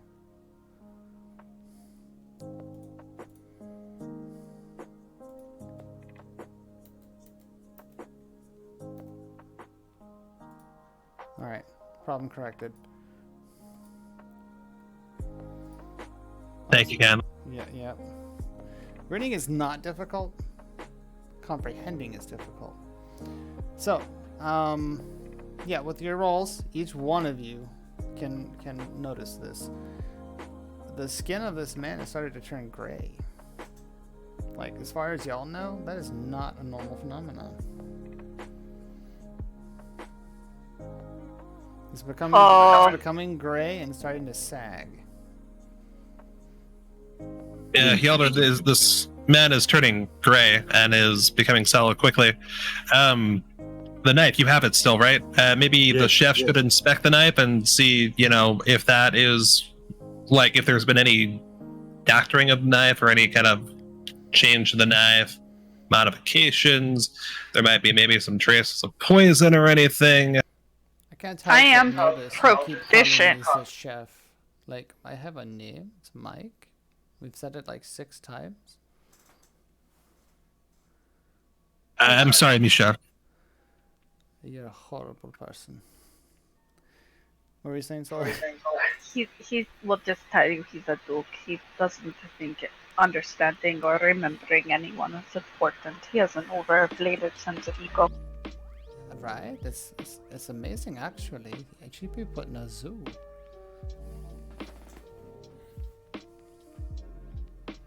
Cross. That's not the right thing to do. Alright, so I am proficient with the poisoner's kit. Okay. True. Can I roll something to see if I know if a poison can do this? Absolutely. Would survival that check. 18 plus 2? Yep, with that roll, you know without a shadow of a doubt, there is no poison in your knowledge that will do this.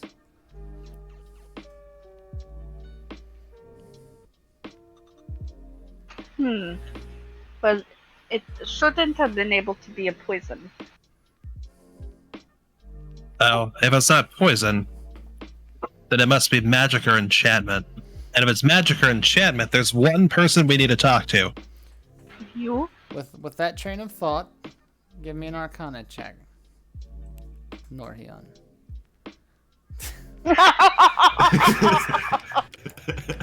It's a 6 total. You got a 6? Okay. With your studies, you know that there exist creatures who use arcane to appear as they don't normally appear, and that when that magic runs out, they usually revert back to their forms. Oh, okay. Or wait, it's coming to me now. Maybe this creature used magic on themselves, and they are now reverting to their true form. The true form of a gray skin. Bob being. Saget. Bob Saget, everyone. Bob Saget. Ba-dum. Oh, let's see, what kind of being could this be? Also, how would the enchantment last with the anti-magic field? Shouldn't there be something that happens to that? Mike speaks up because that's a very good question. Perhaps we should ask somebody. Right, because if someone were able to get through the anti-magic field, there'd be only one person to ask and one person responsible. The last person who want to talk to us.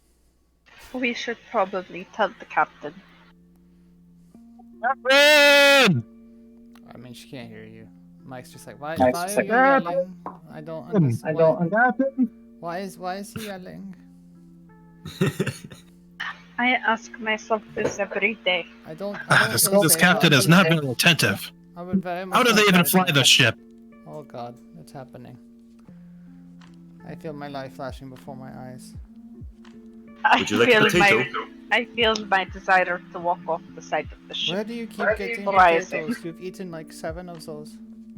Vipery. God in heaven. You are supposed to cook them first.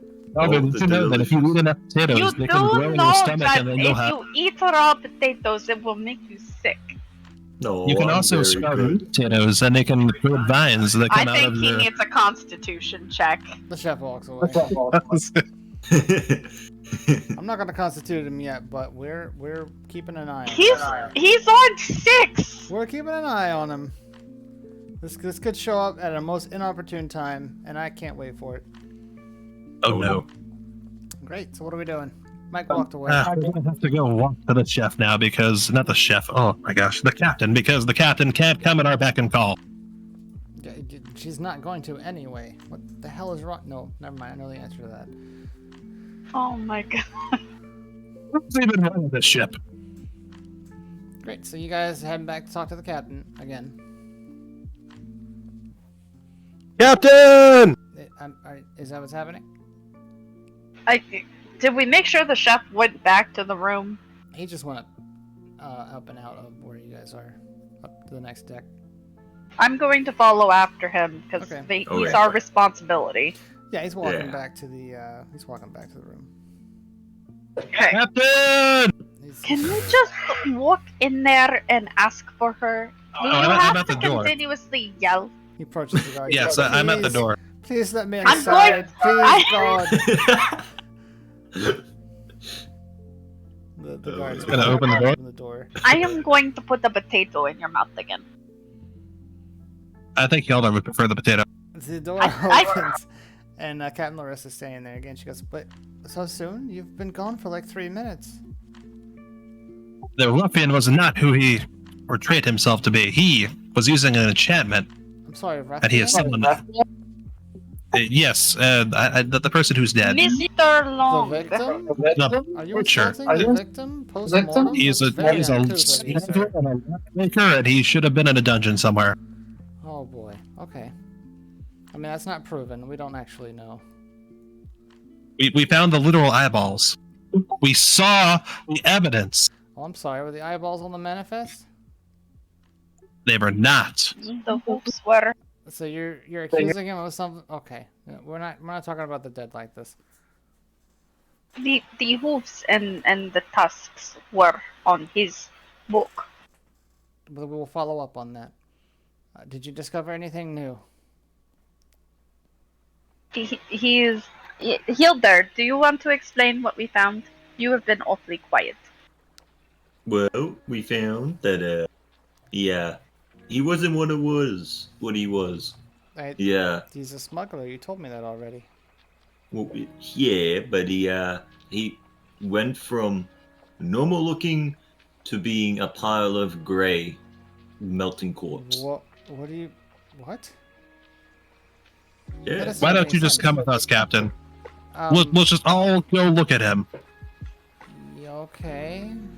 She turns around to her guards and gives them a nod, and they nod back at her, and she starts to follow you. I lead her down to the body Okay. as Hildar gets another potato shoved down his throat. Alright, Hilda. Give me a con save, sir. Alright. Here we No, go. what roll for you? You ready? What's your Alright. modifier? I don't know. Let's see. Plus plus 2 two. Constitution? Alright, here we go. This is your con save. You gotta beat a 15. Ooh, you matched it. Defender wins. You throw up in your mouth, but you swallow it again. Good potato. You feel like super full. You feel like if you ate any more, you would definitely be regurgitating. An anonymous gifter. Well, thank you, What? Anonymous. That was really kind of you. Oh. I don't even know what to do with that. Thank you so much. Your vomiting got us a gift. That was really cool. There you Oh, go. but it didn't tell us who it went to. It says You know, Um, Trug, you may not know what to do with that, but I know exactly what to do with it. Oh no. oh boy. Oh god. Oh, there it is. Why is it happening? Oh, look what you've done. Because of itself. Oh, there it is. It showed up that time. Well, Rhino Rhino rules. Who's that? I don't have a clue, but here we are. Thank you so much, Anonymous Gifter. I will respect your wish to stay anonymous, and we are going to go investigate this corpse with the captain who's about to roll right now. She walks up on the corpse laying on the ground, and she kind of slows her pace as you guys approach, and she's obviously looking him over more curiously than before. And she says, "This is a changeling. Aha. This is a creature that can mimic the looks of other people." Interesting. Then where is the real Myteric Long? Aren't Peter? changelings from the Feywilds? Let's find out.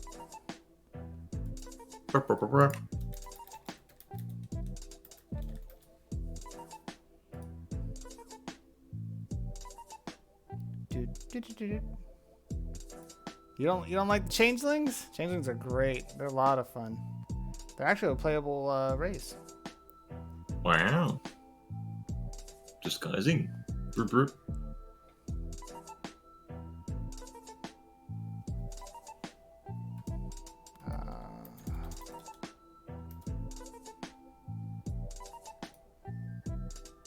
Unknown, but believed.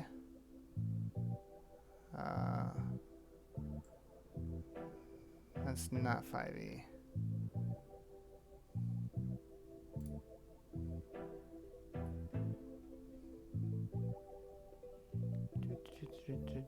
Yeah, no, Feywild, absolutely. They are from the Feywilds. You didn't roll So- very high, though. I'm very sorry. But now I know it's a changeling. Well, yeah, now you know. Now that she's said it, you look at it and you get all the right pieces fit into all the right places, and you hear it click in your head, and you're like, "Oh dear God, we could be in more trouble than we thought." How much trouble? They are not good news. That is for sure. And that is Lavender and Pan. Say hello. Hi guys. Beep beep. I'm trying to get a big noise for you. You want to say hi to everybody? Hi, Pan the man. Say hi. Oh my god, he's actually not making a noise. I think I've desensitized him. No, he just knows you want him to, so he won't. Yeah, Zop Dev. Don't shake him. Oh my god. Pan is our cat. Panta Lime and Pan the Man Yeah. from Uzbekistan. Or from his dark material. He's a good guy. Extra fluff. 10 out of 10 would recommend. Cross, you're gonna kill yourself with that thing. Yep. Welcome back, Kaiju. The cat. You missed my cat. Wait, Trog, you can show a picture of my cat if you want. Okay, yes. Yeah, so you guys, you know now without a shadow of a doubt that this is a changeling. Specifically, Beavery, you know that these creatures they're not evil, but they're not good. You know that they often are set out to satisfy their own means.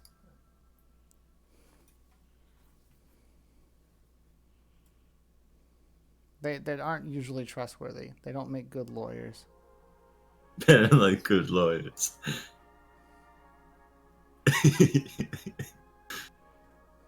Trying to segue Beavery? you guys. Beavery. She's You alive? 404. No. That's illegal. Yes, the most ill face ever. I think we broke them. Oh, continue the story. Great. I think. Oh, right. So you're saying they're worse news than Hjalder? Oh, no, that was Beavery. Yes, Yeah. they are not good. They aren't evil, but they are not good. They can be very dangerous. Do they tend to go in packs? No, they are very much solitary creatures. The good news is they're solitary. So if there's one here, there's probably only one. But there is a good chance that there is something much more sinister at work on this ship. It's Pan. Isn't he Mr. Pan. cute? Cross is trying to Look peek you. around the corner. Won't let you. Wait, No. I'm going. No. I'm No. tucked down. Alright. So yeah, you guys have discovered it's a changeling, and he apparently has assumed the form of our late Mr. Long. Do you think he could transform into a rack of ribs? Here is the bigger question. The captain looks at you with his mouth open. Is Mr. Long actually Mr. Long, or did a changeling take on his form? That's what I'm saying, Captain. Where is the real Meteric Long? We only received him. He paid for his ticket, and he boarded the ship. I mean, it could have been the changeling all along, for all we know. Do not check his signet? Anyone can have a signet. He wasn't nobility. He's a traveling Sure. salesman. You're right. Why would anyone care about him? Good point. Norhion is not the smartest crown in the box. He assumes everyone has like some sort of royal decree.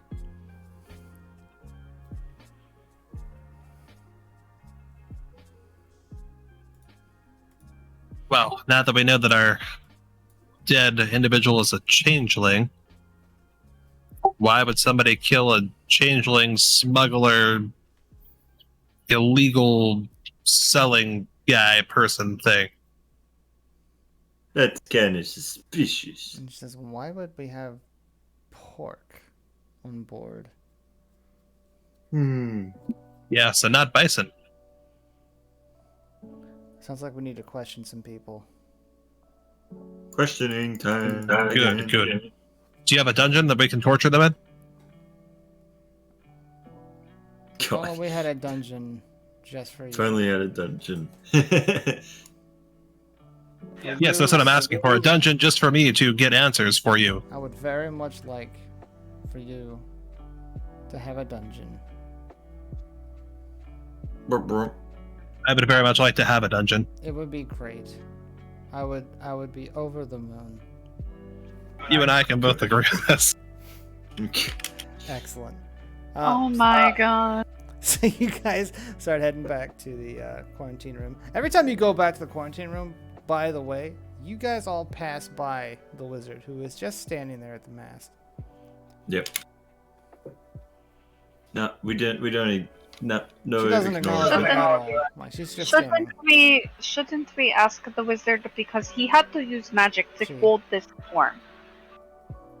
Oh, I'm sorry. Yeah. Is that how changelings work? No, changelings naturally can change their shape. As much as I would love to inquire the wizard. Wouldn't she see everybody who walks to and fro? I feel like she would respond something like it's not her job to figure out what species everybody who crosses her eye line is. No, but we've already determined that the killer must be a member of staff. And members of staff do not go down the stairs to the guest quarter during flights. Is that not so? That's correct. So she would have to have seen a member of staff going through a door they have no business going to. All right. I'm convinced. Let's go inquisite this wizard. The captain's Yes, going with indeed. you. And you got a beard. Yes. It looks like a ball sack. Or like hash browns or something. So yeah. Yes. You guys approach the wizard. Captain Larissa regards her and says, evening, what's her name? Evening, friend. How are we doing tonight? The wizard just kind of eyeballs her. She's like, what do you want? The captain says, well, I know you're very busy, keeping us in the air. You wouldn't happen to have noticed anything suspicious tonight? Friend's looks at her. Pointedly, her eyes roll around for a moment.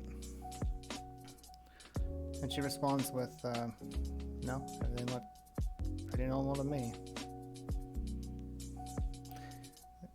Larissa, You go ahead. You didn't notice anybody from the crew going to the downstairs area? Or somebody coming out of the kitchen with maybe a knife or anything like that? Fran looks at you, just with her eyes. She doesn't move her head at all. And she says, most of the crew were very busy getting prepared for the dance and for the meals. But no, I didn't see anyone. Just you lot frolicking about. I wouldn't Frolicking. say frolicking. Norhian Matthias has never frolicked a day in his life, I'll have you know. That I believe. I feel like that's extremely accurate. Which makes what you just said inaccurate. You said before that it is your job to keep everything on the ship safe. But right now there is someone who has murdered another guest.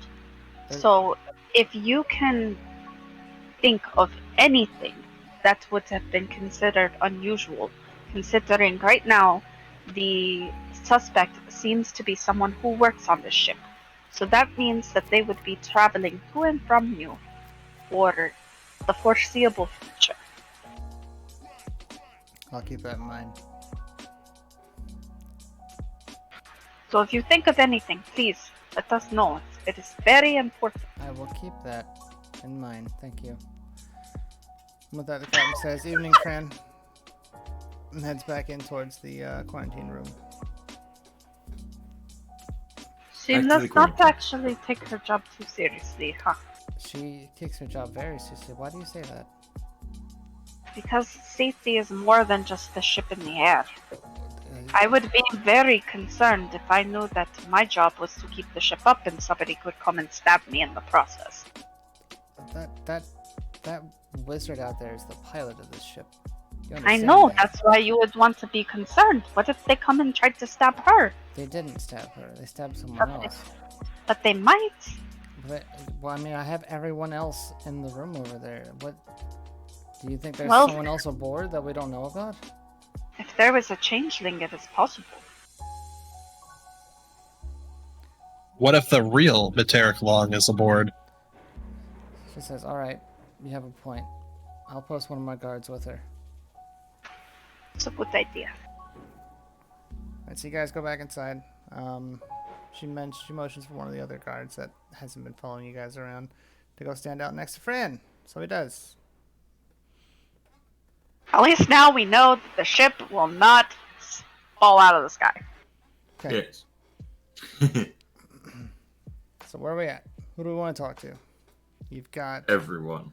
well, basically, you've got the chef, the 2 wait staff, you've got the 2 gentlemen, and you've got the lizard folk.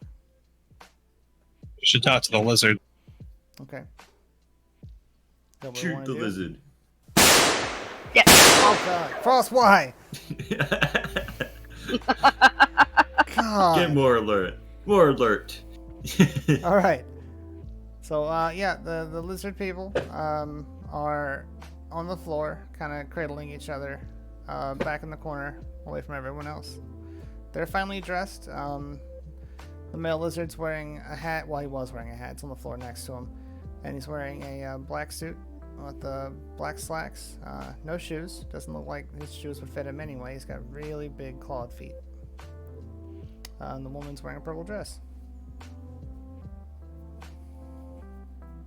Pan demanded cat tube to be put on. No. Cross. And he is don't- trying to figure out how to open the monitor now.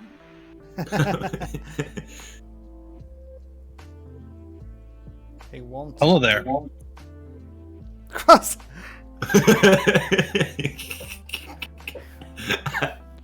He's not even playing anymore. He's just memeing it up.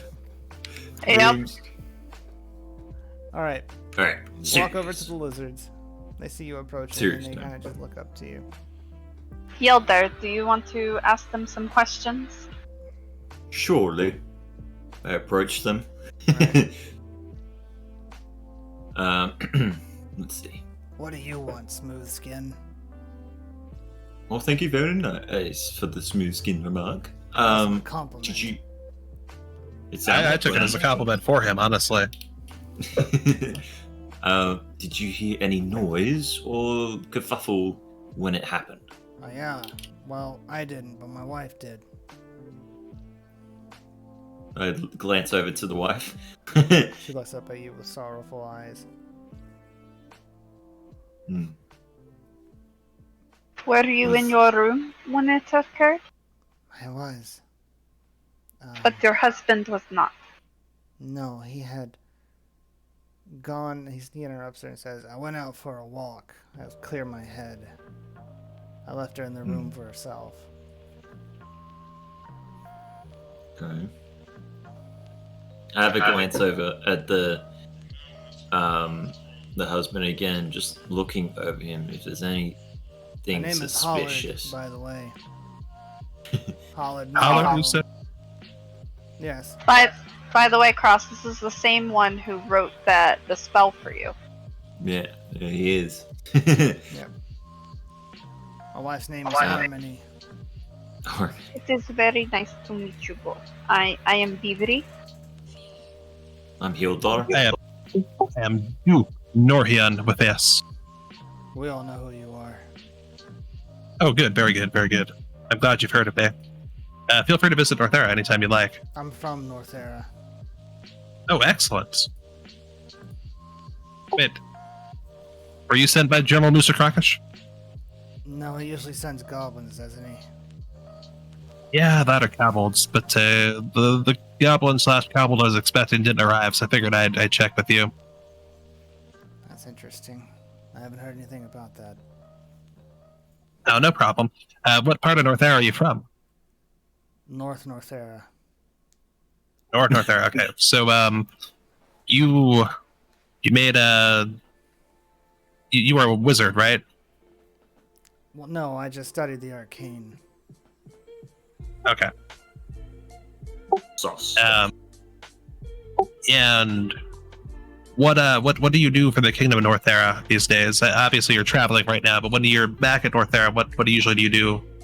Well, we are on vacation. We're heading to the Alamar shore. They have lovely beaches this time of year. But my vocation is I'm actually a teacher. I'm a professor of sorts. Oh, excellent. Yes, we do prioritize education in Northera, and I appreciate you doing that. I know this must be very frightening for you. And I lean down to be at eye level with Harmony. She's sitting on the ground, so I sit down on the ground next to her. Could you tell me exactly what you heard? She kind of clears her throat and straightens up her back. And you can hear her bones just cracking. And she says, well, wait, there we go. Well, I was in my room on my bed. I had a little too much dancing for the night. You see, we're cold-blooded, and once our energy gets low, we go into hibernation mode. So I was ready for a nice long rest when I heard the door slam open. And so, thinking it was my husband maybe had fallen, I got up to check. And that's when I saw him fall out onto the floor. I rushed over to him to try and see if he was alright, and he just started bleeding everywhere. He started bleeding? He wasn't. The killer was invisible.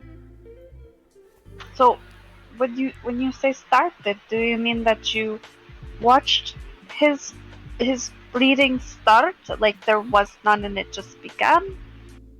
She looks visibly uncomfortable with that question. You mean if it's investigation check? Pfft. Investigation check? I sound like this is my job. Guess who just crit? Damn. Yeah, no, she's horrified by what happened to her. She's very shaken by this. In fact, you get a sense that she was probably more attached to him than she's letting on. Huh. Interesting. Did you know him? She looks uncomfortable at your question. I'm not. All right, so with this critical, and this was actually a really big critical for this. We're gonna have this out, okay? Okay.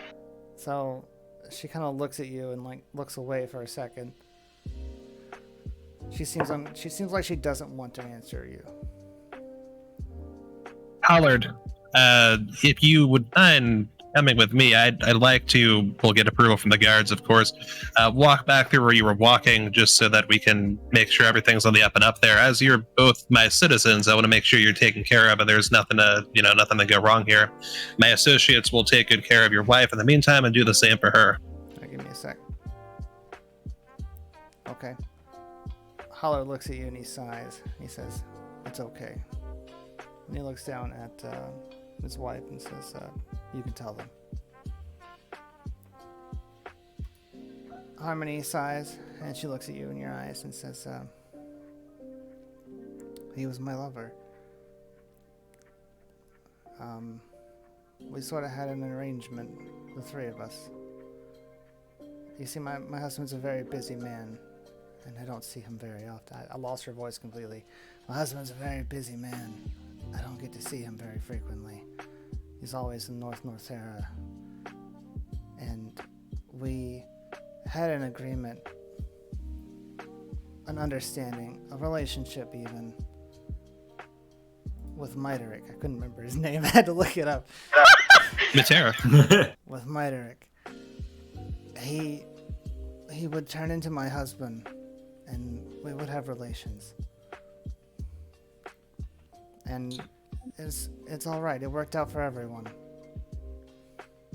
Yeah, that's fine. Actually, why have you been hiding this from us? This is in Northera. This is perfectly fine. In fact, you were a great patriot of Northera for doing what you needed to do to take care of your needs, while Harmon over here was able to do what he needed to do to train our youth and educate them for the future. Again, that's and like takes you by the arm and starts walking away. Beavery is going to just look at him like he's grown a second head. I'm going to take both of Harmony's hands in my own. It is very important that you tell us in as much detail as you can exactly what happened to Miter. Was it? Miter. Now I can't. Miter. Whatever. To Miter, and we can try to figure out who has done this horrible thing to him. Yeah. So yeah, she looks at you and she says, "It's just as I told you. He and I were having relations.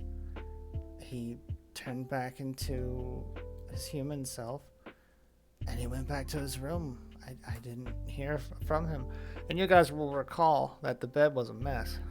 She told you she was going to go sleep in it, but she didn't do any sleeping. No. So, his door was already opened? I mean, when he left, he closed my door. Wink, So- wink, nudge, nudge, nudge. It sounds as though somebody must have been in his room, and he surprised them. She chokes back a tear.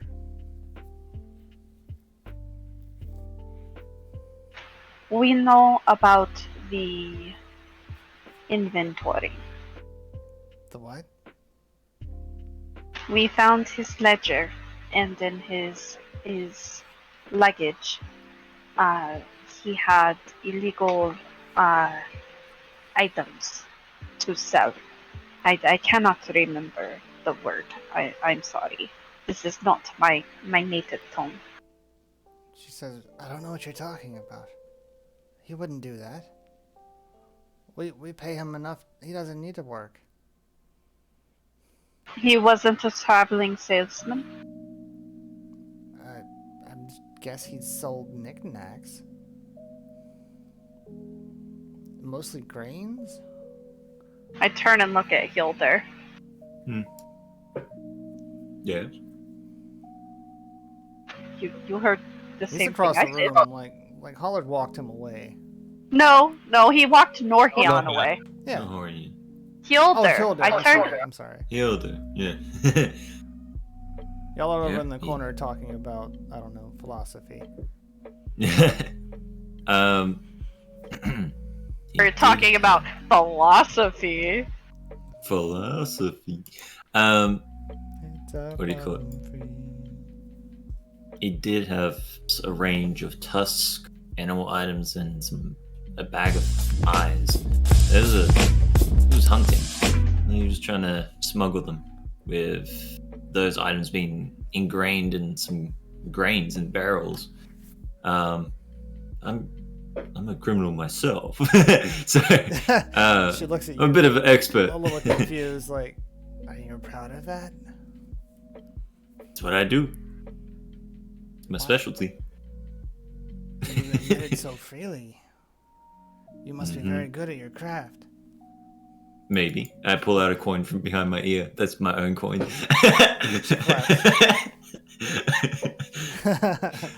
She says, I don't know anything about any smuggling. As far as I know, he sells food, trinkets.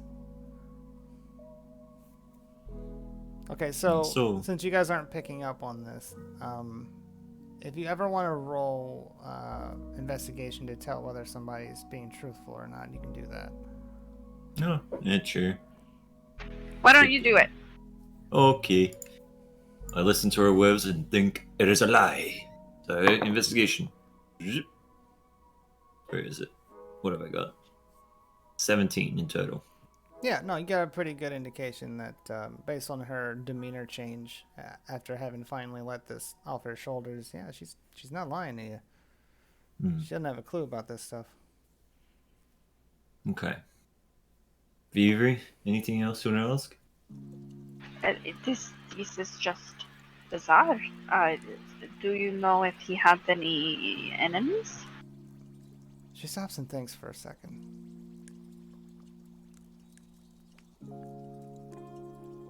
She thinks for 12 hours. She stops and explodes. Got some viscera.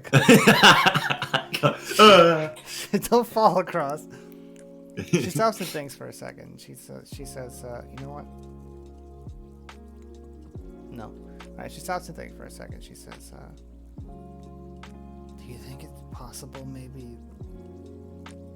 No. Say what you think. Do you think maybe it's...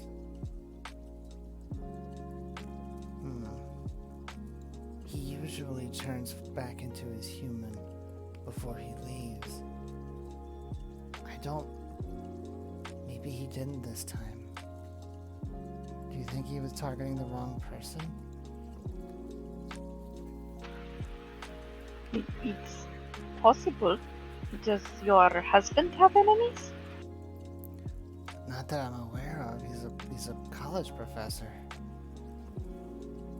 Hilder, go over to Norhian and ask the professor, Mr. Heron? Hollard. Mr. Hollard, if he knows if anyone has been looking for him on this ship. Okay.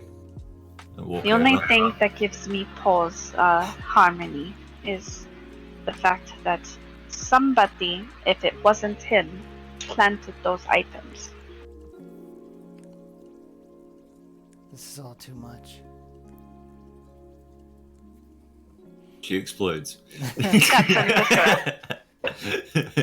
So, yeah, you approach the conversation that Norhian is having with Hollard, and you can hear Hollard say, "How do you make a pool table laugh?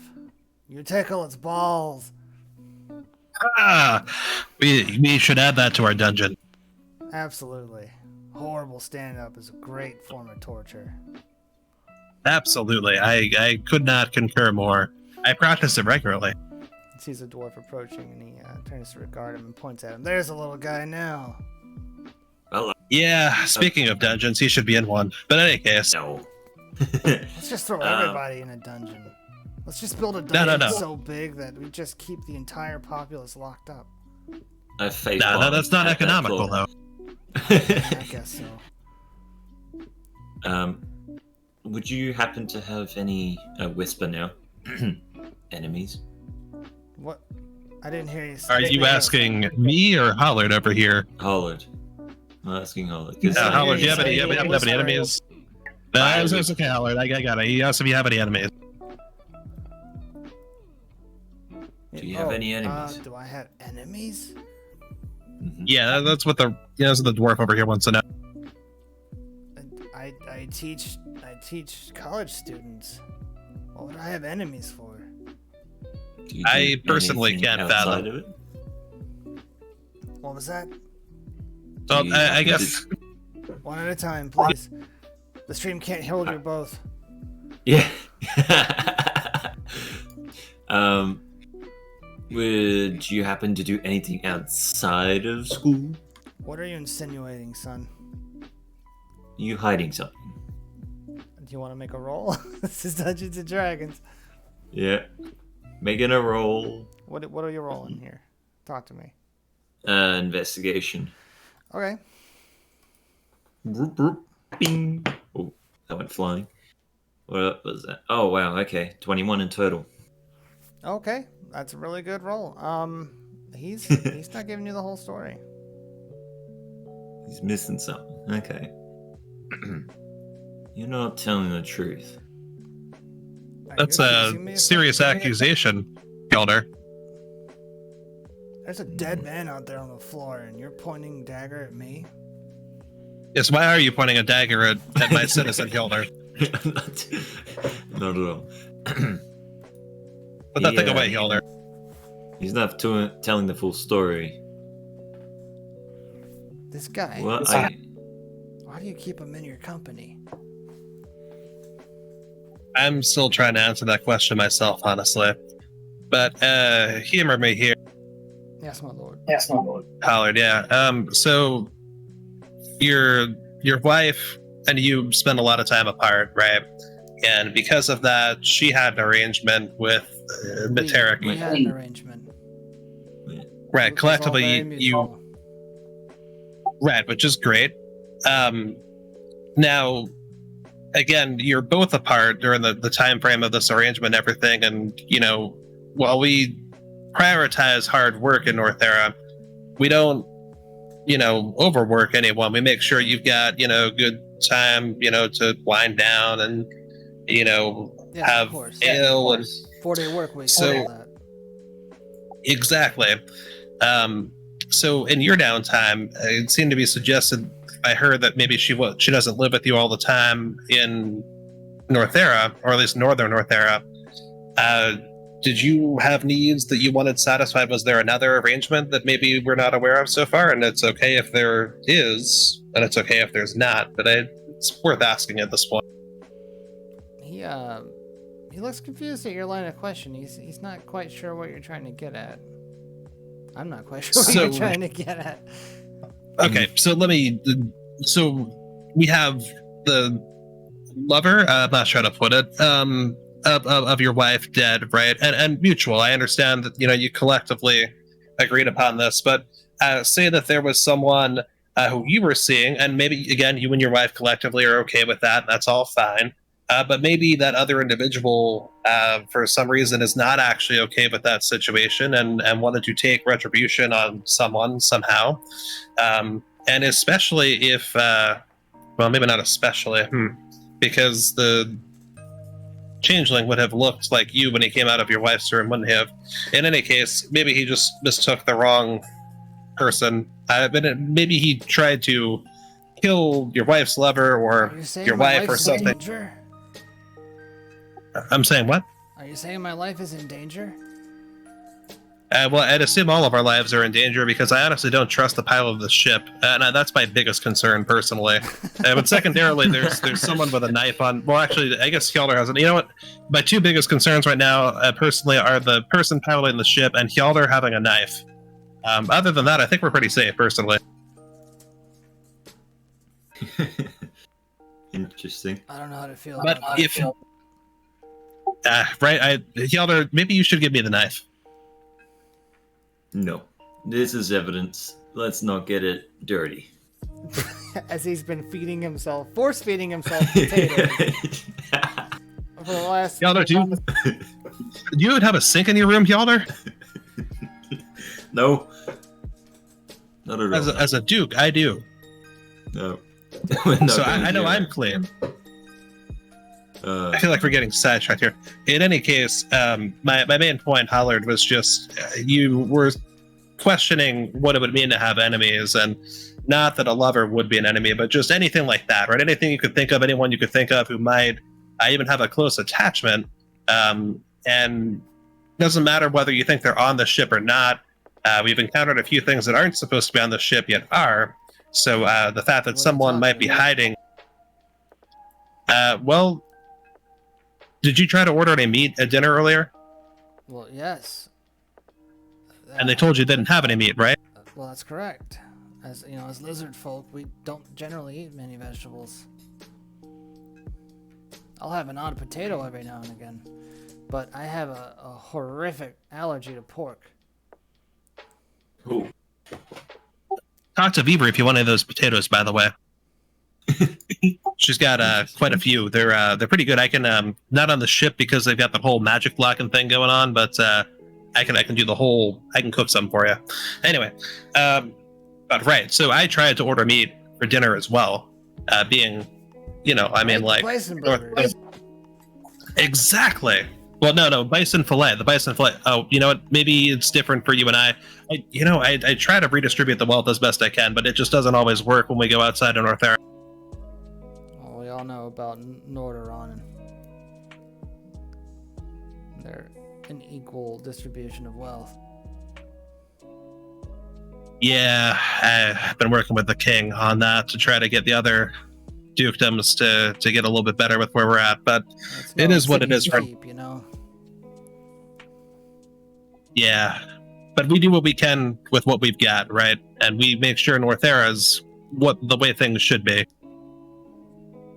But in any case, as a typical North Eran, I wanted to have meat with my meal. I was looking forward to the bison, period. Didn't care if it's burger or filet. Filet would be nicer, though. But in any case, they said they didn't have it. But we just found a whole rack of, now, swine ribs, not the same thing, but still, that's meat, right? That was an option that wasn't given to us. And that shouldn't have been on here, from what I'm hearing. That's interesting. A little scary and interesting. You're not scared of swine, are you? I have a horrific allergy to pork. Oh, whoa, wait. So there's pork in the kitchen, and they prepared your food for you. Are you okay? I'm perfectly fine. So that means the pork wasn't on the counters at the time of the preparation or anything like that. I wonder if the pork was added in after the fact. Well, be careful about eating anything else from the kitchen this whole trip. We'll figure something else out for you. Again, Blueberry's got potatoes if you want any of those. I had the creamy goat cheese polenta with ratatouille. It was divine. Oh, well, that's good to hear. You know, I gave the chef a hard time, but he actually made some great food. I loved my eggplant. I didn't even try that. Well, it won't be next time. Yeah, well, don't worry. I got a really good eggplant, but Hjalmar got this awful-looking thing. We ordered the same meal, but they must have prepared it very differently. I forgot about that. I'm just gonna walk over back to the wife. You're like drooling, standing there. Okay, yeah. What are you doing, Hjalmar? I have questions. What was that? Here's a question. Hjalmar, you had questions still. Why are you walking away? It seems he's not telling me the whole story. Well, what do you add? Hollard, is there anything you're not telling us? You need to talk to me in private. That might be best. Alright, I'm gonna see if I can get authorization for you and I to go to my quarters, and we'll talk privately there if the captain of the ship will allow it, because apparently she's in charge here. Although I don't see how. This seems like nobody's in charge to me. But anyway, let's go ask her. Great. You walk over to the captain. Hi, Captain. My citizen and I would like to go to my cabin so I can question him there. He has some things that can only be said in the presence of his ruling monarch. Would that be acceptable to you? Just want to walk across the deck to the other side. If you'll stay a nice shot of the guard out there, I'd be okay with that. Was planning on closing the door. Is that okay for you, Hollard? Would we be able to just kind of go in as long as they can see us but not hear us? I'd honestly not like to walk by the remains of my wife's lover, if at all possible. Oh, don't worry. I'm not on the same deck as you guys. I'm on the top deck. Literally, it's on the other side of the very deck we're on right now. Oh, you got the... Of course you've got the big room. Yeah, what was I thinking? Yes, let's, that's fine with me. One day we'll all have big rooms in North Era, my friend. One day we'll all have big rooms there. Great, so you guys are given permission. And you go on out there. Hildar, do you want to sneak so you can eavesdrop? Yeah, Do it. maybe, but Do I can't. I'm going. Stealth. Sneaky. Give me a stealth check. Advantage. Don't forget your advantage. Bing. Alright, let's see. One sec. I'm gonna check my stats again. Stealth. What did I get? I got that, so 17 in total. Alright, roll again, see if you crit. Alright, let's do it again. Bing! I got a 10, so Alright, no. great. Yeah, so you are successfully able to get out the door, even though there are people literally standing right there without being noticed. Yeah. Yep. Yep, so that you're following them, and so yeah, he's walking with you to your room. All right, we're gonna walk into. And I while don't have the you're map, but I know walking, that there's like. he leans over to you. And Yeah, says, there's. What does a perverted frog say? Rub it. They hear audible face slap from 1,000 kilometers away. No, I'm just kidding. Yeah, okay. So we get there. So we're gonna walk. I don't have the map up though. My room does a U kind of thing, so we're gonna go to there. We're gonna go to the edge of the U, so it's as far away from the door as possible, but it's still visible for guards looking at. All right. Yeah, that's fine. So you're like right here. Easy. No, kind of. Well, because we can't go because the guards have to be able to see us, right? So the door is on the kitchen. Yeah, so the door is on that side. Yeah, so we'll go to beyond the table, but like kind of where the other door is. Actually, we'll just talk at the edge of the table. So we'll pull up seats, by the window back there in that corner by the door. Right here? The other side. Oh. Like no, the other side of the table. Yeah, like there. Yeah. Okay. Yeah, make my job so damn hard. Yeah, come on in. You're keeping that roll until something changes. Yeah. All right, so you come on in. He sits down next to you, and he kind of shifts uncomfortably in his seat. Hyman, what is it? He says, Holland. It's Holland, sir. Holland, I am so sorry. He says, it's no big deal. It gets mixed up all the time. I've had If it helps, I haven't called the chef the right name all night. Oh, you mean Mitchell? Is it Mitchell? I thought it was Mike. No, it's Mike. Very nice, Brandon. I thought it was Micah for a minute too. Good job. All right, so what is it, my citizen? Oh God, new poll. He says, well, college professors don't get paid a whole lot of money. It's not a fault of Northera. It's not a criticism. It's just demand and all that, right? It's a labor of love, so to speak. I don't have a problem with my vocation, but it doesn't put bites and burgers on the table. I had an agreement with the name I keep forgetting, Myderick, Mr. Long, as well as with my wife, who doesn't know anything about this, honest to the 7, who I just made up. Okay, I understand you. Your wife will be left out of anything you tell me. She will be fine and taken care of as far as I am in control of that. Where my position, by the way? Wherever you want. You tell me. You are hidden until they detect you. Did I follow them in? That is a good question. It's up to you, man. Where you at? I think I did. I'm just... Describe it. Describe how you followed them in. You've successfully stealthed, so tell us what that looks like.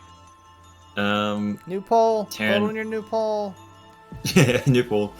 I followed Norhion. Like, they were side by side together, and then the first one went in was the lizard guy, and then I followed behind Norhion as he walked in, and I kind of you can sit at the other end of the table. Yeah. You can get under the table. They're not gonna look for you there. That's what I was doing. As he was, because what I'm trying to say is the lizard was approaching up, so he's not facing me. He went around the table, and Norhion is like going around the door. So I kind of go around him as he's going behind the door to close it. And so I slip under the table, and I'm just sitting under the table. That's cool. Oh, it's not close. Yeah, you can hear him loud and clear. All right, I'm under the wearing table. a corset? What did you just put on? I didn't put it on. That's what she was wearing the whole time. That's wild. Yeah. That's because you're. Just zoom out. Yeah. Yeah, she did. Yeah. All right. Yeah. So Holland, he rubs his hands together. And he says, "He rubs his hands together." No, he said rubs his hands together. He says, "Well, I have been. Gosh dang it! Every frickin' time, Myderick and I have been smuggling illegal contraband, which isn't illegal in Northera, mind you, to and from." Wait, why isn't this illegal in Northera? They're animal parts. Yeah, But all right, we're gonna come back to that one. I gotta talk to one of my ministers about that. In any case, I understand why you're doing what you're doing. I wish next time you would come to us and let us know that you're having trouble making ends meet. Well, this is the thing. They're not legitimate animal parts. They're... Oh. Right. They're... what's the word I'm looking for? Vegan? No. Are they synthetic? Close. That's not the exact word I'm looking for. Genetically modified? We're smuggling GMOs. No. They're synthetic. They're mocks. They're mock-ups. They're not the real McCoy. That's not ivory tusks. They're made of whalebone. Is that actually much better? Because the whales are also... Never mind. Whales in the ocean. You're teaching our kids? Well, anyway, so the point is they're not actually the parts of the specific animals they're supposed to be for, and the animals, at least you believe, are more plentiful than the ones that we think that they're for. We're selling them as endangered animal tusks, and that's not what they are. If you guys had rolled much higher, you'd have learned that, but you didn't, so... I think Norhion's brain is just trying to catch up with what the hell just happened. I like how we have a 33% split on the poll. I like that somebody voted for Holland. I voted for Holland. No, it's all on the up and up. The whales are plentiful. They've got so many bones. So many. Okay, I'll buy that, yeah. Yeah, and then we pass them off as endangered animal parts, and then we sell them to whoever will buy them, honestly. We sell a lot of them in Uchari. That makes sense. I'm on my way there now, actually. Oh, really? Have you been to the venues? No, I haven't. What's good there? Oh, well, they got this great vineyard for raspberries and grapes. You gotta check it out. They let you squish your own wine. Not that you would ever soil your feet to make wine, but you know what? It was. Oh, that's okay. And that acquaintance over there, Hjelder, I'm sure if I asked him to squish, his feet or whatever to make wine, he would do it in like half a second flat. So yeah, you hear the word wine, Hjelder? I need you to make me another stealth roll.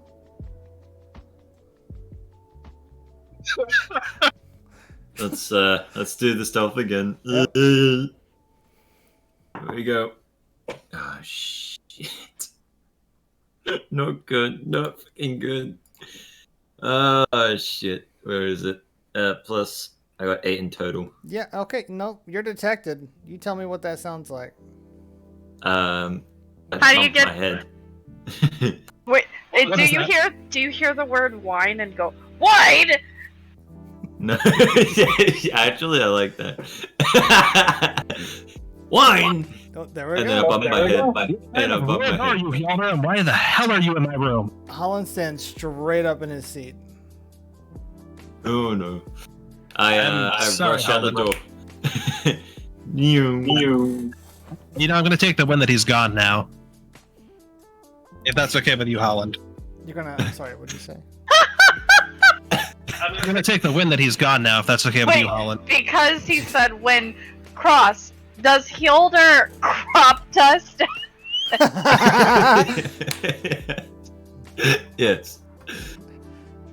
I think he meant win, as in like not lose or loss. But I think that's even funnier. So Hjelder, you come running out of there, right? But no one saw you go into there. So the guard who's standing there with the the wizard, draws his sword and approaches you, sir, because you're running full speed out. He says, "Halt!" I skid to a stop like Looney Tunes. What are you doing? Intel gathering. That doesn't make sense. Try again. I was intel gathering on my poop. I was taking a poop. There's a murderer on the loose, and you're gallivanting around unseen. You think that's a great idea? Oh, I really need to take a poop unless you want me to take All a right, poop in you're the lying dining to room. me, so you're gonna give me a deception roll here.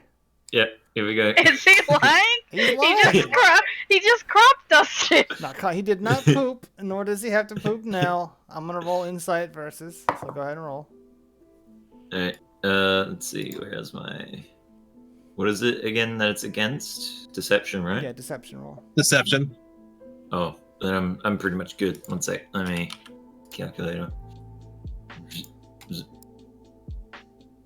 16 in total. Alright, here's the roll. Nope, he goes, alright, get back in the Quartermain. Wait, there's a joke in there somewhere. It's called the quarter. Yeah, it's a joke in there somewhere. The Quartermain quarantine. Okay, and I walk The Quartermain swiftly back canteen into... quarantine. There it is. Yes. I walk in fast-paced. He says there's a toilet behind, and you close the door. Yep. And Hollard transfers guard good. you and says, am I in trouble? Not with me, at least not right now. At the moment, we're trying to figure out what happened with this murder and everything. They already put cuffs on me over it, so you can imagine where I'm at right now. I'm kind of just trying to get this handled so we can all get on with the rest of our day. And also, I understand that you're working closely with this individual, and I'm sure there was somewhat of a friend to you. Your wife seems very upset, so I imagine we probably would like to get justice for all involved, just as we would in North Air if this occurred while we were there. And as you're my citizen and I'm here, yeah, I'll do the best I can. I appreciate that. Can we go back to the canteen now? Yeah, sure. So if that's all that was going on, That's all that I don't have any enemies that I'm aware of. Okay. Are there any other contacts that you might have met with other than the deceased, as far as what you're doing with this trade and everything? Let me think. I'm gonna do a roll real quick.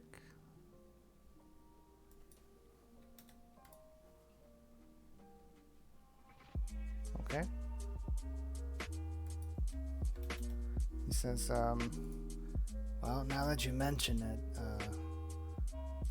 one of those two gentlemanly types that approached me before we even boarded the ship shook my hand, introduced himself, and then just kept walking.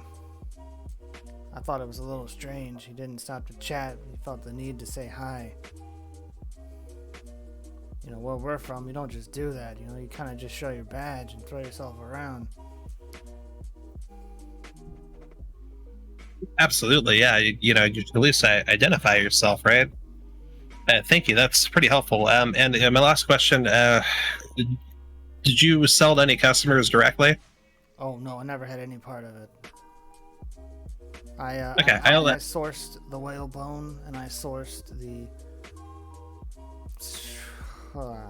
gumwood, and the algae. We make them look like eyeballs, you see. Okay. Oh, good. Is that safe for donkeys, do you think, by the way? Algae? Absolutely. Okay, perfect. Because I kind of gave one of them to Don Quixote as like a toy. You gave him an eyeball? Don Quixote is into weird things. Okay, well. He's a wonderful war donkey, though. That's an AI-generated image I need to see. All right. Yeah, no, that all seems up and up. All right. Well, thank you, Holland. Yeah, I only asked because I want to make sure, if you sold directly, then someone might, figured out like what you were selling and then gotten angry and yada, yada, yada. But if you haven't had any interactions with customers, then you should be good. I'll go talk to the guard and the captain. I'll do what I can to make sure, since we're not technically in North Era law area, that, they don't do anything dumb and try to arrest you or anything, because I'll have to bring out the army.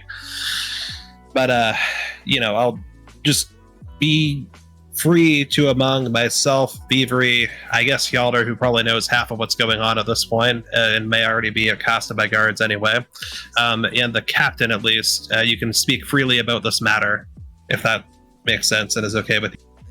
Of course, yeah, I'd like to keep it as low as possible for now.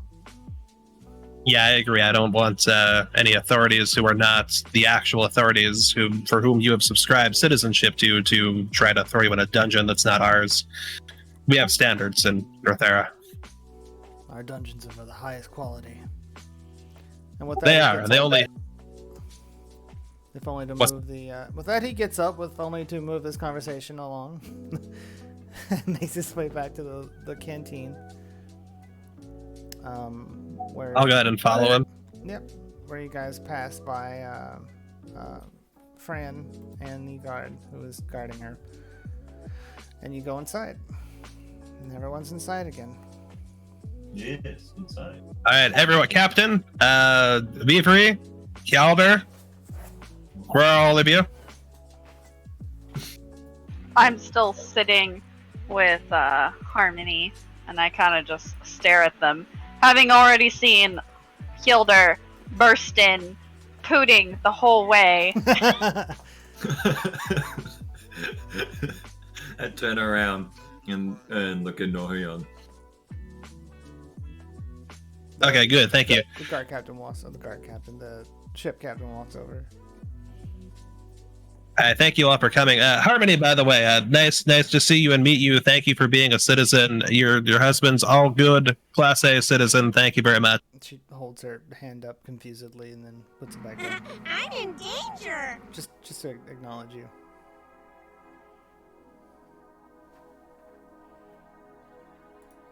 Okay, hang on. I'm sorry. A cat caught my tongue temporarily. All right, so I had a talk with my citizen. This has to stay between those of us here right now. Okay. Are we? Is everyone else out of earshot? Are we good? Everyone? No. You know what? No, never mind. She walks you to the corner. I just realized your beautiful tree background isn't on your stream. I know. I don't know how to get it up there. I tried before we started. It's okay. I'm fine with the black. All right. Well, so now that we're in a corner and I can speak to you all, so what my citizen let me know is that the smuggling operation that's going on that we found out about and told you about and everything is something he is aware of. Now, he did point out that nothing being smuggled is as it seems. If we actually examined the creature bones and eyeballs and stuff closely enough, we'd find out that they're fakes. They're not actually like endangered species stuff, but they are passed them off as such, which is a matter that I can deal with within my jurisdiction. Counterfeit. So I want to. That's the word I was looking for. Counterfeit, yes. So they're counterfeits, right? Which, but I want to be clear, I do not, as the Duke of Northera, and as this is my citizen, and the only other individual involved in this is now deceased. I do not want to pursue that crime any further. I will take care of anything that, stems from that, if that sounds okay. Sure, that's fine. Do we have any idea who the culprit is? Yes. We're So landing soon, and we cannot touch ground with a killer on the loose.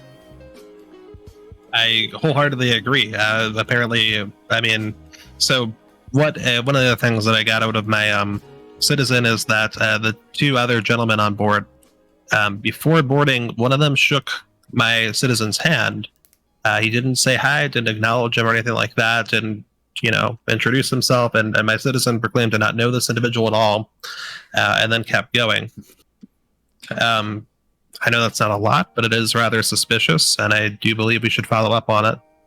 And I also believe that as I know my citizen now was involved in the same business that the deceased was involved in, my citizen may also be at risk, and I'd like to take care of this here and now if possible. Yeah, that's fine. What do you intend to do?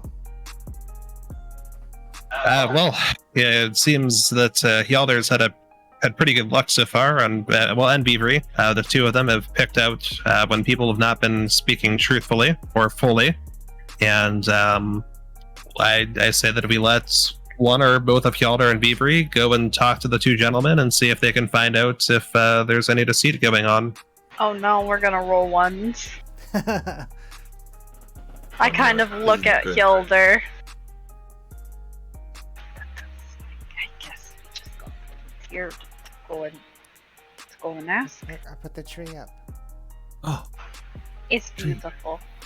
it's Does everybody like our tree? tree. This is what it was supposed to be all along. I realized, oh, I could just put images on there, like I have been doing. Yeah. Meanwhile, I've been doing this. Just feeding himself. It's been funny. It's really it has been. You had a tiny hand for a minute there. Tiny hand on your thigh. That's a hand tie. Apparently, when Wow. Hilder doesn't have access to alcohol, he just eats Yep. incessantly. Yes. Alright, so what are we doing? We're finding out deceiving? What are we doing? I suppose we have to go ask the two other gentlemen what they're doing here.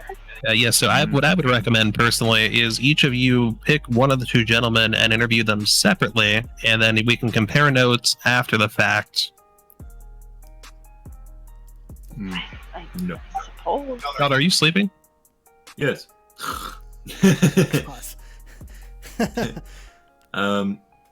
Alright, let's approach them then. Let's do some questioning. Okay. That's the plan. I guess that's the plan. Great. So you walk up to the two gentlemen who are sitting at the table. They're both sitting in one across from one Fliggle giggle. So they're sitting at the table across from one another with their heads down on the table. No. They are asleep. No. Now approach them and announce, "Hello." One of them, you startle awake. He's excuse me. Can I help you? You look a bit sleepy there. Well, it's been a long day. I'm sure you can imagine. May I speak with you over here? I'm Just want to have a quick who chat. are you? I'm Hildar, and we're investigating a disappearance of a person. My name is Averil, and this one over here is Aldrin, and he reaches over and shoves his forearm. Aldrin doesn't respond. He goes, what do you want from us? I'd like to ask you some questions. Some questions? Alright, well, let's hear them. Where were you during the event? I was out on the top deck. I was quite taken with the mesmerizing body painting of your friend here. I'll look over at on him. Hilder didn't what? see. Huh? Oh, what are you asking about, Hilder? I'm sorry, I'm kind of across the room from you, so I'm assuming you're calling out to me and asking a question. Oh, I thought you were with me. Never mind. All right, cancel. I thought you were Reverse. making a joke. I'm like, you don't remember that Vivri was painting herself? No, I do He not didn't remember. see. He was in the crow's nest. Yeah. Okay, that's fine. Well, then he wouldn't have known to Not at ask all. that question. But still, the statement stands. Whatever. I'll just say no, not at all. No, your elven lady friend here. Okay. And what about your friend over here? And I point over to the guy that's sleeping. Oh, he was with me the whole time too. Okay. What's your adventure here? What you doing? We're on vacation. What place? What do you mean? What place? The What airship. vacation?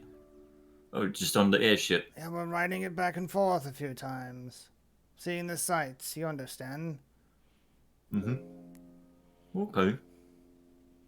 It's a cheap expenditure. The tickets are only 200 gold. Can you believe that?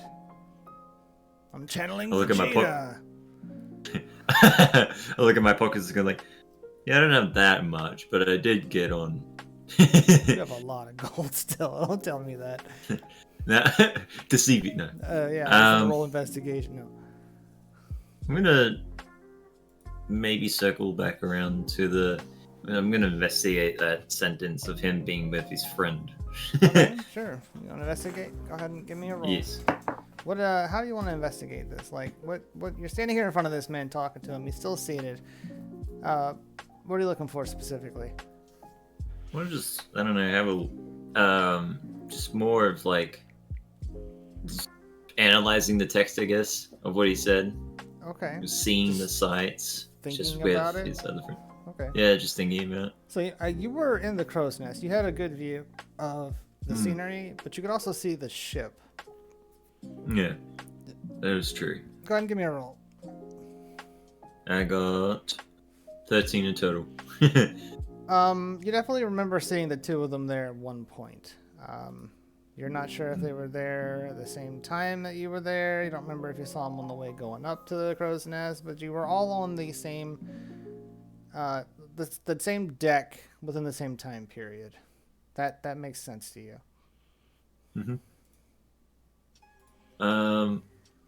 Okay. All right. Never mind. Enjoy the rest of your night sleeping. All right, if you say so. Walk away. The other guy not wake up? No, he did not. Still hunched over there. Yeah. So yeah, in fact, the other guy puts his head back down. Are you sure he's alive? He should be. He should be. We could check for a pulse. You're the one there. I left. No, you walked over to them by yourself. I thought you were with me. No. I thought you were with them too, honestly. Yeah. No, Cross walked off on his own. We never established where Vivri was. Okay, well, where are you, Vivri? I'm still over where I was. I haven't moved. You're with Holly. Harmony. Yep, I'm with her. Yes. Can I do a history check? Because I was on deck, and I don't recall anyone being on deck beyond a couple guards and Terran. Sure, give me the check. Let's see. Base roll 19. Let me see if I have any modifier. Nope, 19. Yeah, they were there. They were looking over the rail at the horizon. Okay. Do I remember if they were there the whole time? Yes. I mean, you were pretty absorbed in what you were doing, but they definitely made a run for the screen when you guys did. The other thing is the lizard man, Holland, said that he was walking about up on top as well. Yep. Do I recall him up there? No, you do not. Ooh. Alright, so have you walked back over, Hilder? Mm-hmm. What did they say? They said they were just sightseeing. That's all they said. They were very absorbed in what they were doing, and really didn't do anything else. They're here on vacation, just taking this airship multiple times. I do recall seeing them while I was doing my ceremony. They were at the railing, but they were there all the way up until the screen came. But Holland said that he was walking around up top getting air, and I don't recall seeing him at all. And Norhian, you were up here too. Do you recall seeing him up here? No, and I hadn't recalled the other individuals as well until recently.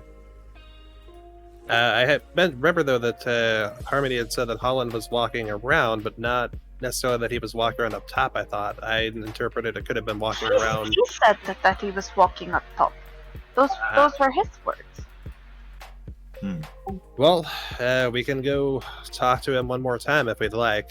Yes, because the thing is that I was up here longer than the rest of you, and there wasn't anybody up here when you ran down. And wasn't he already with Harmony when everybody ran?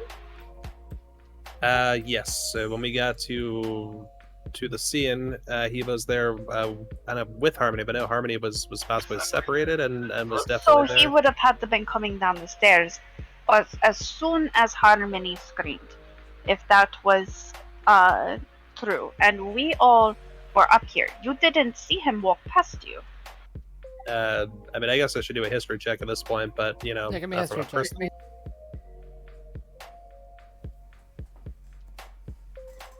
12. Hazel. Come on. Aw. In case it didn't come through, it was a 12, by the way. You remember him saying that he went for a walk? He didn't say where. Okay. And I don't recall seeing him up top, right? Right. Well, where else could he have been? Exactly. Yeah. Alright, let's go ask him. I did ask him earlier if he could describe the walk. Let's go ask him and get this sorted, then hopefully leave him alone the rest of the night. I legitimately don't remember most of them. Say what? I told Taryn that he said a lot of things that I legitimately don't remember most of. Taryn asked him if he could walk around with him to show him the path of the walk in order to get him to be led away from Harmony. We can retcon if you want. Well, no, this is No, what happened. And he said that wasn't necessary, that I see. she could go ahead and tell her. So he completely sidestepped that suggestion. But way earlier, when we originally asked where each of them were, originally Harmony said she was in her room laying down. Yep. And he said that he was getting air up on deck. And he specifically said, I was getting some air up on deck. Okay. So there's only one spot that he could have been, which is the main deck. Okay. So at best, he was lying about where he was walking. All right. But it still wouldn't make sense. He would have had to have been right on the stairs, and Harmony would have seen if he was coming from below deck. So, alright, so this is my fault. So I will have to do some retconning. He did go for a walk below deck. Those are poor choice of words from my part. Just so you don't get misled any further. He was not on deck. He did not go up top. He went down below. Okay, I do want to ask him one more question anyway. So if, to smooth out the retcon, Beaver, if you want to ask, one more time, where exactly he went on the walk, we could get it, canonically cleared. You're the Duke. Go ask your citizen. Alright, fine, I'll go ask him.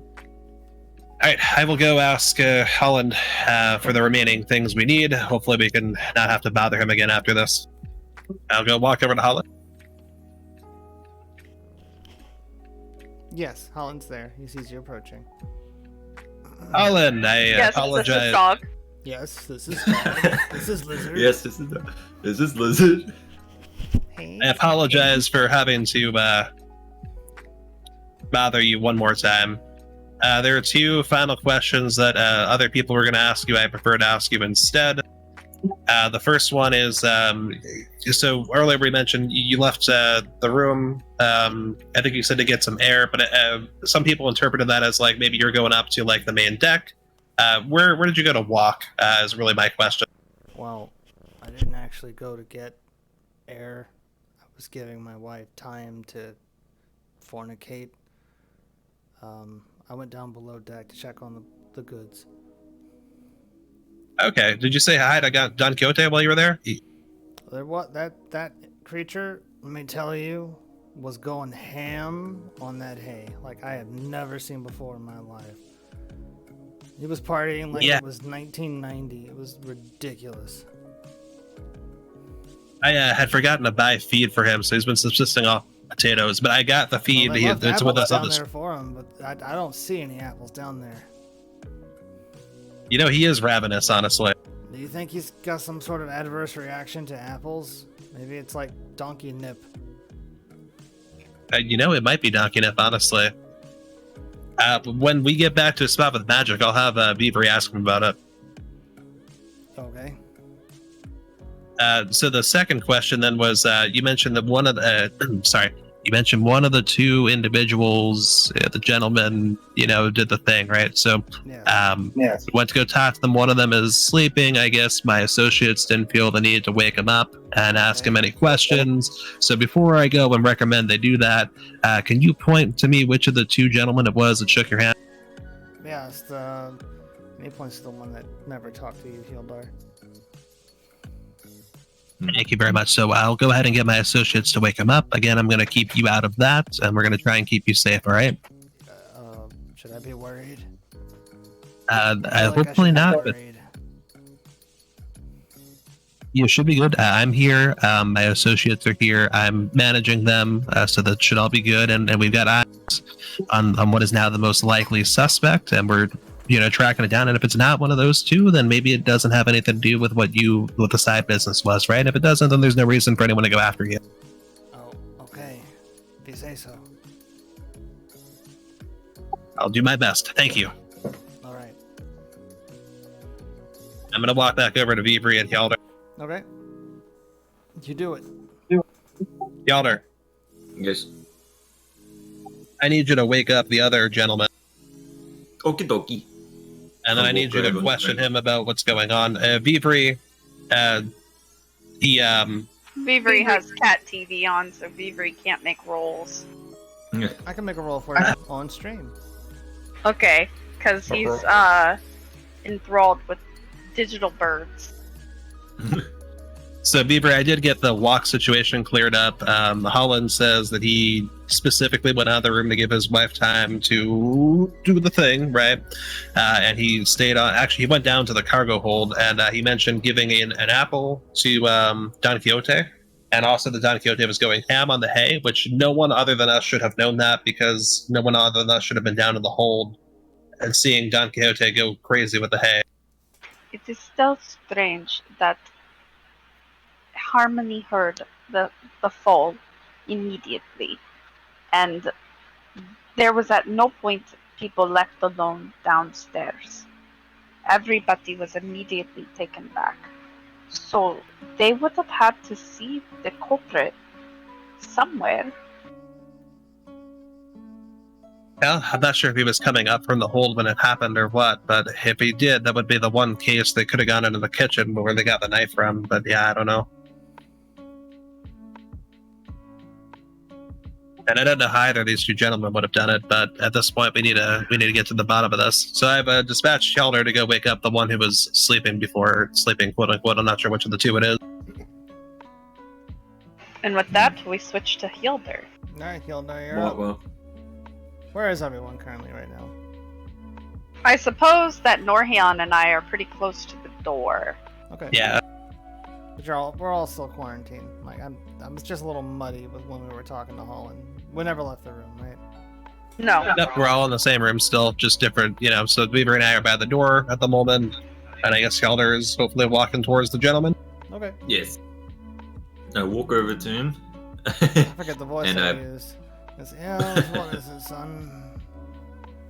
Is this the one that's the one that's not The one you talked to sleeping? earlier.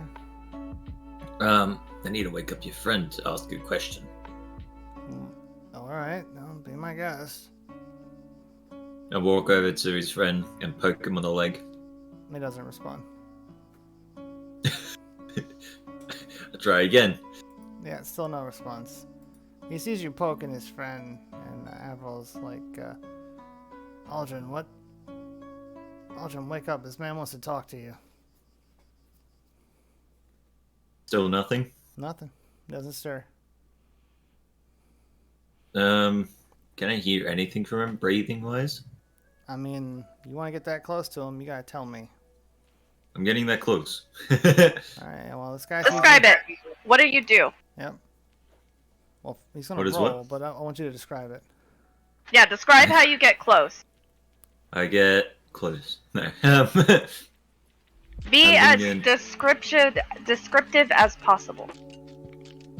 I lean in and poke him once again, but also leaning into his chest to hear. So, he's buckled over the table with his head buried in his arms. Oh, back. There you go. That's the word I was looking for. So he sees you doing this, and Avril stands up, and he takes off his hat, and he says, "Aldrin, come on!" And he swings his hat at Aldrin and hits him on top of the head with it. And you lean into his back. Go ahead and give me a Dex save. Oh god. no. Give me a medicine check, sir. Medicine check. Yep. Ooh. You're checking for Interesting. signs of life, right?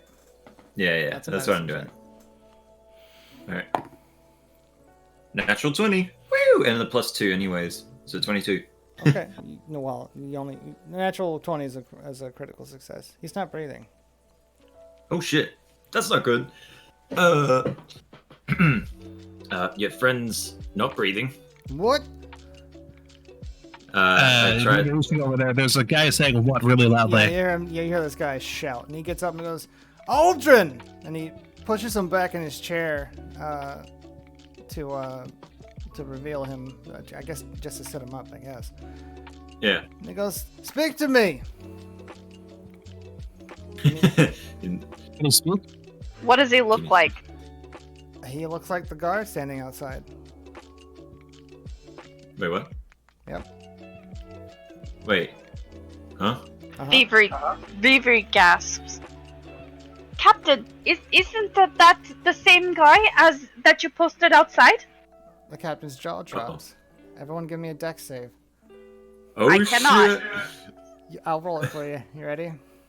Not Yeah, I good. don't know my modifier because I've got a cat. I'll pull it up. We can pull it up. I got an 18. We finally got something. Finally. Jesus. I told you to check it. Was I boring you? I'm sorry. Oh no, I was still trying to figure it out. I was confused as hell. Vivri has a +3. Alright, one sec. What do I get? Dexterity plus. Vivri has a +3, you said? Yeah. I think, Alright, make sure roll Vivri. Nice, 20. So we got I 20. got What'd you 15. get? 15, Noriel, 15 in total. No, yeah? Norion, what'd you get? Norhian is giving the cat a treat. Okay. No. Norian rolled 18. 18, great. Whoa. So you all, at this revelation, instinctively feel something happen, and you all brace yourselves. How do you brace yourselves? This is very important. I flop on the deck and just, Flop like a fish. and I don't flop like a fish, but I flop on the deck and I just go flat. Okay. What does it feel like? What am I feeling? It feels like you're not standing on anything all of a sudden. Oh shit. Is the table bolted to anything? No, tables are just loose. That's up to you, though. You tell me what you're doing. I'm gonna give you a few seconds to answer me. I grab onto the side of the wall. I'm gonna try and grab onto anything that's poking out. Like anything that's solid. You grab onto Holland. Who grabs onto a windowsill? You jump into his arms and wrap Alright, y'all ready for this? yourself around him a la Scooby-Doo. I'm just gonna hold onto the wall, I guess. Do what Vivri did. Oh my god, there's so many rolls. Yep, that's a lot of rolls. I'm gonna take a mean here. Alright. This is what happens. You guys suddenly feel the ground beneath you give away. It's a really strange feeling. It's a feeling of free falling. As everybody in the room starts to dart towards the ceiling, you all brace yourselves in various ways. I'm going to say, Norion, you've got a hold of the rug, which, as you know, is nailed and bolted down to the floor. They did their best with this red carpet. Yep. Vivri, you got a hold of some sort of wooden outcropping on the side, and you don't go flying away. And Hildar, you turn, and you and Holland make eye contact as you grasp his legs with all of your might, and he grabs onto the windowsill as you both leave the ground. Okay, what does Harmony do? Harmony goes flying. Oh no. She hits the ceiling. I'm assuming the dead body hits the ceiling. Oh, yeah. What about Captain Lysandra? I'm serious. You guys were the only ones who did not go flying. Highland Pass. Everyone else is tumbling about in this open room. No. Very briefly, while you guys are falling, the stability returns and you go falling back towards the ground. Everyone who isn't, holding onto something. So people and tables and there's eggplant pie pieces that are flying around now. All come tumbling back down to the floor. My God. There are scattered screams. Yeah, scattered screams. Everyone's panicked. One of the guards goes out the window. No. I look at Norhion. I told you that the captain was in trouble. Okay. I'm gonna try and prestidigitate the small green mark on the red carpet. It's gone. You cleaned it. I'm gonna make a green mark. It's back. You put a green mark on the floor. So magic is now available. Everybody have magic. This is bad. That means the wizard is either the villain or they are dead. They are dead. I'm telling you now, they are dead. Okay, we should get out there now then. All right. Before you do that, give me an Arcana check. All of us or just him? Just him. You can try if you want. I'm going It's an to eight. need you It's to an do 8. it. Yeah, let's do everyone, please. Okay. Shit. I got 6. Okay.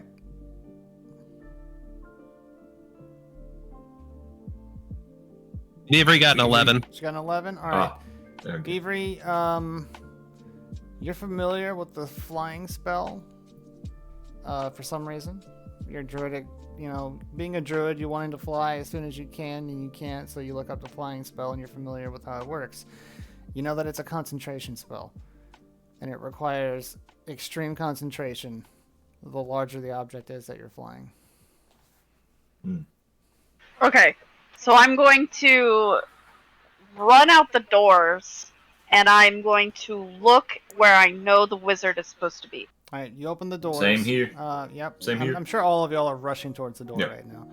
Yeah. So the door's open, and what you see is a scene of chaos. There are free-floating barrels that have been tossed over the side. There are ropes strewn about. The mast is bending in ways you haven't seen anything bend before. The wizard, who was standing stalwartly the entire trip, is standing with a sword in her chest, fighting every single breath she can to keep this ship flying. And on the other side... Can you save her? Sorry? I was asking Avery if she could save her.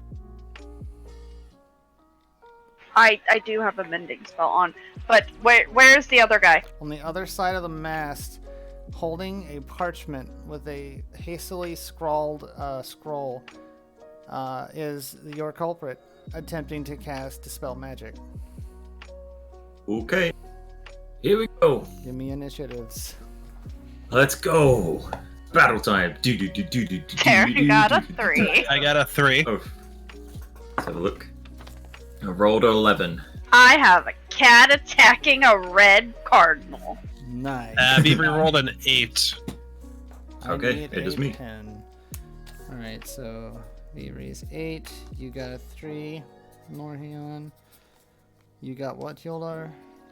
11. 11. Okay.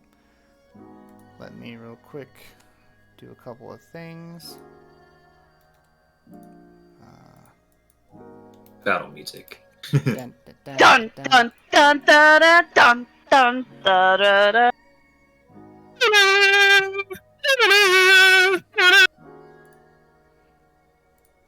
Just give me a moment. That just got Pan's attention, by the way. Nice. Yep.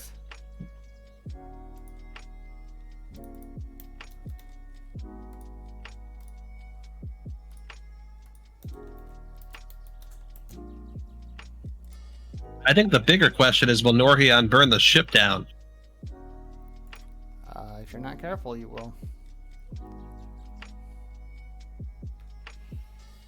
Alright. New poll, everybody. Well, no, you get knocked out. Yes.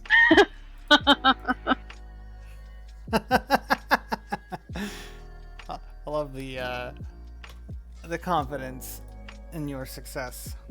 All right, I have stat block.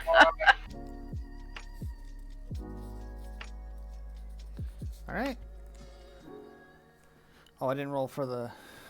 Ow, he's. Is the captain joining our fight?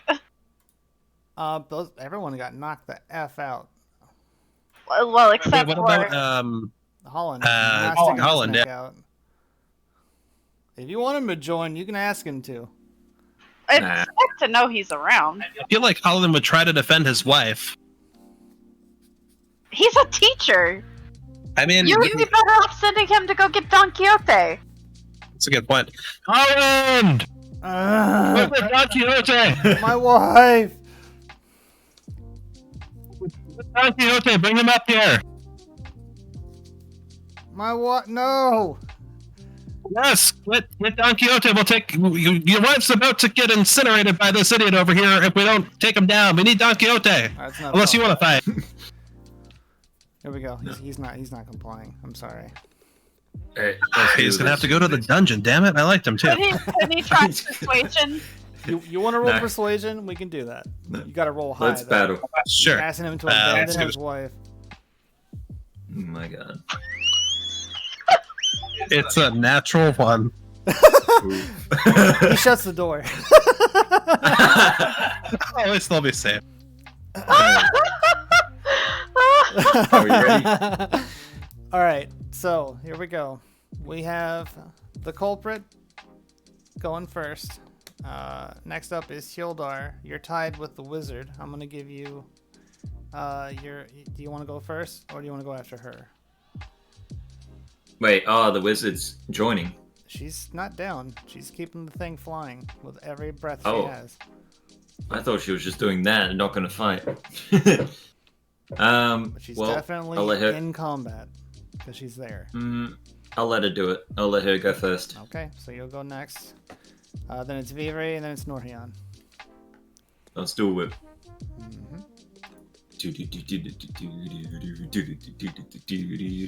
Alright. First up, culprit. He's gonna spend his turn trying to cast this spell.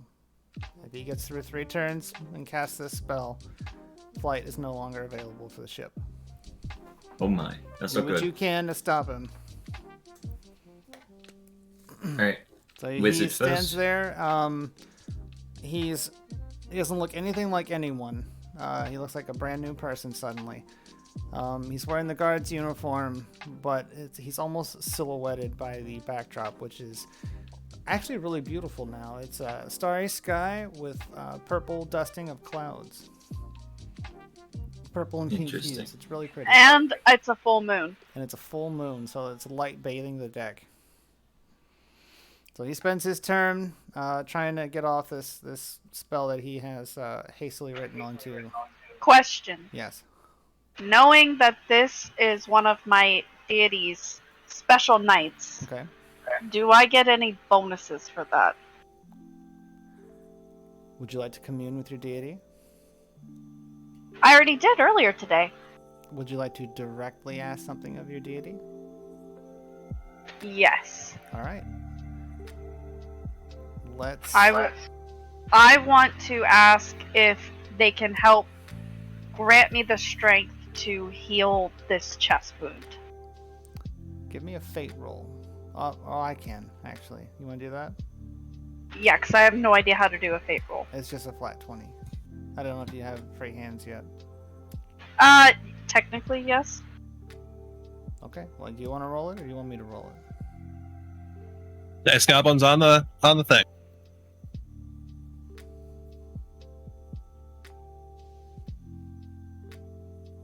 I got a 7. Okay. So you ask this question.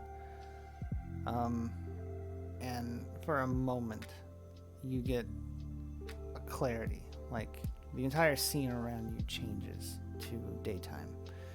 It changes to a time that you weren't on this ship before. And you see the wizard standing there. And she's holding her chest. And she's holding her vigil. And then you flash back.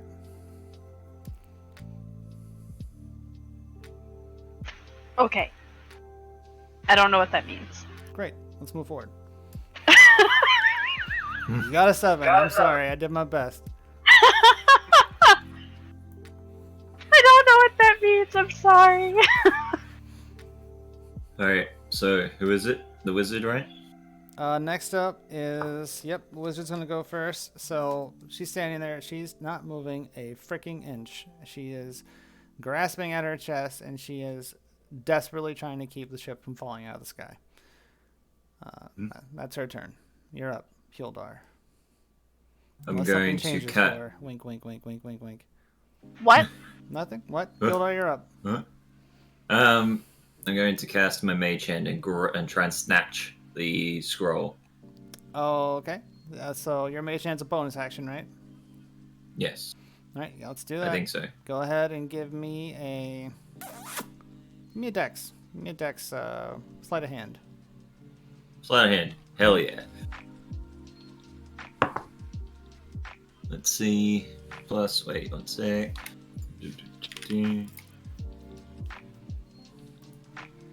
Oops. Oh, there we go. In total, 16. 16? Okay. Let me contest that.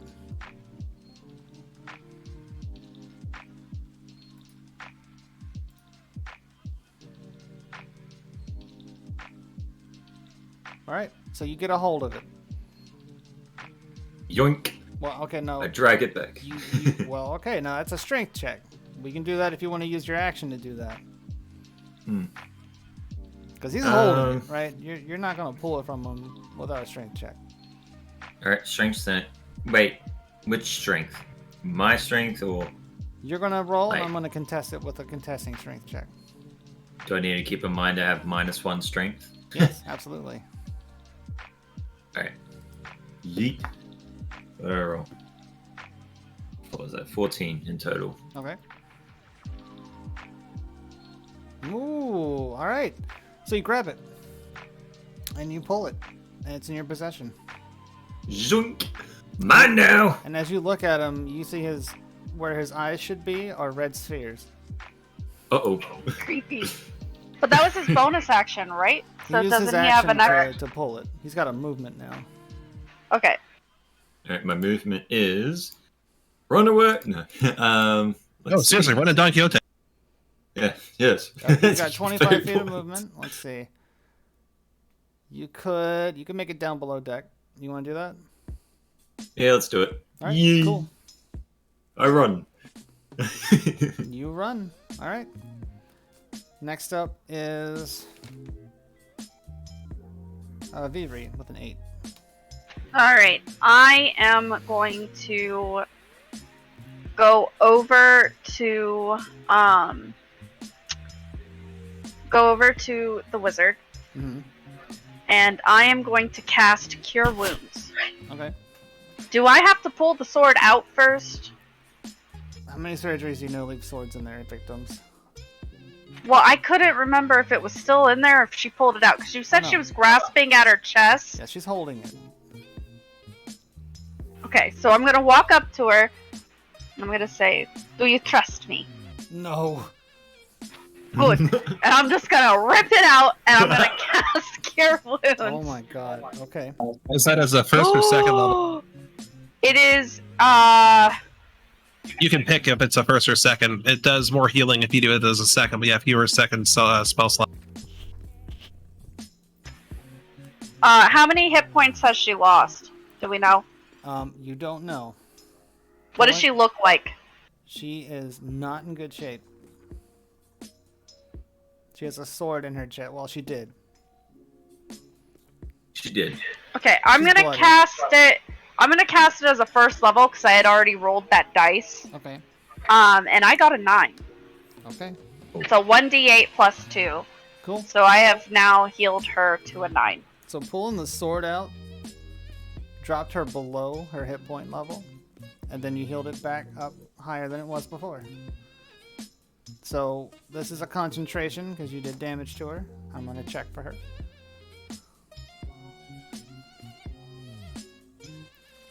And she maintains concentration. Nice. And Look she at your screams- shock pick! And she screams in pain as you rip the sword out of her chest and heal her back up. Is that your turn? Don't I only have one action right now? You can move. You have a bonus action if you want to turn into the archer. My bonus action, do I have to turn into the archer, or could I use guidance? Well, you'll have to tell me. I don't have your character sheet open. Is guidance a bonus action? I don't remember. I know it's an at will, and it says touch buff, but I can't. There's a tab that says bonus action on the actions to the right. If you click that, it'll take you right to, so those are the things you can do as bonus. Okay, so then, yeah, I'm gonna go ahead, because I'm assuming this is gonna be a big fight, so I'm gonna turn into my archer form. Okay. You can fire as a bonus action. Hold on, I have to click it so that it tracks that I've used it. Alright, so I'm going to fire, I believe it's guiding bolt that I fire? Starting form archer looks like its own attack. Yeah, it does. Okay. You pick the archer for the attack, or you pick the goblet for the healing. Yeah, I picked the archer. Okay. So how does that work? Let's do that. I'll pull you up. Let's see if I can help. Thank you. It's been a little while since I've had to use the starry form, so. So this is so you'll roll to hit versus the his AC. Okay, so I click the +4 to roll to hit. Yep. I got a 16. That's a hit. And then I got a 6. Okay.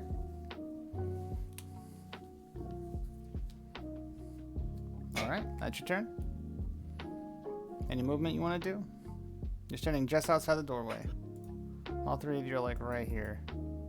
I am going I ran to away. position myself in front of the wizard so that if he tries to hit her, he has to go through me. Okay. So you're going to. Yeah, is my stream still open for this? No. No. All right, piss on Nope. it then. Yeah. We'll just go I'm back body over. blocking. Yeah, that's fine. Yeah, so you stand right in front of her. That's cool. Yep. Norhyun, you're up, man. By the way, the poll said that he was absolutely going to get knocked out. Oh boy. Oh yes, absolutely. Alright, so I have a possible clarification question here because so looking at a wall of fire, No. it seems to suggest I can control this well enough to not set the ship on fire because I can choose what sides are hot, what sides are cold. Okay. So if I make a wall of fire tightly around the individual who was doing the thing and set the hot side to go inside but to not go close to the deck, so it's more like, the upper 75% cooking, because we go up to 20 feet high, but I'm not even going to go that high with it. Is that going to be at all at risk of setting anything on fire other than the individual in question? As long as you control it. I mean, that's what the spell literally says, right? You can control what side's cold and what side's hot. Okay, yep, it does, yeah. It is concentration for up to 1 minute, so if we need to do concentration, if the only risk is if they break my concentration, that makes sense. Yep, you just gotta make your wisdom save for your concentration. Alrighty. So first I'm going to move shoulder to shoulder with Beavery to likewise protect the wizard, and also provide an extra if they get in melee range. One of the two of us are going to be in melee with both. Okay. Then I am going to cast Wall of Fire, and I'm going to cast it. This comes from my Staff of Fire, which I have pulled out.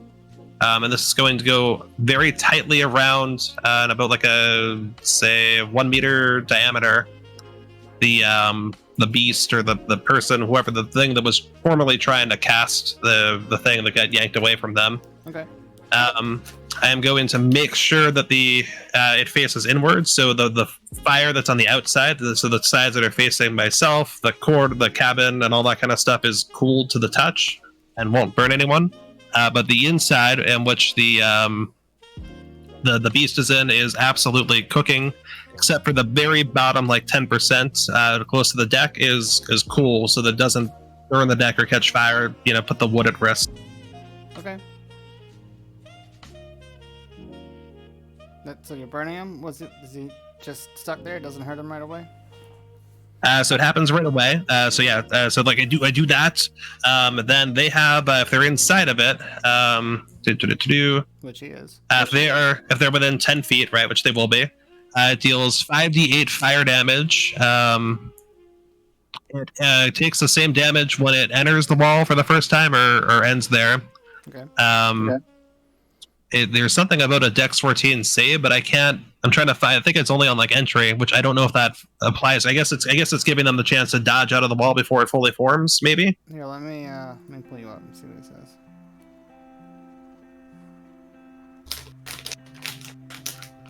Okay, yeah. When the wall appears, each creature within its area must make a Dex saving throw. Okay. On a failed save, the creature takes 5d8 fire damage or half as much damage on it. So they're going to take either. I guess I'll roll 5d8 then divide by 2 if they succeed the save. What's the dex save? The dex save is 14. He saved. Oh boy! All right. Well, He did a somersault over the wall. well, in the process, he still took 11 damage. I rolled 22 for the 5d8. Divided that by 2 for 11. Okay. 5 damage it is. Oh no! I rolled. Oh, do they have a? Oh, mother shit forks. What happened? Great. Back to the top of the round. Hjalder, they took half as much damage as they should have. That's what happened. No. Unless you want to do a me movement or any bonus actions. I'm sorry. I don't want to skip you. Nope, I already moved. I don't really have hit for bonus. Well, I could have double cast spells, but we'll hold off for now. Okay. All right, Hilder, Hmm. have you made it to Don Quixote? Oh no, I made it like to the just because remember it's an action. Oh no, action. It was a bonus action. He moved 25 feet. His movement. So he's pretty much where the corpse was in that general area, coming down the stairs. Mm-hmm. That's where I am. Because he Well, didn't move it's from the your door. turn, right? Yeah. Who is his turn? No, it's the creature's turn. Mm-hmm. And let me tell you, he's coming for that scroll. Oh yeah. So let's see here. What is his movement speed? I didn't even look. Oh, it's 40 feet. Am I in trouble? Oh yeah. You're Oh fuck. What's Wait, Cross, you were like 30 feet away when you used Mage Hand, right? What was it? You were like 30 feet away when you used Mage Hand, right? So you should be like 30 plus 25. You should be like 55 feet away from it, right? At least. That's not what he said. Uh, He grabbed it at the door and ran. Yeah. Like I used my mage hand to grab it, and then once I grabbed it, I took it with my actual hand and ran down. Ran downstairs. So he's gonna run through the fire. What's he do? What's that happen? What's the damage? Oh, he runs through the fire. That is 5d8 damage. Let me get that roll for it. Pull it up. I've been running through the fire. I've been running through the ship to get to you. 26. Nice. 26. 13. Damn. I should have used hide as my bonus action. Damn it. No, you used Mage Hand. No, my bonus action. No, I got Mage Hand is the bonus action. He summoned it. Now you have it. Oh. Yeah, it works different in combat. No. So great. He runs through the fire and he runs past you guys. You get an opportunity attack if you want it. Abso-freaking-lutely. Yep. Is he within melee range? Oh yeah, he's running past you. He's gotta get downstairs. Excellent. I am going to use Inflict Wounds. Great. Let's have it. What's that do? Alright, so Inflict Wounds, the exact wording says, make a melee spell attack against a creature you can reach. On hit, the target takes 3d10 necrotic damage. Okay. So I have a +4 to hit. Let's have it. That is 7. Not gonna do it. Damn it! Oh no. He Um, sees you so coming are we- in and Shakira hip shakes out the way. And that still counts as spell slot, right? No, reactions do not count as spells. Oh, good. Ooh. Oh, so we can use spells, but they don't count as spells. Nice. No, only if hers is specifically a reaction for her, right? Or did you use a regular spell? I was going to use a regular spell, yeah. You cannot use a regular spell as a reaction. Oh, well, then I guess I don't do that, and I'm going to use a different... I'll count your attack roll as a physical attack roll. Because if you click on actions, it says you have... Let's see. Oh, I can use Guiding Bolt at 120. Oh, wait, there is an Inflict Wounds. Do you see under actions where it says reaction? Go 2 over from your current one. There you are. What does it say for your reactions? Nothing. Opportunity attack. Opportunity attack is a melee attack. Okay. So melee spell attack is different then. Well, you can't cast a spell as a reaction unless it specifically is for a reaction. There are spells that are reactions, like Shield is a reaction spell. Oh. See, we haven't had to deal with this yet. Yeah, most people don't charge past you guys. Actually, some of them do. Just, I don't think past you specifically. No, not normally. Okay, so I'm going to use my... So I can't use my ranged weapon. I need to use my melee weapon. So I'm going to use my melee weapon. I'm going to treat your previous roll as your roll. Unless you would like to roll... no, my hit DC is higher on my dagger. Okay, go ahead. Give me another roll. Which is a 19. Alright, that's a hit. Roll me the damage. It's piercing damage. So it is a 1d4 plus 4, so I got a 5. Okay, 2 damage.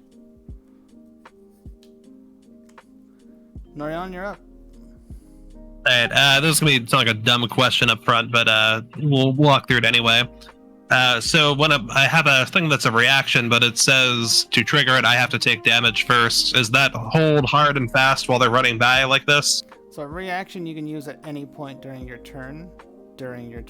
This opportunity attack is not a reaction unless he's hitting you. And he's not. Okay, cool. He's just running Gotcha. by. Alright, let me go to combat.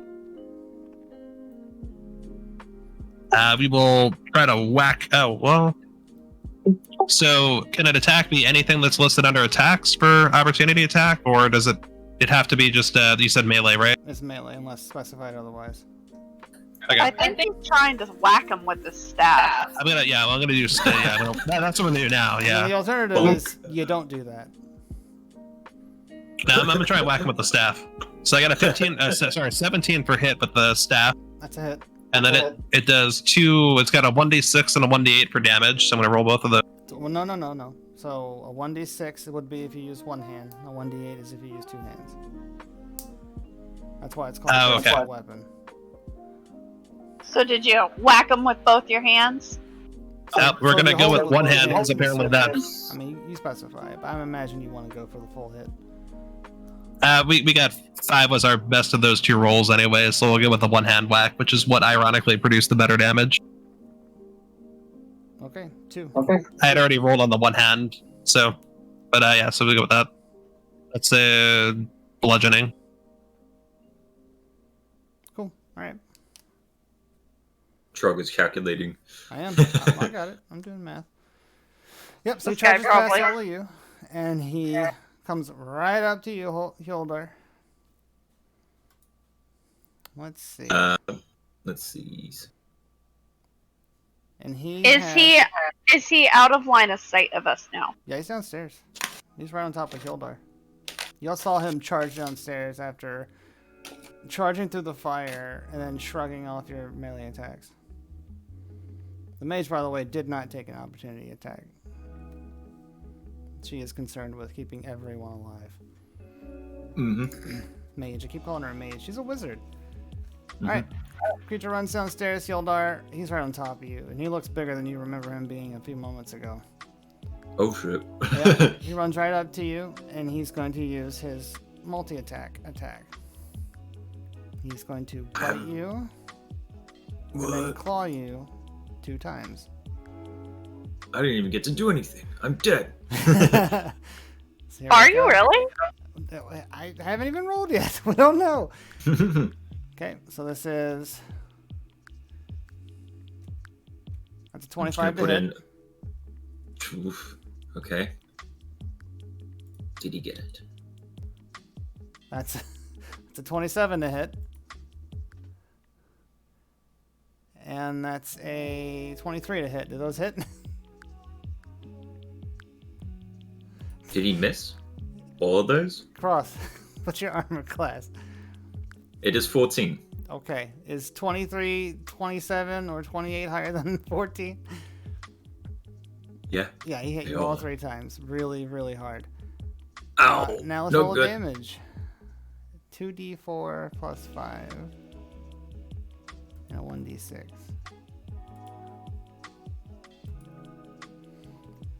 2d4.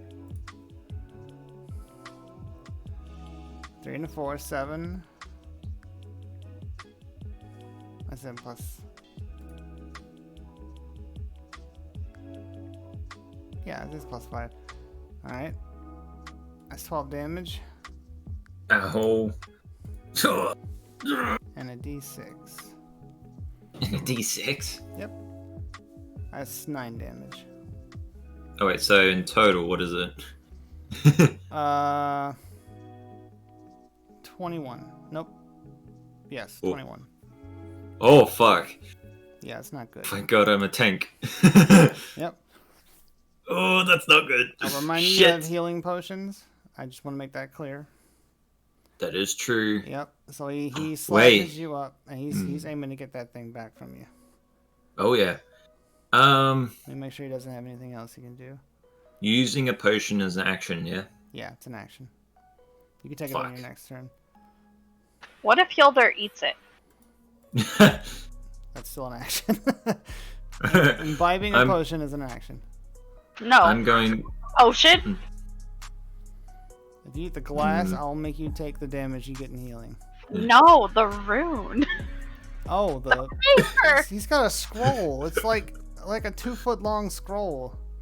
I tell you what, eat a letterhead 8.5 by 11 piece of paper in 6 seconds, and I will let you eat this thing. It's in your possession. Let's see, who's up next? It is the wizard, who belays her turn and continues to fly the ship. Hildar, it's your turn. You just got effed up by a big black silhouetted demon with red eyes. Is she doing it better now that she doesn't have a sword out of her chest? If you hadn't healed her, y'all would be falling right now. Oh. I'm going to, because movement's a free ability, I'm just going to move back slightly and quickly. You're in melee range with him, and he's engaged with Oh, you. yeah. Still, You will I'm take just an making the opportunity. scene. Okay. I'm going to pull from my bag and potion of invisibility, try not to drop it, and chug it. Okay, you do that. Boop. I disappear. Bonus action. Alright. I'm going to disengage.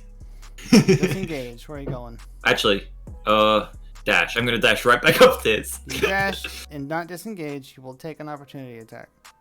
Even if he's invisible? This thing can see you. You see him Oh, staring right at you. Damn it. So I that feel didn't like- work. I feel like that would be an important. I didn't tell him to important. take an invisibility potion. No, I mean before he chose between disengage and dash. That's metagaming. Wow. It's not medicating for him to be staring into his soul. That is describing what is visual. Well, I'm screwed anyways. So what are I'm you just doing? gonna dash. You gonna dash? I'm Okay. dashing back upstairs. This is not good. I'm going to die. Probably. Oh, you could actually dash. If you're gonna die in the flames. Can you disengage up the stairs? Alright. He could if you wanted. Do you want to? Yes. Alright, go ahead. You're free. You go back up the stairs. Disengage. You can get just Up as the far stairs. as you can get to the front of the quarantine door. Well, yeah, I'll get there. Or, hear me out now. You can climb the crow's nest. No, I'm good. I need backup. Okay. You get to the door. You're fine. The demon's downstairs. You explode. You explode. I'm The ship invisible to everyone. explodes. Shrapnel and bits go everywhere. Yeah, the problem with that is I can't see you to heal you. Yeah. So Nope. I hope you have a healing potion because you're gonna need to take it. He's upstairs. He's invisible. Oh yeah, that's right. Yeah. Oh no. Well, to everyone else. So you see the demon go down. Y'all still think Cross is down there. I mean, Kildar's down there. Viva, you're up. So the way people usually handle this, talking's a free action.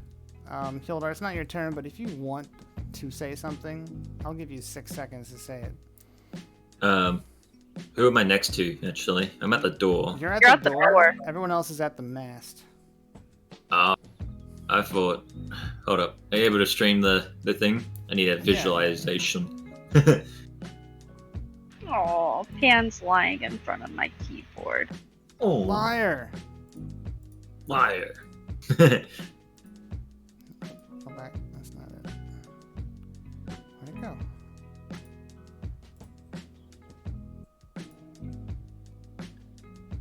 Is using my hat a free action?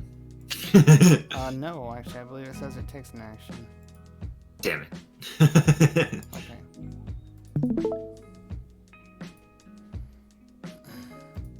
You're standing here again. Okay. And Vivery and... Everyone else is right here. Oh, okay. Shit. Y'all are about 10 feet apart. Oh, okay. That's not too bad. Well, free action. It's I don't want to further distract than them. I can touch. Yeah. I have And I to don't be want to in distract range. them. So He's gonna come run back up.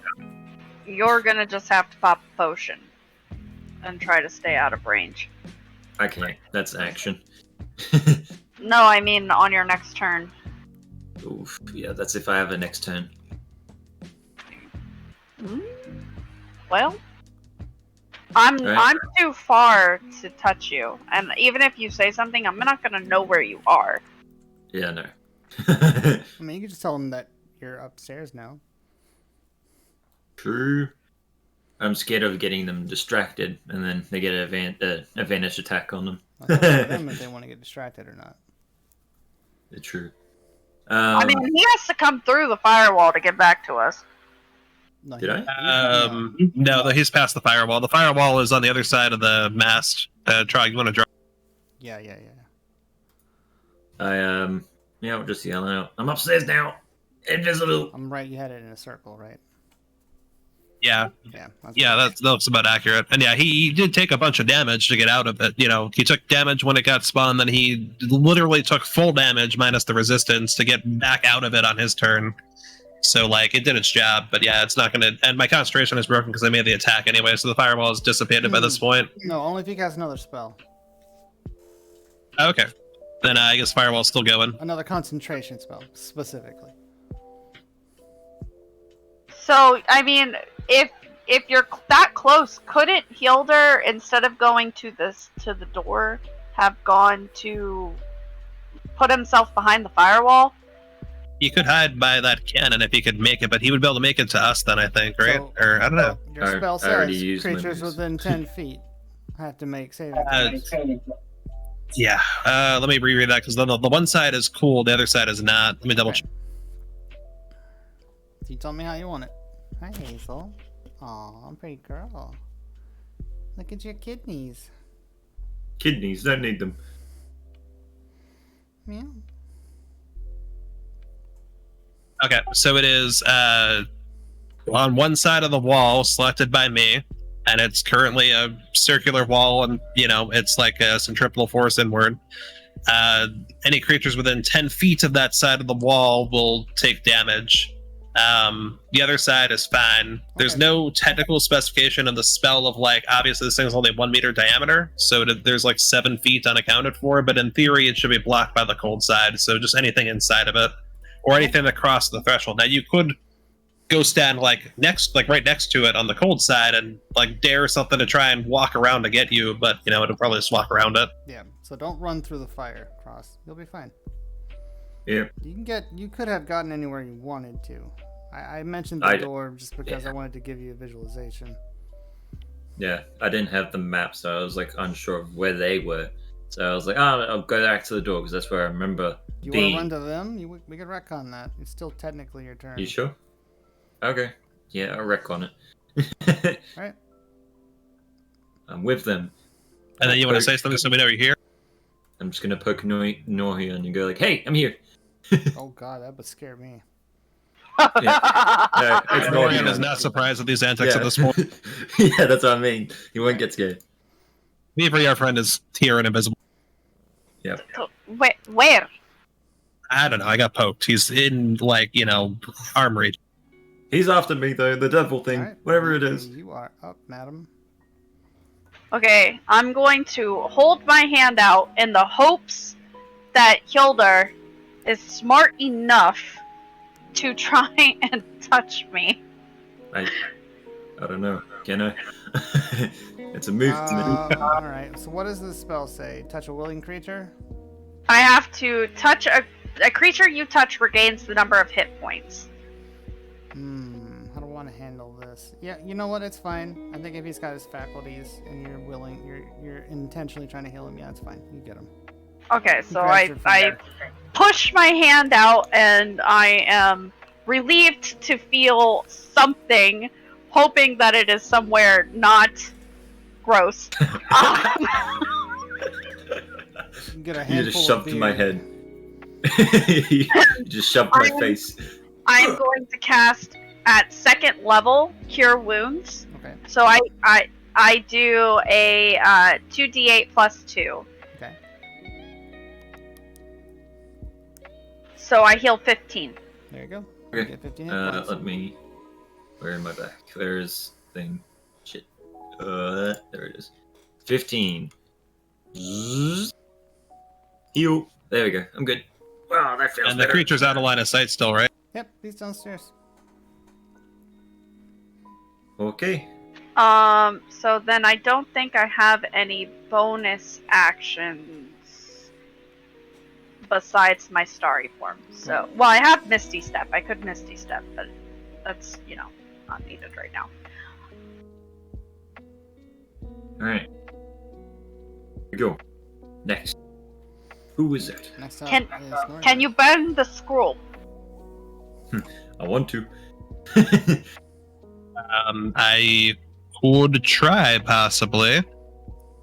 It, given the creature has magical resist. Well, this was hastily scrawled, right? It's a shot. He's not here, so you. That's true. I could just cantrip it, yeah. Can they see me now? Because I've been touched. Doesn't that disturb the thing? If you take No. damage or Okay. you perform an action, you'll break out of it.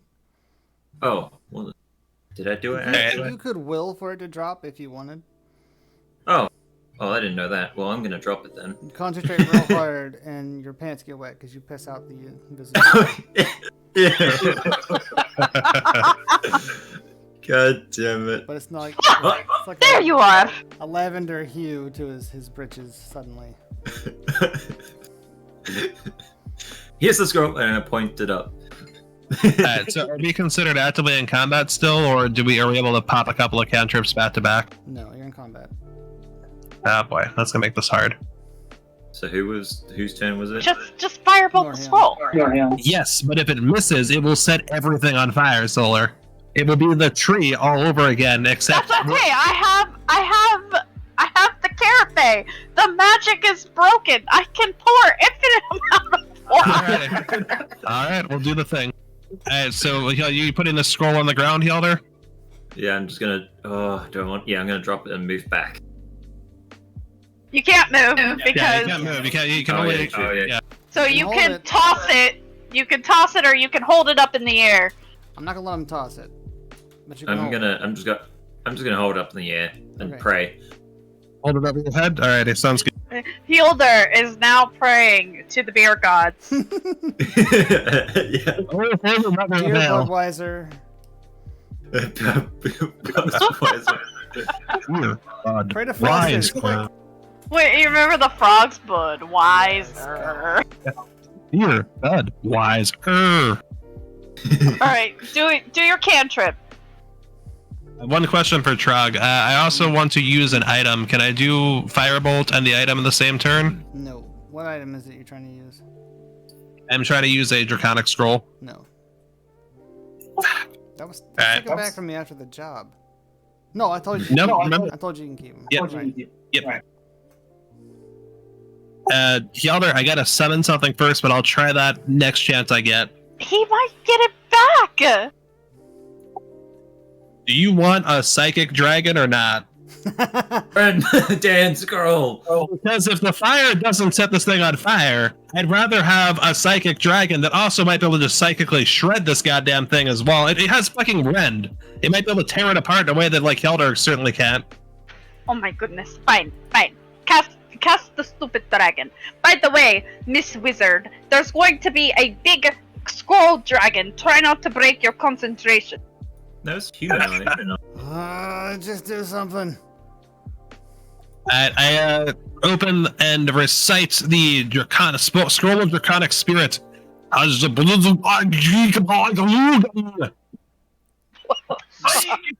what does it look like? That looks like a 5-foot tall, super beefcake dragon with this giant, like, you know, the dinosaurs with the like the helmets with the spikes around their head. It's got a brain like that, but it's completely helmeted and like super tough. Okay. And does it have to roll initiative? Because it just came into the thing. Yes, it does. You want to roll for it? You'll control it. What? Sure. Hi, so, honey, I gotta sit up. It rolled a 15, so I guess I can go right after me for this, and then it'll go first next turn. After the actually this is the beginning of the next round, so yeah, it'll go first actually. Alrighty, so so let me see where I put this. Here it is. Okay. Which family did you pick? I don't remember. I picked Psychic, so it's a gem, Psychic Gem Dragon. I'm not sure what color for gem that is, but the thing just gives you resistances, so you pick the resistance you want, and that is also the dragon's type. Okay, what'd you pick? So it's Psychic. Okay. So it shouldn't be able to set the thing on fire by using its breath attack.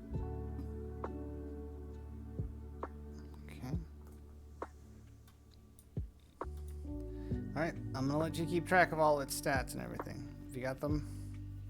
Yep, I have the thing pulled up. I've got everything I need for it. Sounds good. What's it doing?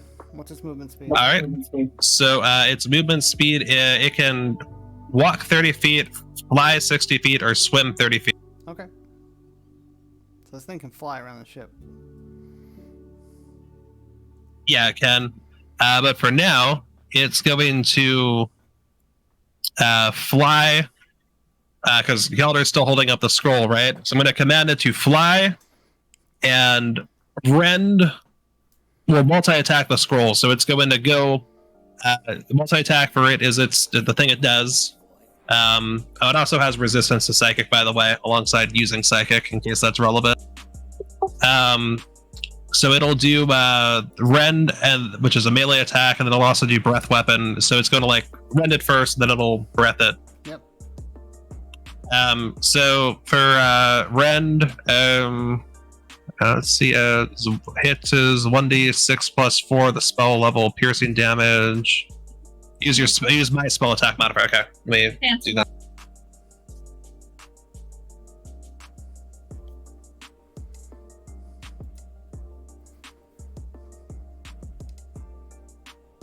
Uh, 16.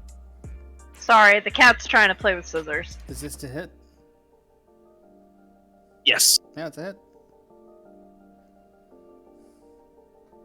All right, it's going to do 1d plus 6 plus 4 plus the spells. And this, what level is this scroll? Is level 5. All right. So 1d6 plus 9.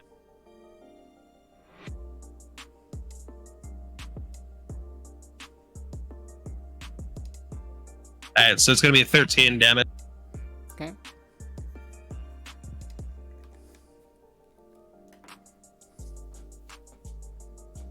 This cat's trying to play with scissors. Nice. Yeah. So now that we have done 13 rending damage to the scroll, how's the scroll looking? That does it. You tear it to shreds. Awesome. We don't have to try and like subject Cross to a dexterity saving throw for a psychic breath attack. So the I'm going to command the dragon to fly down to the top of the stairs and to guard, be ready and guard those for when the creature comes back up if it does. Okay. I don't know if you saw that whole time. I made it so it looked like I was holding it. Yeah, I did. Saw that, yeah. Alright, Cross what is are we having doing, so Cross? much fun. Is that the turn? That is the dragon's turn, yes. Okay. Next up is the demon, who is going to come back up the stairs. So let me have a look here. How much space does this dragon occupy?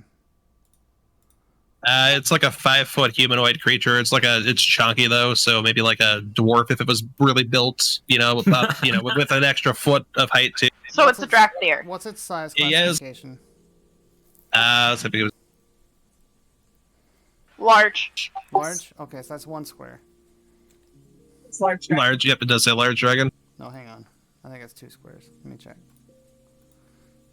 5e large size. 10 feet, so that's 2 squares. Damn. Alright, yeah, so I can guard both of those steps. The dragon goes, "Rah! Yep. I'm Deathwing." Oh god. Okay, so the demon down below looks up the stairs, sees the dragon. All right, he's coming up. How does the demon react to the dragon? He comes right at it. He's not at all. He has no reaction to it. He's just like, yeah, it sounds about right. He hasn't said a word, made any indication that it cares one way or another about anything, and it's coming up the stairs. Oh, hi, me. Alrighty. So it's gonna run at the dragon and use multi-attack. So the dragon gets an opportunity attack first, right? For what? Because it's entering melee. No, it's only if you're leading melee. If you have Sentinel and a polearm or polearm mastery, you can do it for entering melee. Okay, gotcha. Okay. You want all the attacks you can get. Alright. Yeah. So he starts to get to the dragon. He gets to the top of the stairs the dragon's guarding and immediately goes in. We're gonna multi-attack.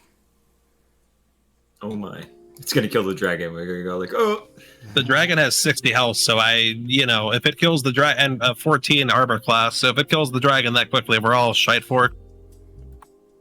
There's my Facts. Alright. Here's my hits. Oh, my bad. Its armor class is 19. Never mind. It's 14 plus the level of the scroll, which is 5, so it's 19 for the AC.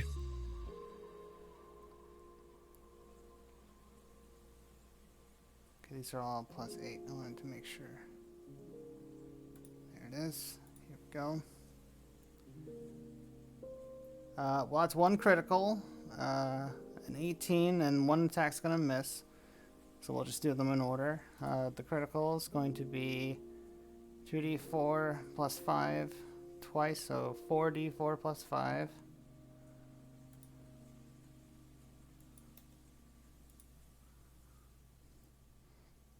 Oh, I can't see that number. 9, 10 plus 5 is 15 damage. That's 1 attack.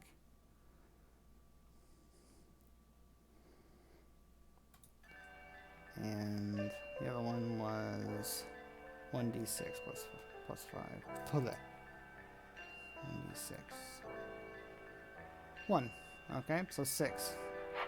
So 15, 6, 21. And so he gets to the top of the stairs, sees this dragon, and just pounces on him and starts slashing and biting. Doing 21 damage, where he stays in play.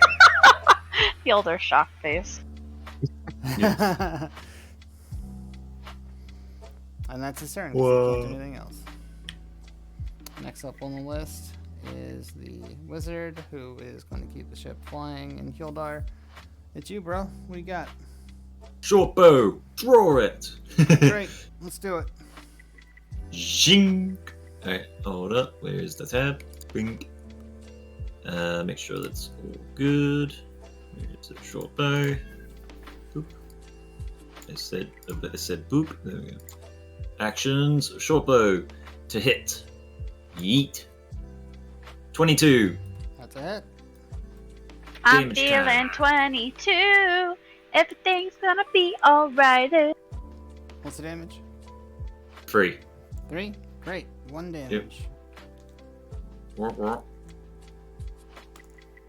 Just see the arrow just get flung into him and it just bounces off. Yeah, just gonna flex back off. Like, Oh god. Not good. I'm just gonna. That's my turn ended. you've got a bonus action. You've got several. Do I? Bonus. I only have 2 weapon You fighting. forgot to apply your sneak attack. Do a 2d6, I think. What level are you for? Yes. Question mark. IE sneak attack. Level 4. Sneak attack. Where is that? There it is. I think that may have applied it. I'm not sure. No, it doesn't look like it.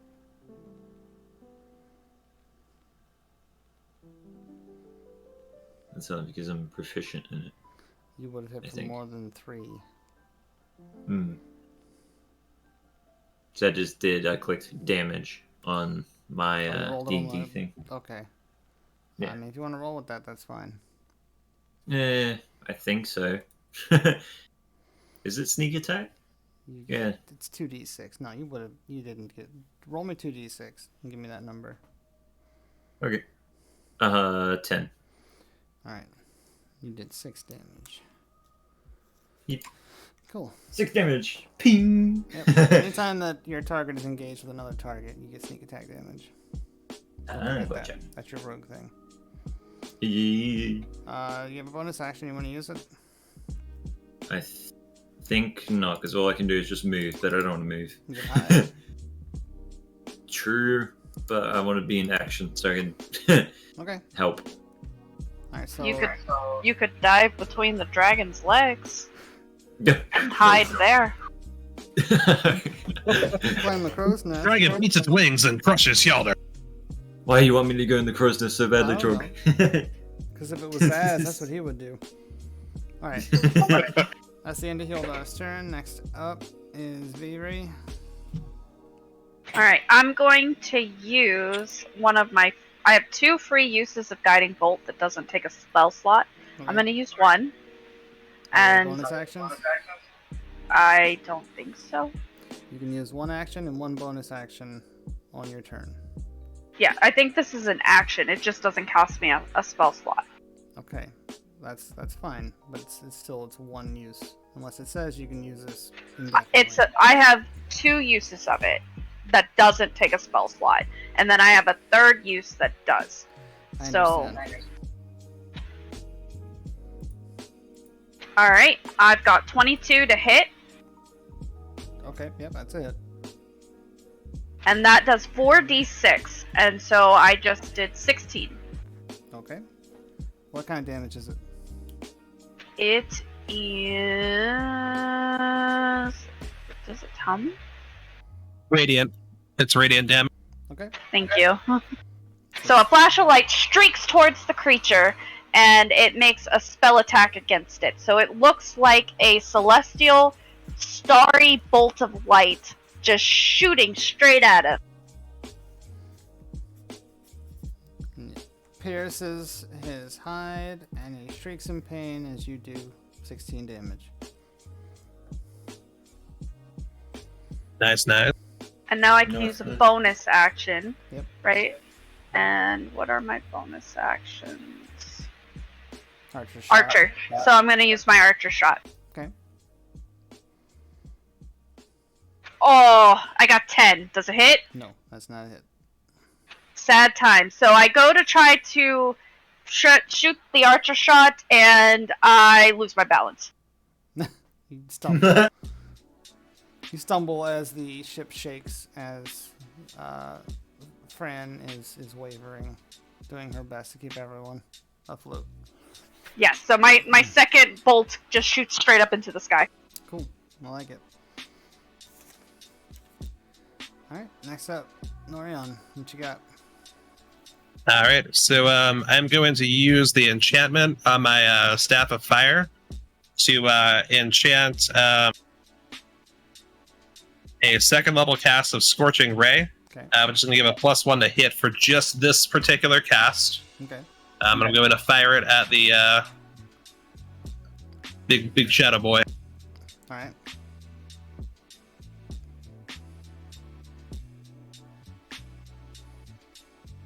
We have a 9. Nope. A 12. Nope. No, sorry, 13. 13. Nope.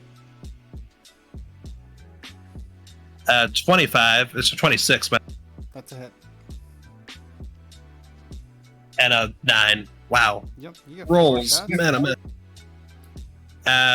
no, you're right. It's 3 shots. Okay. Whatevs. The 25 is the third, so. Yeah. I mean, the last one didn't hit anyway. Yeah. Yeah, you get 1 hit. So that'll do 7 raw. 7 raw fire. Okay. So I'm guessing the ship was still shaking when you tried to shoot the first 2. Yeah. Yeah. I guess the ship lurches twice and 2 scorching rays fly off into the sky. The last one lands and kind of, inconveniences the creature. I'll let you have the sky this time. I'm not giving it to you again. Oof. Alright. Hang on. I'm not done yet. I've got a bonus action. Cool. You have a bonus action? What do you got? Yeah. I'm going to use... So I can use... what do you call it? Sorcery points. Yep. So I'm going to use 2 of those, and I can make a quicken spell that I can use as a bonus action. Okay. That's right. So I am going to use level 2 catapult. Okay. I'm going to pick up, let's see. Oh, can't see the ship. Well, there's like some Yeah, just think barrels and stuff that had gone up in the air when the ship was falling, and I imagine that they had landed back on the deck. a plate fell out here, but it's like a really solid, not ceramic, but like, really strong, like tin plate. There were cannons and cannonballs as well. Oh, are we? Oh, okay, I'll take the food and cannonball. That's about 10 pounds, right? There we go. Alrighty. So, catapult is a Dex 14 for save. Okay. So I got to make a save. Here we go. What is his dexterity modifier? Okay. You're not gonna like that.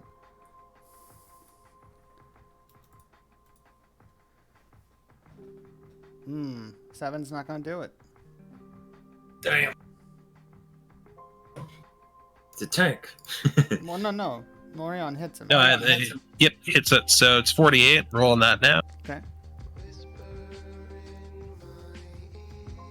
Damn. 20 bludgeoning damage. Okay. 10 bludgeoning damage coming up. Alrighty. So what this looks like is Norion, after the scorching ray, fails to do much. Oh shit. Oh boy. Oh, that's perfect. Nice, The ship kaiju. lurches. It's a good time. Give me a dex save to hold on. Okay. DC of 4. Oh, I see more than that. Once I pull up the damn page. Let's see. Dexterity. I got 21 in total. Perfect. Yep, you save yourself. Sorry, Kaiju. Cool. He's too quick. So the fun thing, because you're new to Trog streams, the fun thing about that order, which is cross fourth, is that when they're playing VR chat, no matter what is going on, Trog has to try to kill Cross, which has resulted in dragging him off ships into the water, shoving him off cliffs, hitting him with golf clubs Shooting repeatedly. him. Yeah. And normally Cross tries to run for his life, And he does this amazing laugh usually when that happens. That's accurate. I don't know if Cross can do it without something that actually makes him laugh. I think he's trying to because he's talking, but he's got to be muted. Unless he muted himself. Sorry, my brother came in. What was that? Perfect. We saw you talking, but no sound was coming out. Cross. Yes. Tequila. Tequila. It's close enough. Alright, Norion, you were saying. Right, yeah. So then the cannonball misses Hjalder, we assume, since he's invisible, and smacks right into. I lost it a while ago. He peed his pants. Yep. Okay, cool. So it sails by Hjalder, luckily, and smacks right into the beast and does not explode, sadly. They're not Sad. explosive cannonballs. I mean, we didn't know what's there. Maybe it could have been. It explodes, but it explodes in healing magic and heals the beast to full health. Oh, God. No. Oh, what? No, Oh, it does not. good. Alright, is that your turn? Yes. Alright, Dragon Boy's up. You didn't come through all the way. Okay. So Dragon is in melee range with this beast, right? So he's just going to multi-attack straight up. So the first one there is Rend. So I gotta use my spell attack modifier.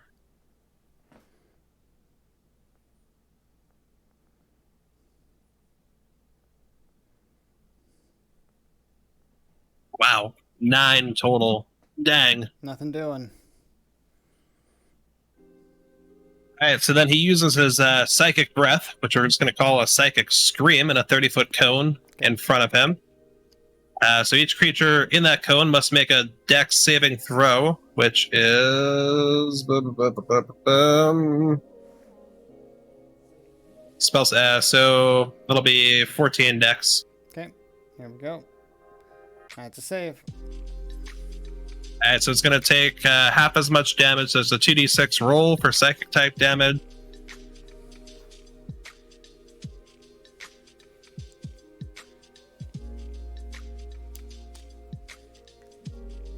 Oh, it'll be half of 4, which is 2.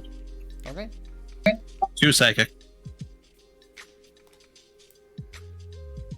He gets a minor headache.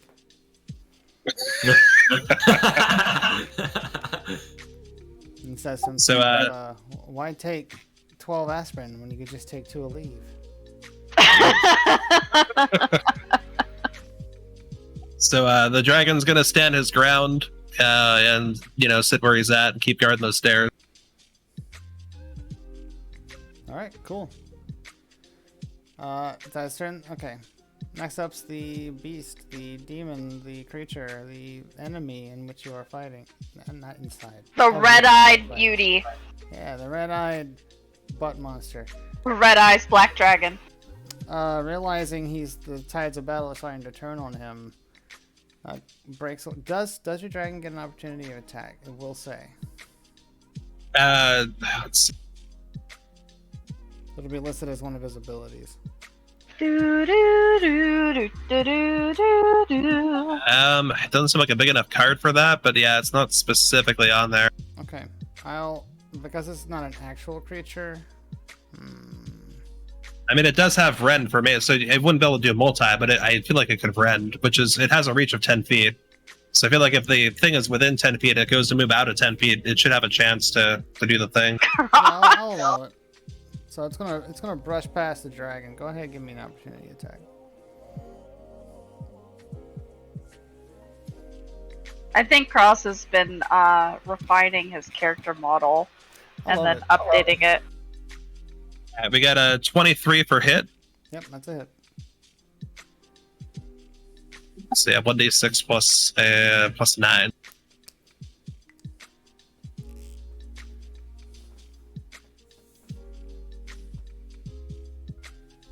Oh, it's going to be 10. 10 and Brandon. piercing, so 10 piercing damage.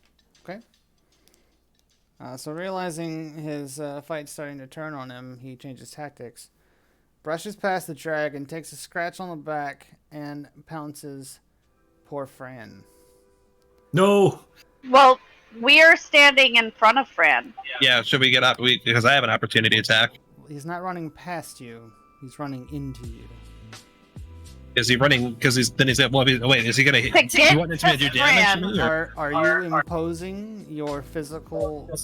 Yes. Yes. Remember when I said I put myself in front of her? I said that I am physically body blocking. Hey, that works for me. Oh, Let no. me look up a couple rules here real quick. So for him to get past us, he's going to get to her. Yeah.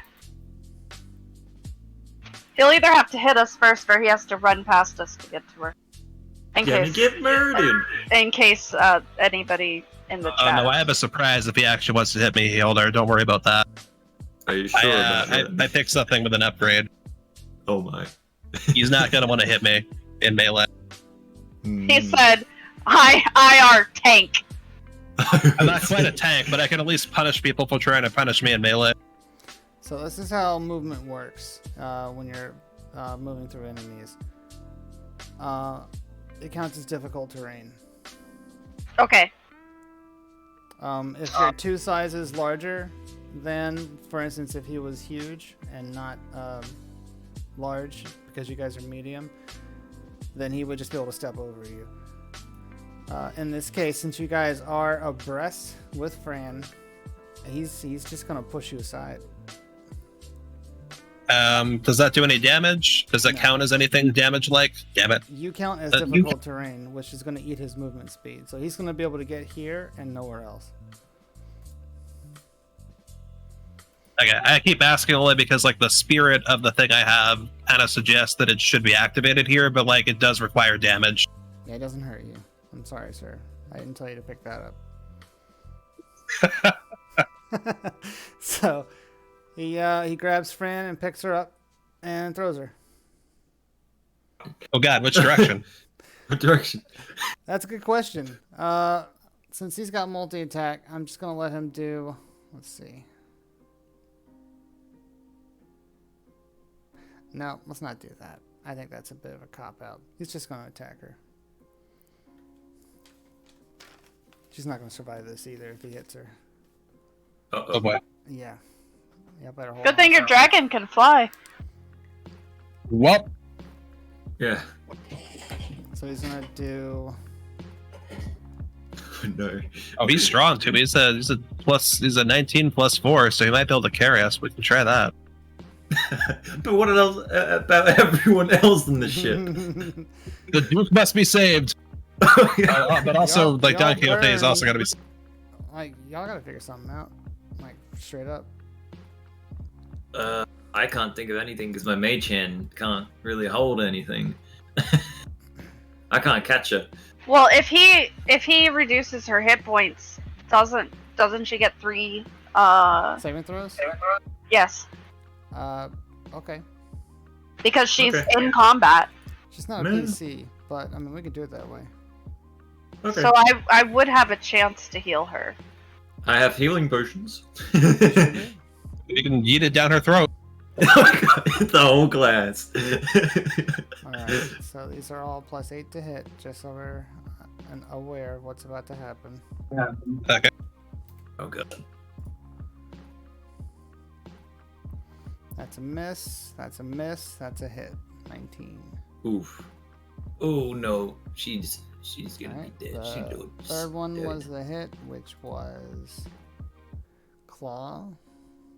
Oh no. 1d6 plus 5. Well, she's got some hit points now. She got healed once. Here's the d6. Oh no. That's 7. Alright, Oof. so he gets up and he starts swiping at Fran. And I'm going to say this. You guys, because you're beside her, y'all are nudging him, like trying to get him to not hit. You're like trying to parry and doing what you can, and he's having a hard time of it, getting in between you guys, and he swings, and he makes purchase with 1 claw. How much did you heal her for? I forget. I don't 7? remember. 7. No, well, I remember it being less than 10, Okay. but my brain keeps saying 9, but I don't 9. know if... I think 9's right. That sounds right. Yep. So he claws her. She's Yeah, that still sounds right. standing, but oh boy, she's bleeding. She's not doing good. Get this thing off her! And he stands there because he can't move. And he ends his turn. Yeah. And next is it up- my turn? No, Fran's next. Okay. Does Fran have any health potions? Fran Yeah. cannot stop doing what she's doing, or bad things will happen. Skip Yeah. her. Hildar, you're up. Wait, who's he attacking at? Hold on, I lost track. He's attacking Fran. The wizard. Yeah, he's right in melee Oh. with everyone. Like, he's Oh, right on okay. top of everybody. So I'm up. Alright. I'm going to But that- spear him in the ass. No, he's not looking at you. Yeah, he's not looking at you at So all. you True. should be able to get sneak attack. Yeah, Okay, the last person how do he I hit do is the that? person he's engaged with, and that's Fran. Okay. Specifically, his back should be to you. Pretty much. Hmm. Alright. So describe what you do with flavor. I'm going to withdraw the rapier, and I'm going to spear just right into him. Okay. Let's see what I get. I got 14 to hit. That's not a hit. Fuck. Doesn't he It get just- with advantage to roll for opportunity surprise attacks? No. If he's invisible or I'm not. undetected. I'm not this one. Right. So, yeah, I missed him. So this looks like I literally tried to go for his heart, but then I swing my hand on accident and just slap myself in the face with my hand.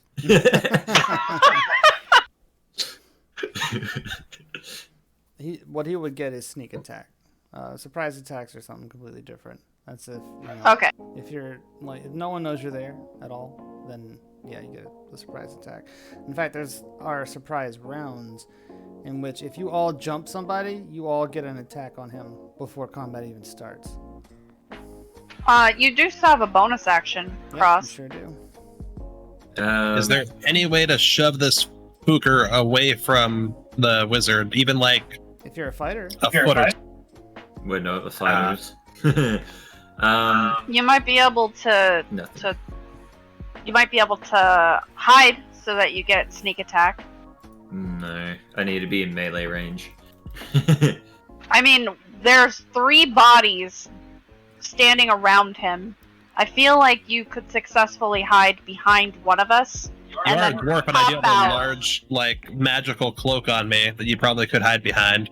Yeah. Oh, screw it. I'll hide behind your hand. Especially because he wasn't looking at you, so he didn't see you do it. if no one Smack saw you myself. do it, did you fail? Yeah, no. I smack myself in the face and I go like, ah! And I run back to hide behind your hand. All right. Give me 1 second here. I'm looking up actions that you can take. I'm pretty sure.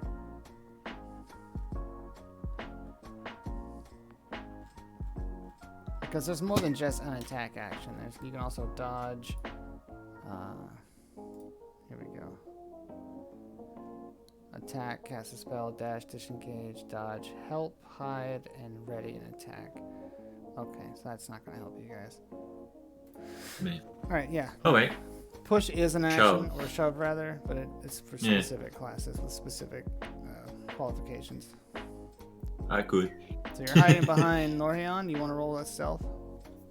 Yep, I am hiding. Let's roll the stealth. Roll twice. Don't forget. Oh, yeah. First one was a 20 on the dot. Alright, well, you become the Good God. wind. I'm the one. What we don't see is Hildar is moving specifically in motion with Dorian. Yeah, he's like perfectly mimicking his swaying motions.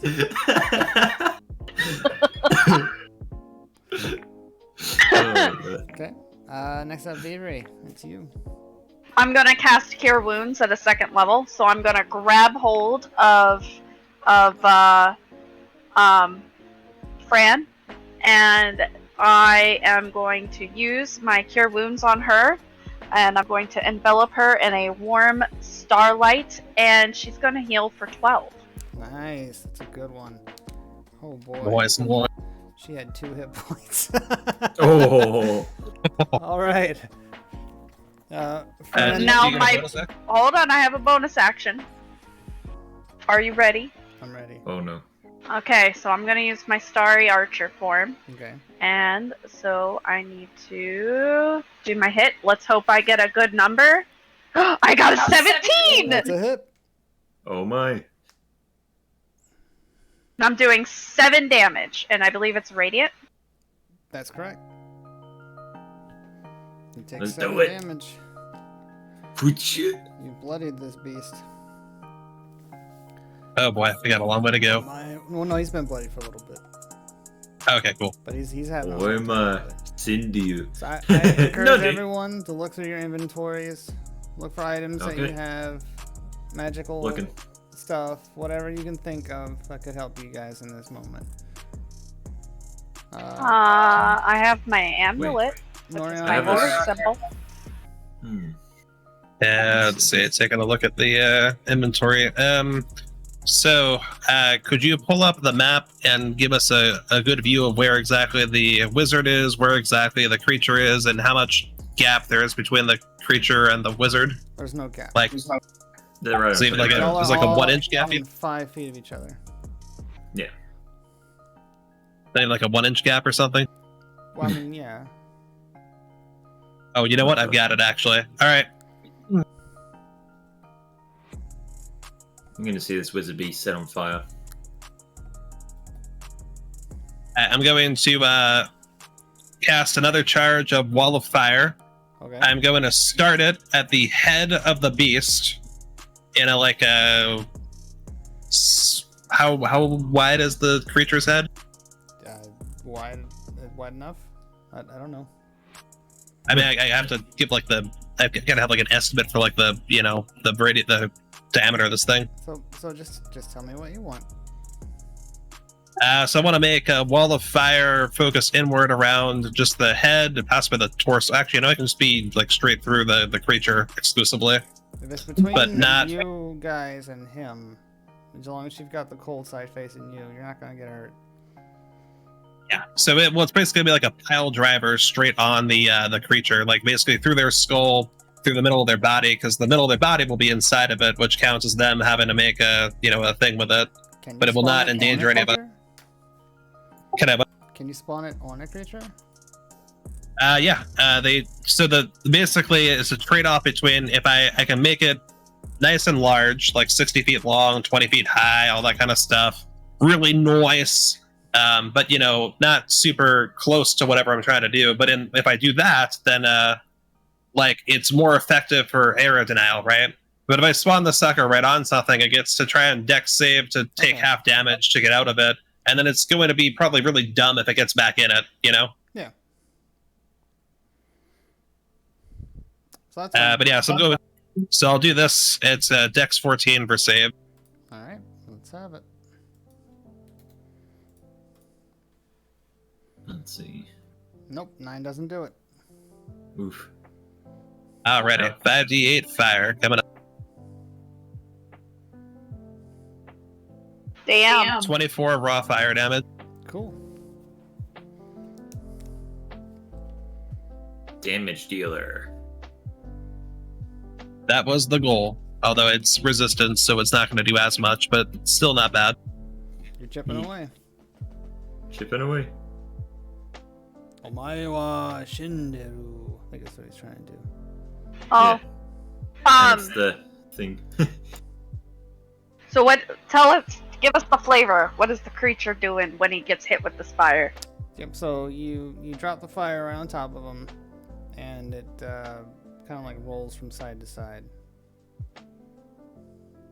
It's stuck in the fire pretty much, right? Because it can't move and it didn't dex save. So actually, it's going to be If it shit made a stuck on dex its turn. save, it's no longer like inside the fire, but it's gonna be on the bad side. It failed the dex save. You said, right? Uh-huh. Yeah, so it's in the fire is still literally going through it pretty much. So on its turn, it will take another set of damage. Well, I mean, it's in its area of effect, which is what we're going for. Yeah, it's fine. But, like visually, like there's literally like a fire tornado going straight through this thing's skull because it failed to do anything about it. Okay, if it has a skull. Yeah, whatever passes for skull, head, body, whatever. It's going right through it. Well, Cross, would you like to make what noise it's making? Oh god. Okay. Wait, so is this a finishing blow or is it fine? Oh, goodness, now. No, not yet. It's just actively taking burn damage. Do you want to make the noise that it takes when it takes this burn damage? Okay. Perfect. There you go. Cool. Norion, that's you. Yep. Well, actually, let's see. Yeah, we'll go with that for now. All right. Dragon Boy's up next. Alrighty. So, Dragon, fight the dragon. our dragon is gonna fly over, to where the creature is. Oh God, we don't have any room. That's gonna crush us too. Yeah. It'll fly over to alongside. I mean, can we get a? Is there a? No. Is there a Use your spot for the dragon? imagination. Oh, you know what? Screw it. The He doesn't dragon's have one. the dragon is gonna just keep flying because there's nothing that says it can't hover. Yeah. It, flying yeah. So alongside it's gonna fly over top of the wizard. So that's not in the fire cone of effect and not within realm to have to do a DC throw, save or anything. Is there a And it is going to. cone? The cone is going to terminate at the top of the shadow creature's head or whatever passes for head. So it doesn't. Okay. It basically is just on the shadow creature. Well, he really likes head.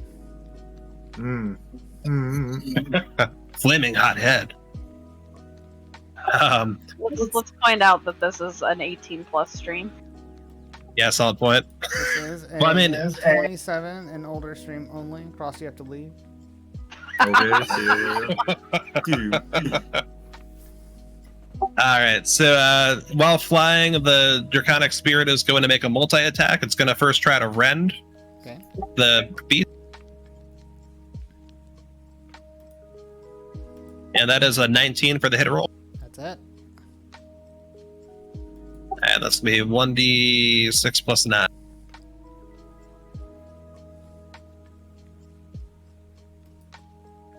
Oh shit, that's going to be a 15. That defender wins. That is not. Oh wow. Wait, what? No, this is the damage. It rolled a 19 for the hit. Oh, I'm sorry. It's 15 for damage. I got you. Nice. Which is piercing. Yep. Then breath weapon. We need a DC 14 to save for the creature. He's gonna do a psychic screen in a 30-foot cone that catches where the because he's hovering above the wizard.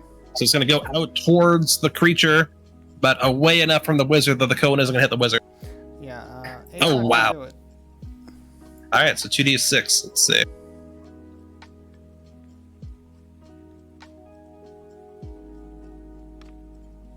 It'll be 6 psychic damage. Okay. And he's just gonna keep hovering there. So what does the demon do? The demon That was it. writhes. You get a sense that it doesn't really feel pain in any meaningful way. But you see it starting to chip and crack. Interesting. Next up is the big bad demon boy, who is going to... What is he going to do?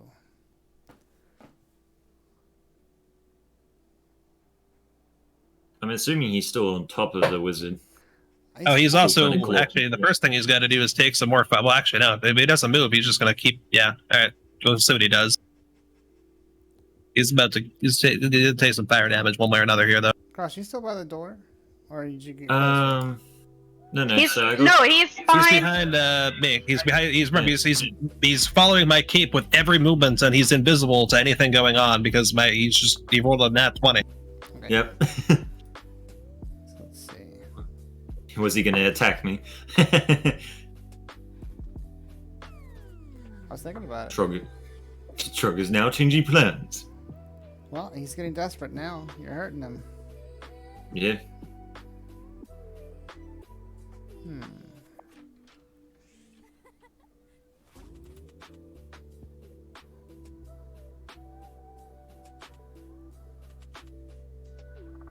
Okay, so this is what he's gonna do. He stays where he is, and he... Okay, I'm not gonna tell you what he does, but I'm gonna tell you what happens. Suddenly, as you're all staring him down, a radiation of pure darkness surrounds you guys in a 15-foot radius. Uh-oh. You're all blind. Oh. Straight up full blind? Yep, full blind. Oh my. Dark vision and all. You can't see through this. Oh crap. As a reaction to this, I am going to grab hold of my holy amulet in a bit of comfort. Okay. Which is shaped like two crescents facing out from each other with a moonstone in the center. I'm just gonna grab onto Norion's legs.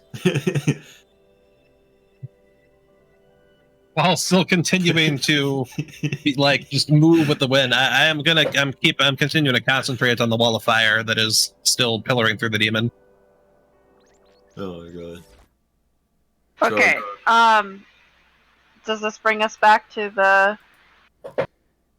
I'm trying to tell. No, that is not his action. But now he takes his action, and he's going to claw at Norion, who is giving him a whole heap of trouble. Uh-oh. Well, first he's going to take 27 fire damage then from the wall. Alright, cool with me.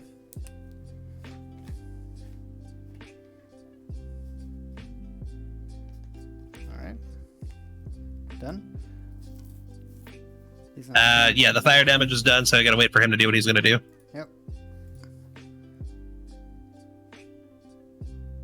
Does an 18, a 26, and a 12 hit. AC is 12, so... Defender wins. Yeah. 2 hits. 2 hits. We're gonna see him go down. Bye-bye, Norion. I'm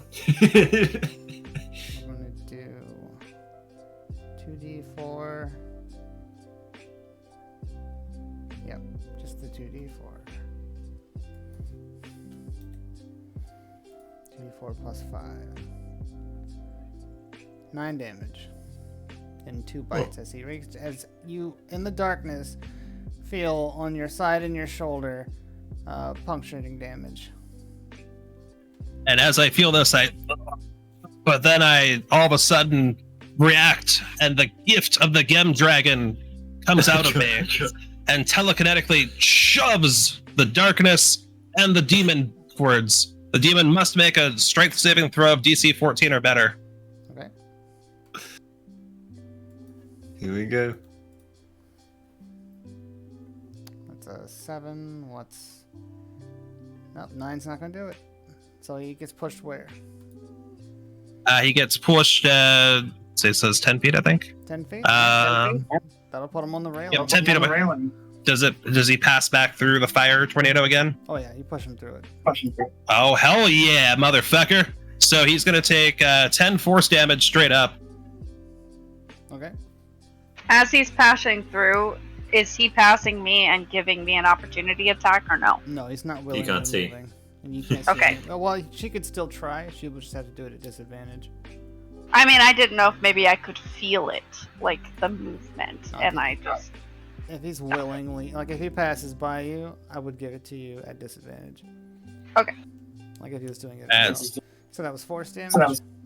So yeah, 10 force damage. Okay. And then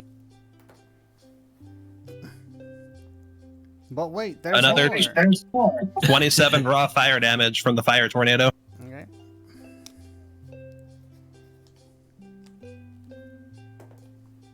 All right. What does he look like now?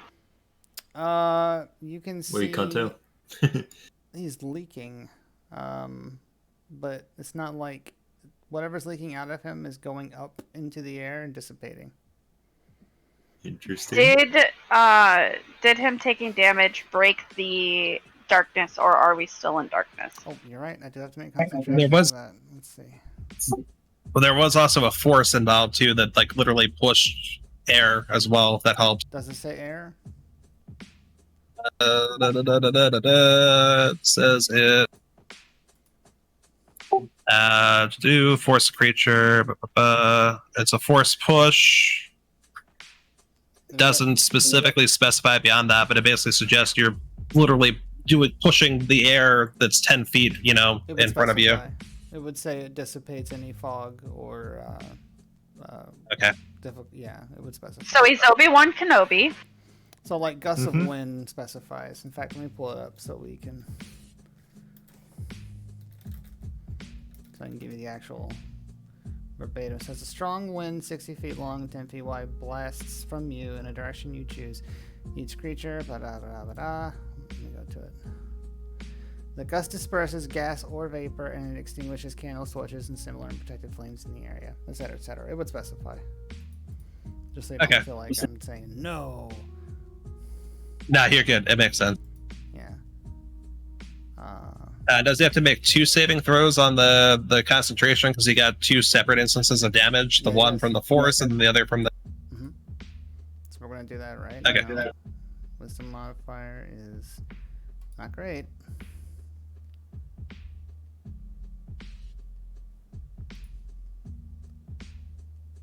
And that's a fail. The darkness drops. You all can suddenly see again about 12 seconds after you couldn't. And you see the creature grasping onto the rails as he's like holding himself back from them. Alright, so where are we on attacks? We are at the wizard who passes onto Hildar. No, I did my turn, so my dragon's got to go. He did his turn and you pushed him back. You pushed him back. Oh, no, right, you're right. Yeah, he did his turn. Thank you. Sorry. Thank you. Hildar, you're up. Right. I am up. But he's out Where of is he? melee range now. Yep, He's that's 10 feet away. He's on But the he's edge just of the barely ship. hanging onto this railing. He's like pushed Ow. against it. So Well, I wonder what this could do. I'm going to short bow. because he can't see Hildar, even though it's range, is that a sneak attack? Would he sneak attack him with his mage hand, like mage hand punch If from you're- sneak? No, sneak attack requires either the creature be engaged otherwise, or you're flanking him. He's looking at all of you guys now. He's like at the side of the Well, ship. Hildar is in Norhyon's cloak behind him. He hasn't broken. He's still on that 20 crit roll of a stealth that he did to get behind my cloak and like mimic it. Yeah, if you're still hidden, yeah, it's a sneak attack. Okay. Which I'm Okay. I'm asking mostly from my understanding. Yeah, he's hidden. So all he's going to see is just from behind his Norhyon's cloak is his bow just appear in between Norhyon's legs. It's like, wow, happy to see me. 14 to hit. That's not a hit. I'm sorry. No. All right, so just shoot. So and- the range from going between the legs, I guess, was off. Yeah, Norhyon prematurely ejaculates. Wow. An arrow. I feel like I need a roll for. Oh, okay, I get that you. goes whizzing off into the distance. The demon watches it go by, confused. Does that mean he gets to keep his stealth roll? Unless he doesn't roll for it. What? Do a roll again for stealth? Yep. You do an your action bonus. out of stealth. You're no longer stealth. No, I don't care. Well, you have your bonus action, so what are you gonna do? Well, I can't do anything. I'm just You staying. can hide again if you want. If you have Yeah, to. alright, fine. Alright, hide again. In between these legs again. Give me that stealth roll. Oh my god. Where is it? Stealth. What am I at? 16 in total. 16. Let's see. Yep. Where's my perception?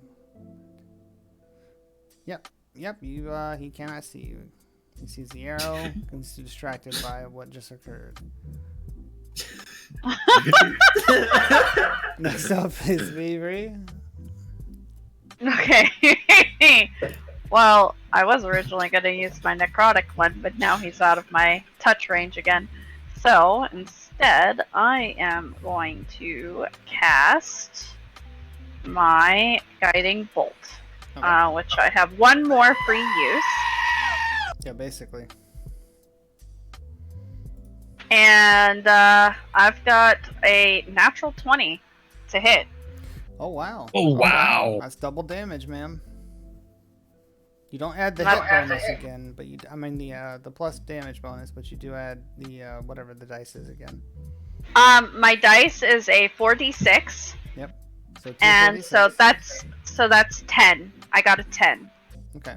10 radiant. So 10 radiant. Alright, so roll again for the other damage. Oh, that's a 17. You got a 7 and a 10? I got 5, 6, 1, 5 because it's 4d6. Okay. Oh, I got you. So you rolled 46. So critical is double damage. So you roll 8d6. So that's just you rolled a combined 27 then. Okay. Ouch. All right. What does this look like?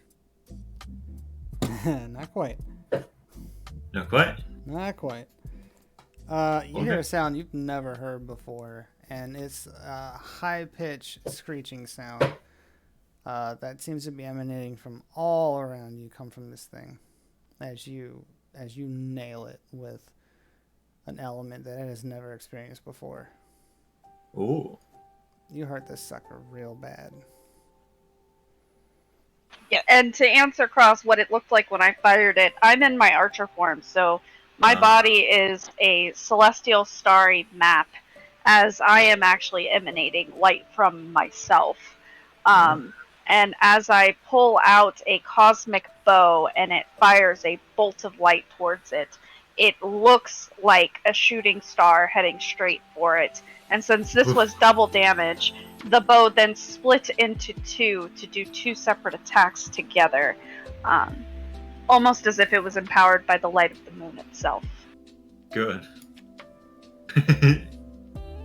So basically like perfect. Yeah, you hurt that sucker. He's not doing well. He's barely hanging on to life. You know what? I still have my bonus action. You do? No. Alright, here goes nothing. Come on, Archer. Hit a good d6 attack. Oh, no, I don't think so. I got a 10. No, that doesn't do it. So I'm just so tired from my last attack and the ringing in my ears from the sound it made when I emanated. I don't have the strength to attack again. Sag. Any movement you want to do? I don't think so. I mean, I still have a pretty good range from here. Okay. That's your turn? That is my turn. So the ship is losing altitude and gaining altitude. It's pivoting. You guys, she's having a real hard time trying to keep this thing up. You guys are fighting this creature. The weight distribution's going all crazy. You don't know what's going on behind those closed doors. Oh yeah. It's pandemonium going on. Yep. Next up, Norion. All right, I'm going to grab another cannonball with catapult level 2 Okay. and chuck it at this thing that's on the railing and see if it can knock it the hell off. Okay. So it needs a Dex 14 or higher to save. You need 10 damage, sir. That's all you need. Oh well, if this hits, it'll do it. But don't worry, because I've got the ability to do another one of these if this doesn't work. You need 10 damage. All right, so Dex 14. Yep. All right, it's got a +5 to dexterity. Oof. Ooh. Yeah, I don't think I've got no. He dips. Alrighty. Let's see then.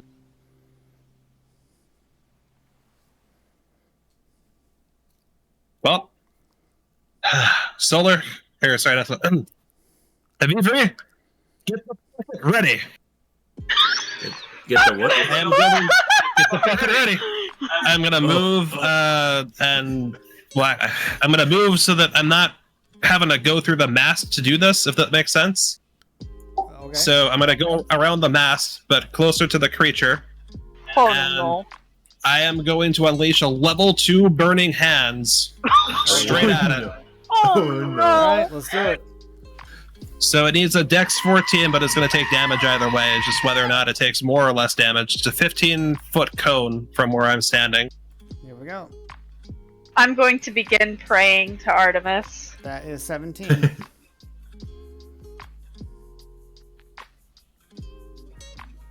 He saves. Well, it's still going to take 14 raw burning hands damage. So adjust that for whatever resistance is. All right, so why don't you tell us how you set the ship on fire? God Well, damn it. you see, I walk around the mast, so I make sure I don't catch that on fire. But there is a railing which the creature is currently clinging to, and since this thing managed to dodge a cannonball, say screw that, and I put my hands out in front of me, and from out of them unleashes a large spiral of fire that just engulfs an area 15 feet in front of me in a cone, and lights the creature somewhat on fire, which dodges the worst of it. But the ship is now starting to burn. Oh my. The floorboards. Mission failed. We'll get them next time. The sails up above have started to burn. The entirety of the railings on one side Get the burn already. are burning. Oh my. Oh no. Well, Now that's we're not back good. to the top, unless you have anything else you want to do. I know that's about all I can do at the moment. Right, top of the round is Dragon Boy. Dragon Boy. Yeah, dragon. Fire more. Dragon is a second dragon. So he is going to fly over to where the beast is, and he's going to start his multi-attack. Okay. So first one is Rend. We'll do the hit on. That is 24 for the hit. That's a hit.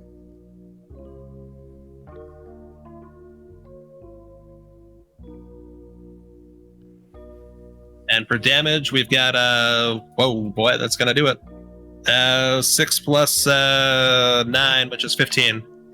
15 pierce. That kills the demon. So how did the dragon kill him? So the dragon flies up to him and just swipes its front claw straight for the demon, and then take it away, DM. The dragon flies up, claws outstretched at this lumbering lump that the demon has become, and rakes his claws all the way down the front end and meets with the deck of the ship as this thing crumbles apart into bits and pieces of black mist that drifts away into the breeze as the ship continues on its journey. Okay. And the very second we're not in combat anymore, I'm going to start frantically using control flames to put out as many flames as I can in a 1 cubic foot. Yeah, no, that's fine. You get it out. not a problem. I'm gonna be pulling out my apothecary jug out of my bag, and I'm gonna think really hard about water, and I'm just pouring endless supplies of water down. I picture you just like running around, sloshing it up at the sails, not quite reaching it, just whoosh, whoosh. So, what happened? All I heard was scratching, and then I kind of tuned out for a second. The dragon killed the demon. He pulled his claws and raked all the way down the front from top to bottom, like straight through until it hit the deck, and then the demon just broke apart and drifted away into the breeze. Damn, like boy! Like ash in your mouth, just. My God. This whole time, by the way, well, they're trying to extinguish it, and I'm still behind Norhion, like copying his moves. You follow me forward too. So now are you still copying my moves as I'm trying to put all the fire out? Yep. I'm going to look at Fran and I'm going to say, I told you to trust me. We're not out of the woods yet.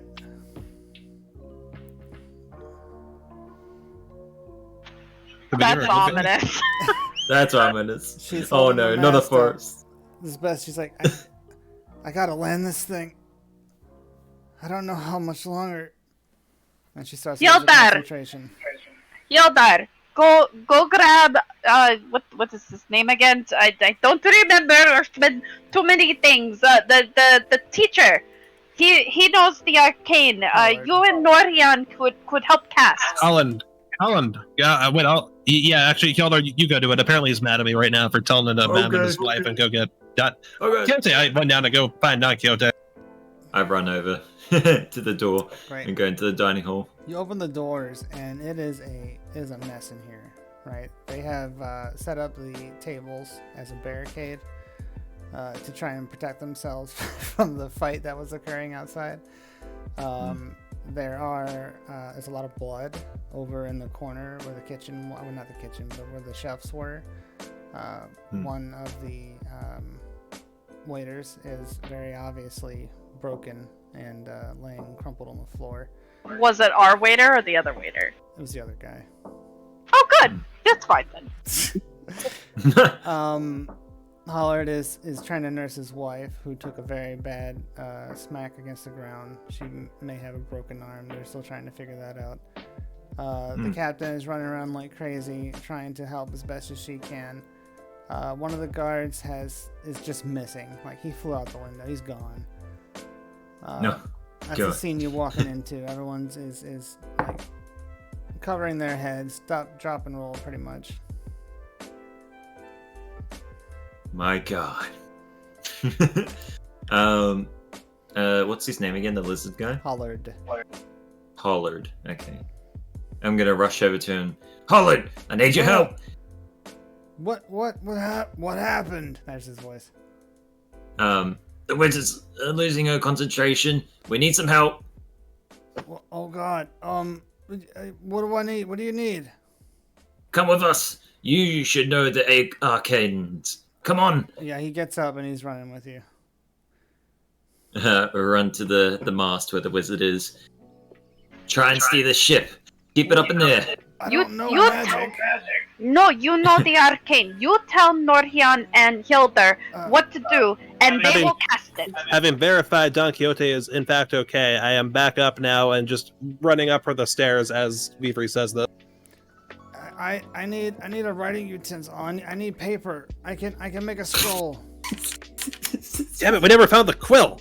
I know where ink is. Go to your room. Run. Oh, you're right. Go. I go to my room and grab writing utilities. And do you have writing utilities? I go to yeah. There's the thing. There's a whole like setup of the desk and everything in there. Okay. Looks pretty fancy. Sure, I'll let you do it. I go to the desk. I grab out writing utensils and parchment, and I bring it back over and give it to Hollard. Great, you do that. Hollard begins to. He presses the page up against the mast and he begins to frantically inscribe runes. You brought him an inkwell. Let's just say you did that. Using ink. while they're doing this, I'm going to go into the I was actually going mess hall. Patagonian. I'm sorry. You going where?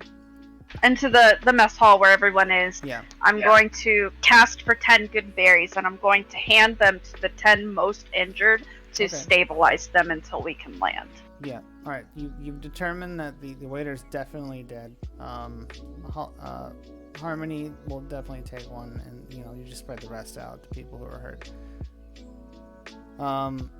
The ship continues to lose altitude in more and more frequent bursts as Fran is losing the ability to concentrate on it. You know what? Let's do a fate roll. Oh no.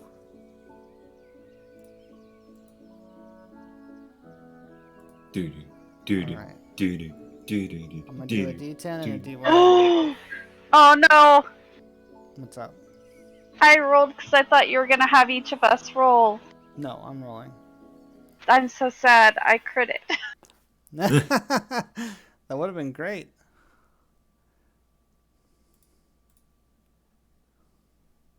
Oh no. 76. Okay. Yep. We're beginning to see a tree line now, which is worrisome because you guys were definitely very high above the land. Yep. This is no good. Yeah, you guys are getting closer, and Fran's holding out as much as she can, and Hollard is just frantically going. Like, you see ink just, like, flying through the air as he dips the quill in. Like, have you ever seen Death Note, where Light's, like, writing furiously in the death? That's what's happening right here. He's tracing lines that you didn't think were possible. He's got some MC Escher nonsense going on. He's doing what he can, and the whole time, he's yelling at Norion. He's like, I need your concentration. I need your concentration. I don't know what that means. I'm concentrating. I'm concentrating. And he looks at Hildar and he says, "Don't look at me! Don't look at me!" He's slapping the quill on the paper. and Fran finally can't take anymore, and she collapses, and you guys enter a free fall. Oh shit! Yep, you guys enter a free fall about 300 feet above the ground, and the ground starts coming in quick. And he turns the paper to Norion, and he just says, "Read it!" as you guys are falling. Rise. You manage to catch the ship just above the ground. Keep rising. And it comes into contact as the ground begins to turn uphill, and everyone feels the impact because, number one, the ship just stops, right? And y'all are in free fall, so you smack into the ground again. No damage now because y'all were waiting for it. And the ship begins to grind to a halt as it carves a path through the earth that it has landed on, taking out trees as it goes. Until it finally comes to a stop, blistered and beaten. You all lay there, staring up at the sky. What the hell just happened? Is everyone alright? I'm okay. Hollard, how would you like a promotion? He just, the face down into the ship deck just gives you a thumbs up. I'll make it so. His thumb covered in ink. He is now the official court arcane master.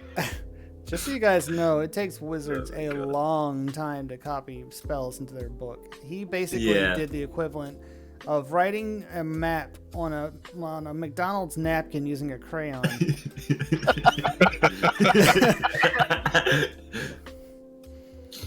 Oh my god. The Captain Larissa comes rushing out to check on you guys. Is everyone all right? But it's I think we will be okay. Everyone should be stable. But if we're going to need to do any more healing, I'm going to need a nap. She sits down, kind of curls her knees up and looks around. Where are we? It's a good question for after we wake up. Great. I'd listen to her. She's right about that. I'm gonna look over at the wizard and have a look at her. Is she okay? She's just passed out, but she's fine. She's breathing. She's not conscious. Oof. All right. God. That was great. So setting the scene, you guys have crash landed into the ground like a meteor, and it is probably 9 o'clock at night. Y'all were supposed to be at your destination over an hour ago. Yeah, did we overshoot it? Oh, right, we won't know until we wakes up. And yeah, that's murder on the Quartermain. So who done it? It was the devil. Yeah, pretty much, honestly. I mean, because it seemed like it may have possibly killed the gentleman. Yes. Yes. What else? And someone else. Okay. I mean, it obviously killed the guy who was originally murdered. Well, we don't know if it killed the gentleman because the gentleman was not found. Like we don't know for sure because we didn't have a corpse. He was impersonating the other guard. So without finding the corpse of the gentleman, we will never know if he was in fact still the gentleman. Yeah. Interesting. I'm assuming can it take the powers of what it kills? No. Okay, so then he had the ability to shapeshift still. Which I'm not sure how he did with magic being blocked. He unblocked it. Unblocked. Unblocker. Ad blocker. As soon as spells were able to be cast, all hell broke loose. No, but he was already shaped as the guard. Changelings don't need magic to shapeshift. So he was also a changeling? Well, I guess we'll never know. You killed the crap out of him. Yeah. Well, I know what changelings are as a person of the Feywild. He definitely had something else going on, that's for sure. Yeah. Yeah. So there's that, I guess. Yeah, I know, right? What do you guys think about the whole experience? Finding the clues, putting stuff together, talking to people. That took so much time to figure out. I threw a bunch of red warnings. Oh yeah. To be totally fair, we would have figured it out faster if we had fully remembered exactly how things went down. I know. Yeah. You know, the whole doing this once a week thing, you know, definitely puts a hamper on continuity. That one might have just been like it was nice to kind of get the tease for the next session, so to speak, but it might have been one of those ones where we would have had a little bit more foresight and seen if we could have maybe stopped prior to the setup for it. So maybe we could have stopped right after dinner, but we didn't get to a long rest point either, so I don't know. Counterpoint, instead of that, maybe I know, you are so bored. I'm so sorry, little man. We're almost done. So counterpoint, I think that maybe if we had just done a brief note of the lead up to it, like who was on deck and like who we had met and what their descriptions were, because like I forgot how many people were on this boat. Yeah. So I had intended to do, you know, something like that, but we kind of got caught up in the stream thing, and that sort of fell to the wayside. yes. So like instead of having to worry about not having the setup before the next session, maybe if we just do a brief like, and last time. Or Yeah, Dragon Ball Z. Yes, exactly. That was an intense fight.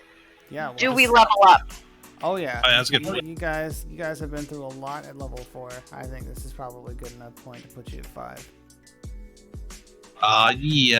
Alright, so can we assume we're going to take a long rest? I think we're probably going to need several. Well, I mean, so we don't have. I guess we have guards set up. I mean, Eva's going to volunteer to take like first watch, you know, in case anything tries to come after the ship, because I've got a little bit of stuff left, and you know, Beaver and I only had 4 hours each, so we could offset. Yep, sounds good to me. You guys want to set up the scene before we convene? Sure. Yeah, sounds good. Yep. So the most intact part of the ship is towards the rear. The front of the ship took a lot of damage when it hit. So your quarters actually are probably the best shape for everyone. All right, let's go, everyone in here. No. It's got the most. Oh wait. You know, actually, the 2 individuals here who need the most rest are definitely my good friend and your best friends, Hollard and Harmony. They're free to use the Duke Suite. What about Frank? And Beavery may as well. And Hjalder, if you don't bring any ale in there, you can sleep on the table or something. I don't know. Fred. Yep. So with that, people get up. They start trying to collect whatever supplies they can find. Anything that you could use for bandaging. Most of the food has been lost. That's okay. Thievery is pulling out potato after potato from her bag. That's good. One of the guards is getting a campfire going. I also use my arcane jug to pour out quite a decent bit of fresh water and goat milk to use to help cook these potatoes. Don Quixote comes trotting up from behind and he plops an apple down in front of you. Oh, that's cute. I'm gonna give him a nice loving pat. I'm glad you're okay. Tail like a dog. Wow. And we'll see what adventures wait you guys on the next one. Oh yeah. On the Price is Right. Ba, ba, ba, ba. Do. Oh boy, that was intense. Oh yeah. So I had designed that in a way that if you had discovered who it was before things got out of hand, that could have ended there. Without too much poking and prodding. Like I led you guys a lot with being a PC myself. Wait, you were? You're a PC? I was the guard man, and then I was the chef for a little while. But, yeah, I tried to lead you as much as I could without saying, here's the answer. Mm-hmm. But I tried to make that as intuitive as I could without being too obvious. You know, I have never done a murder mystery thing before. But, yeah, no, there was definitely a linear path with a few branching things that you could have done. And then there were a couple of red herrings. Could anyone pick up on what the red herrings were? Obviously the dead dude in the dead cafeteria. Dude? What? The cafeteria dude. A red herring is a false clue, Cross. Like something that doesn't. It was false clue. No. Like the quill. Oh, no, the I quill said was the quill. important. Oh no. What he else? used the quill to write the scroll while he was on The ribs. The ribs. The ribs, yes. The ribs were a false herring. He had a pork allergy. That was it. Yep. Are you sure it was a false herring? Because there could just still be something else going on at the same time. Ow, Hazel. They were definitely a red herring. They had no bearing on the story whatsoever. Okay, I'm getting that this was a convoluted mess now. A little bit. But, like, that's reality, so, you know. Alright, well, I gave it a shot. We had fun. Kaiju, what did you think? What'd you think? I don't know if anybody else is here. So if anybody else is still stuck around, let us know. What did you think? Should we do this again? It's a good stream. I liked it. Illegal. All right. Oh, while we wait for that, should we go ahead and level our characters? Actually, I'm gonna stop the stream. It's 3 o'clock in the morning. But yeah, you can go ahead and do that. But thanks everyone for coming out. This was our inaugural D&D stream. We'll probably do some more of these in the future, depending on what the I don't know, World on the Street is, on how it turns out. So thank you all for coming. I've been Trogbane. With me is Solar playing Vivri, Terran playing Norheon, and I don't know who that is. He just kind of shows up. Wow. Wow. Yeah, rude. Guest stars. Yeah. The 2 cats. Yeah, Hazel, who would not stop eating my microphone.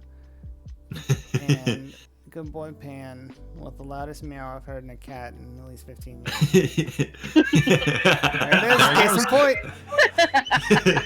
Happy birthday, Haley.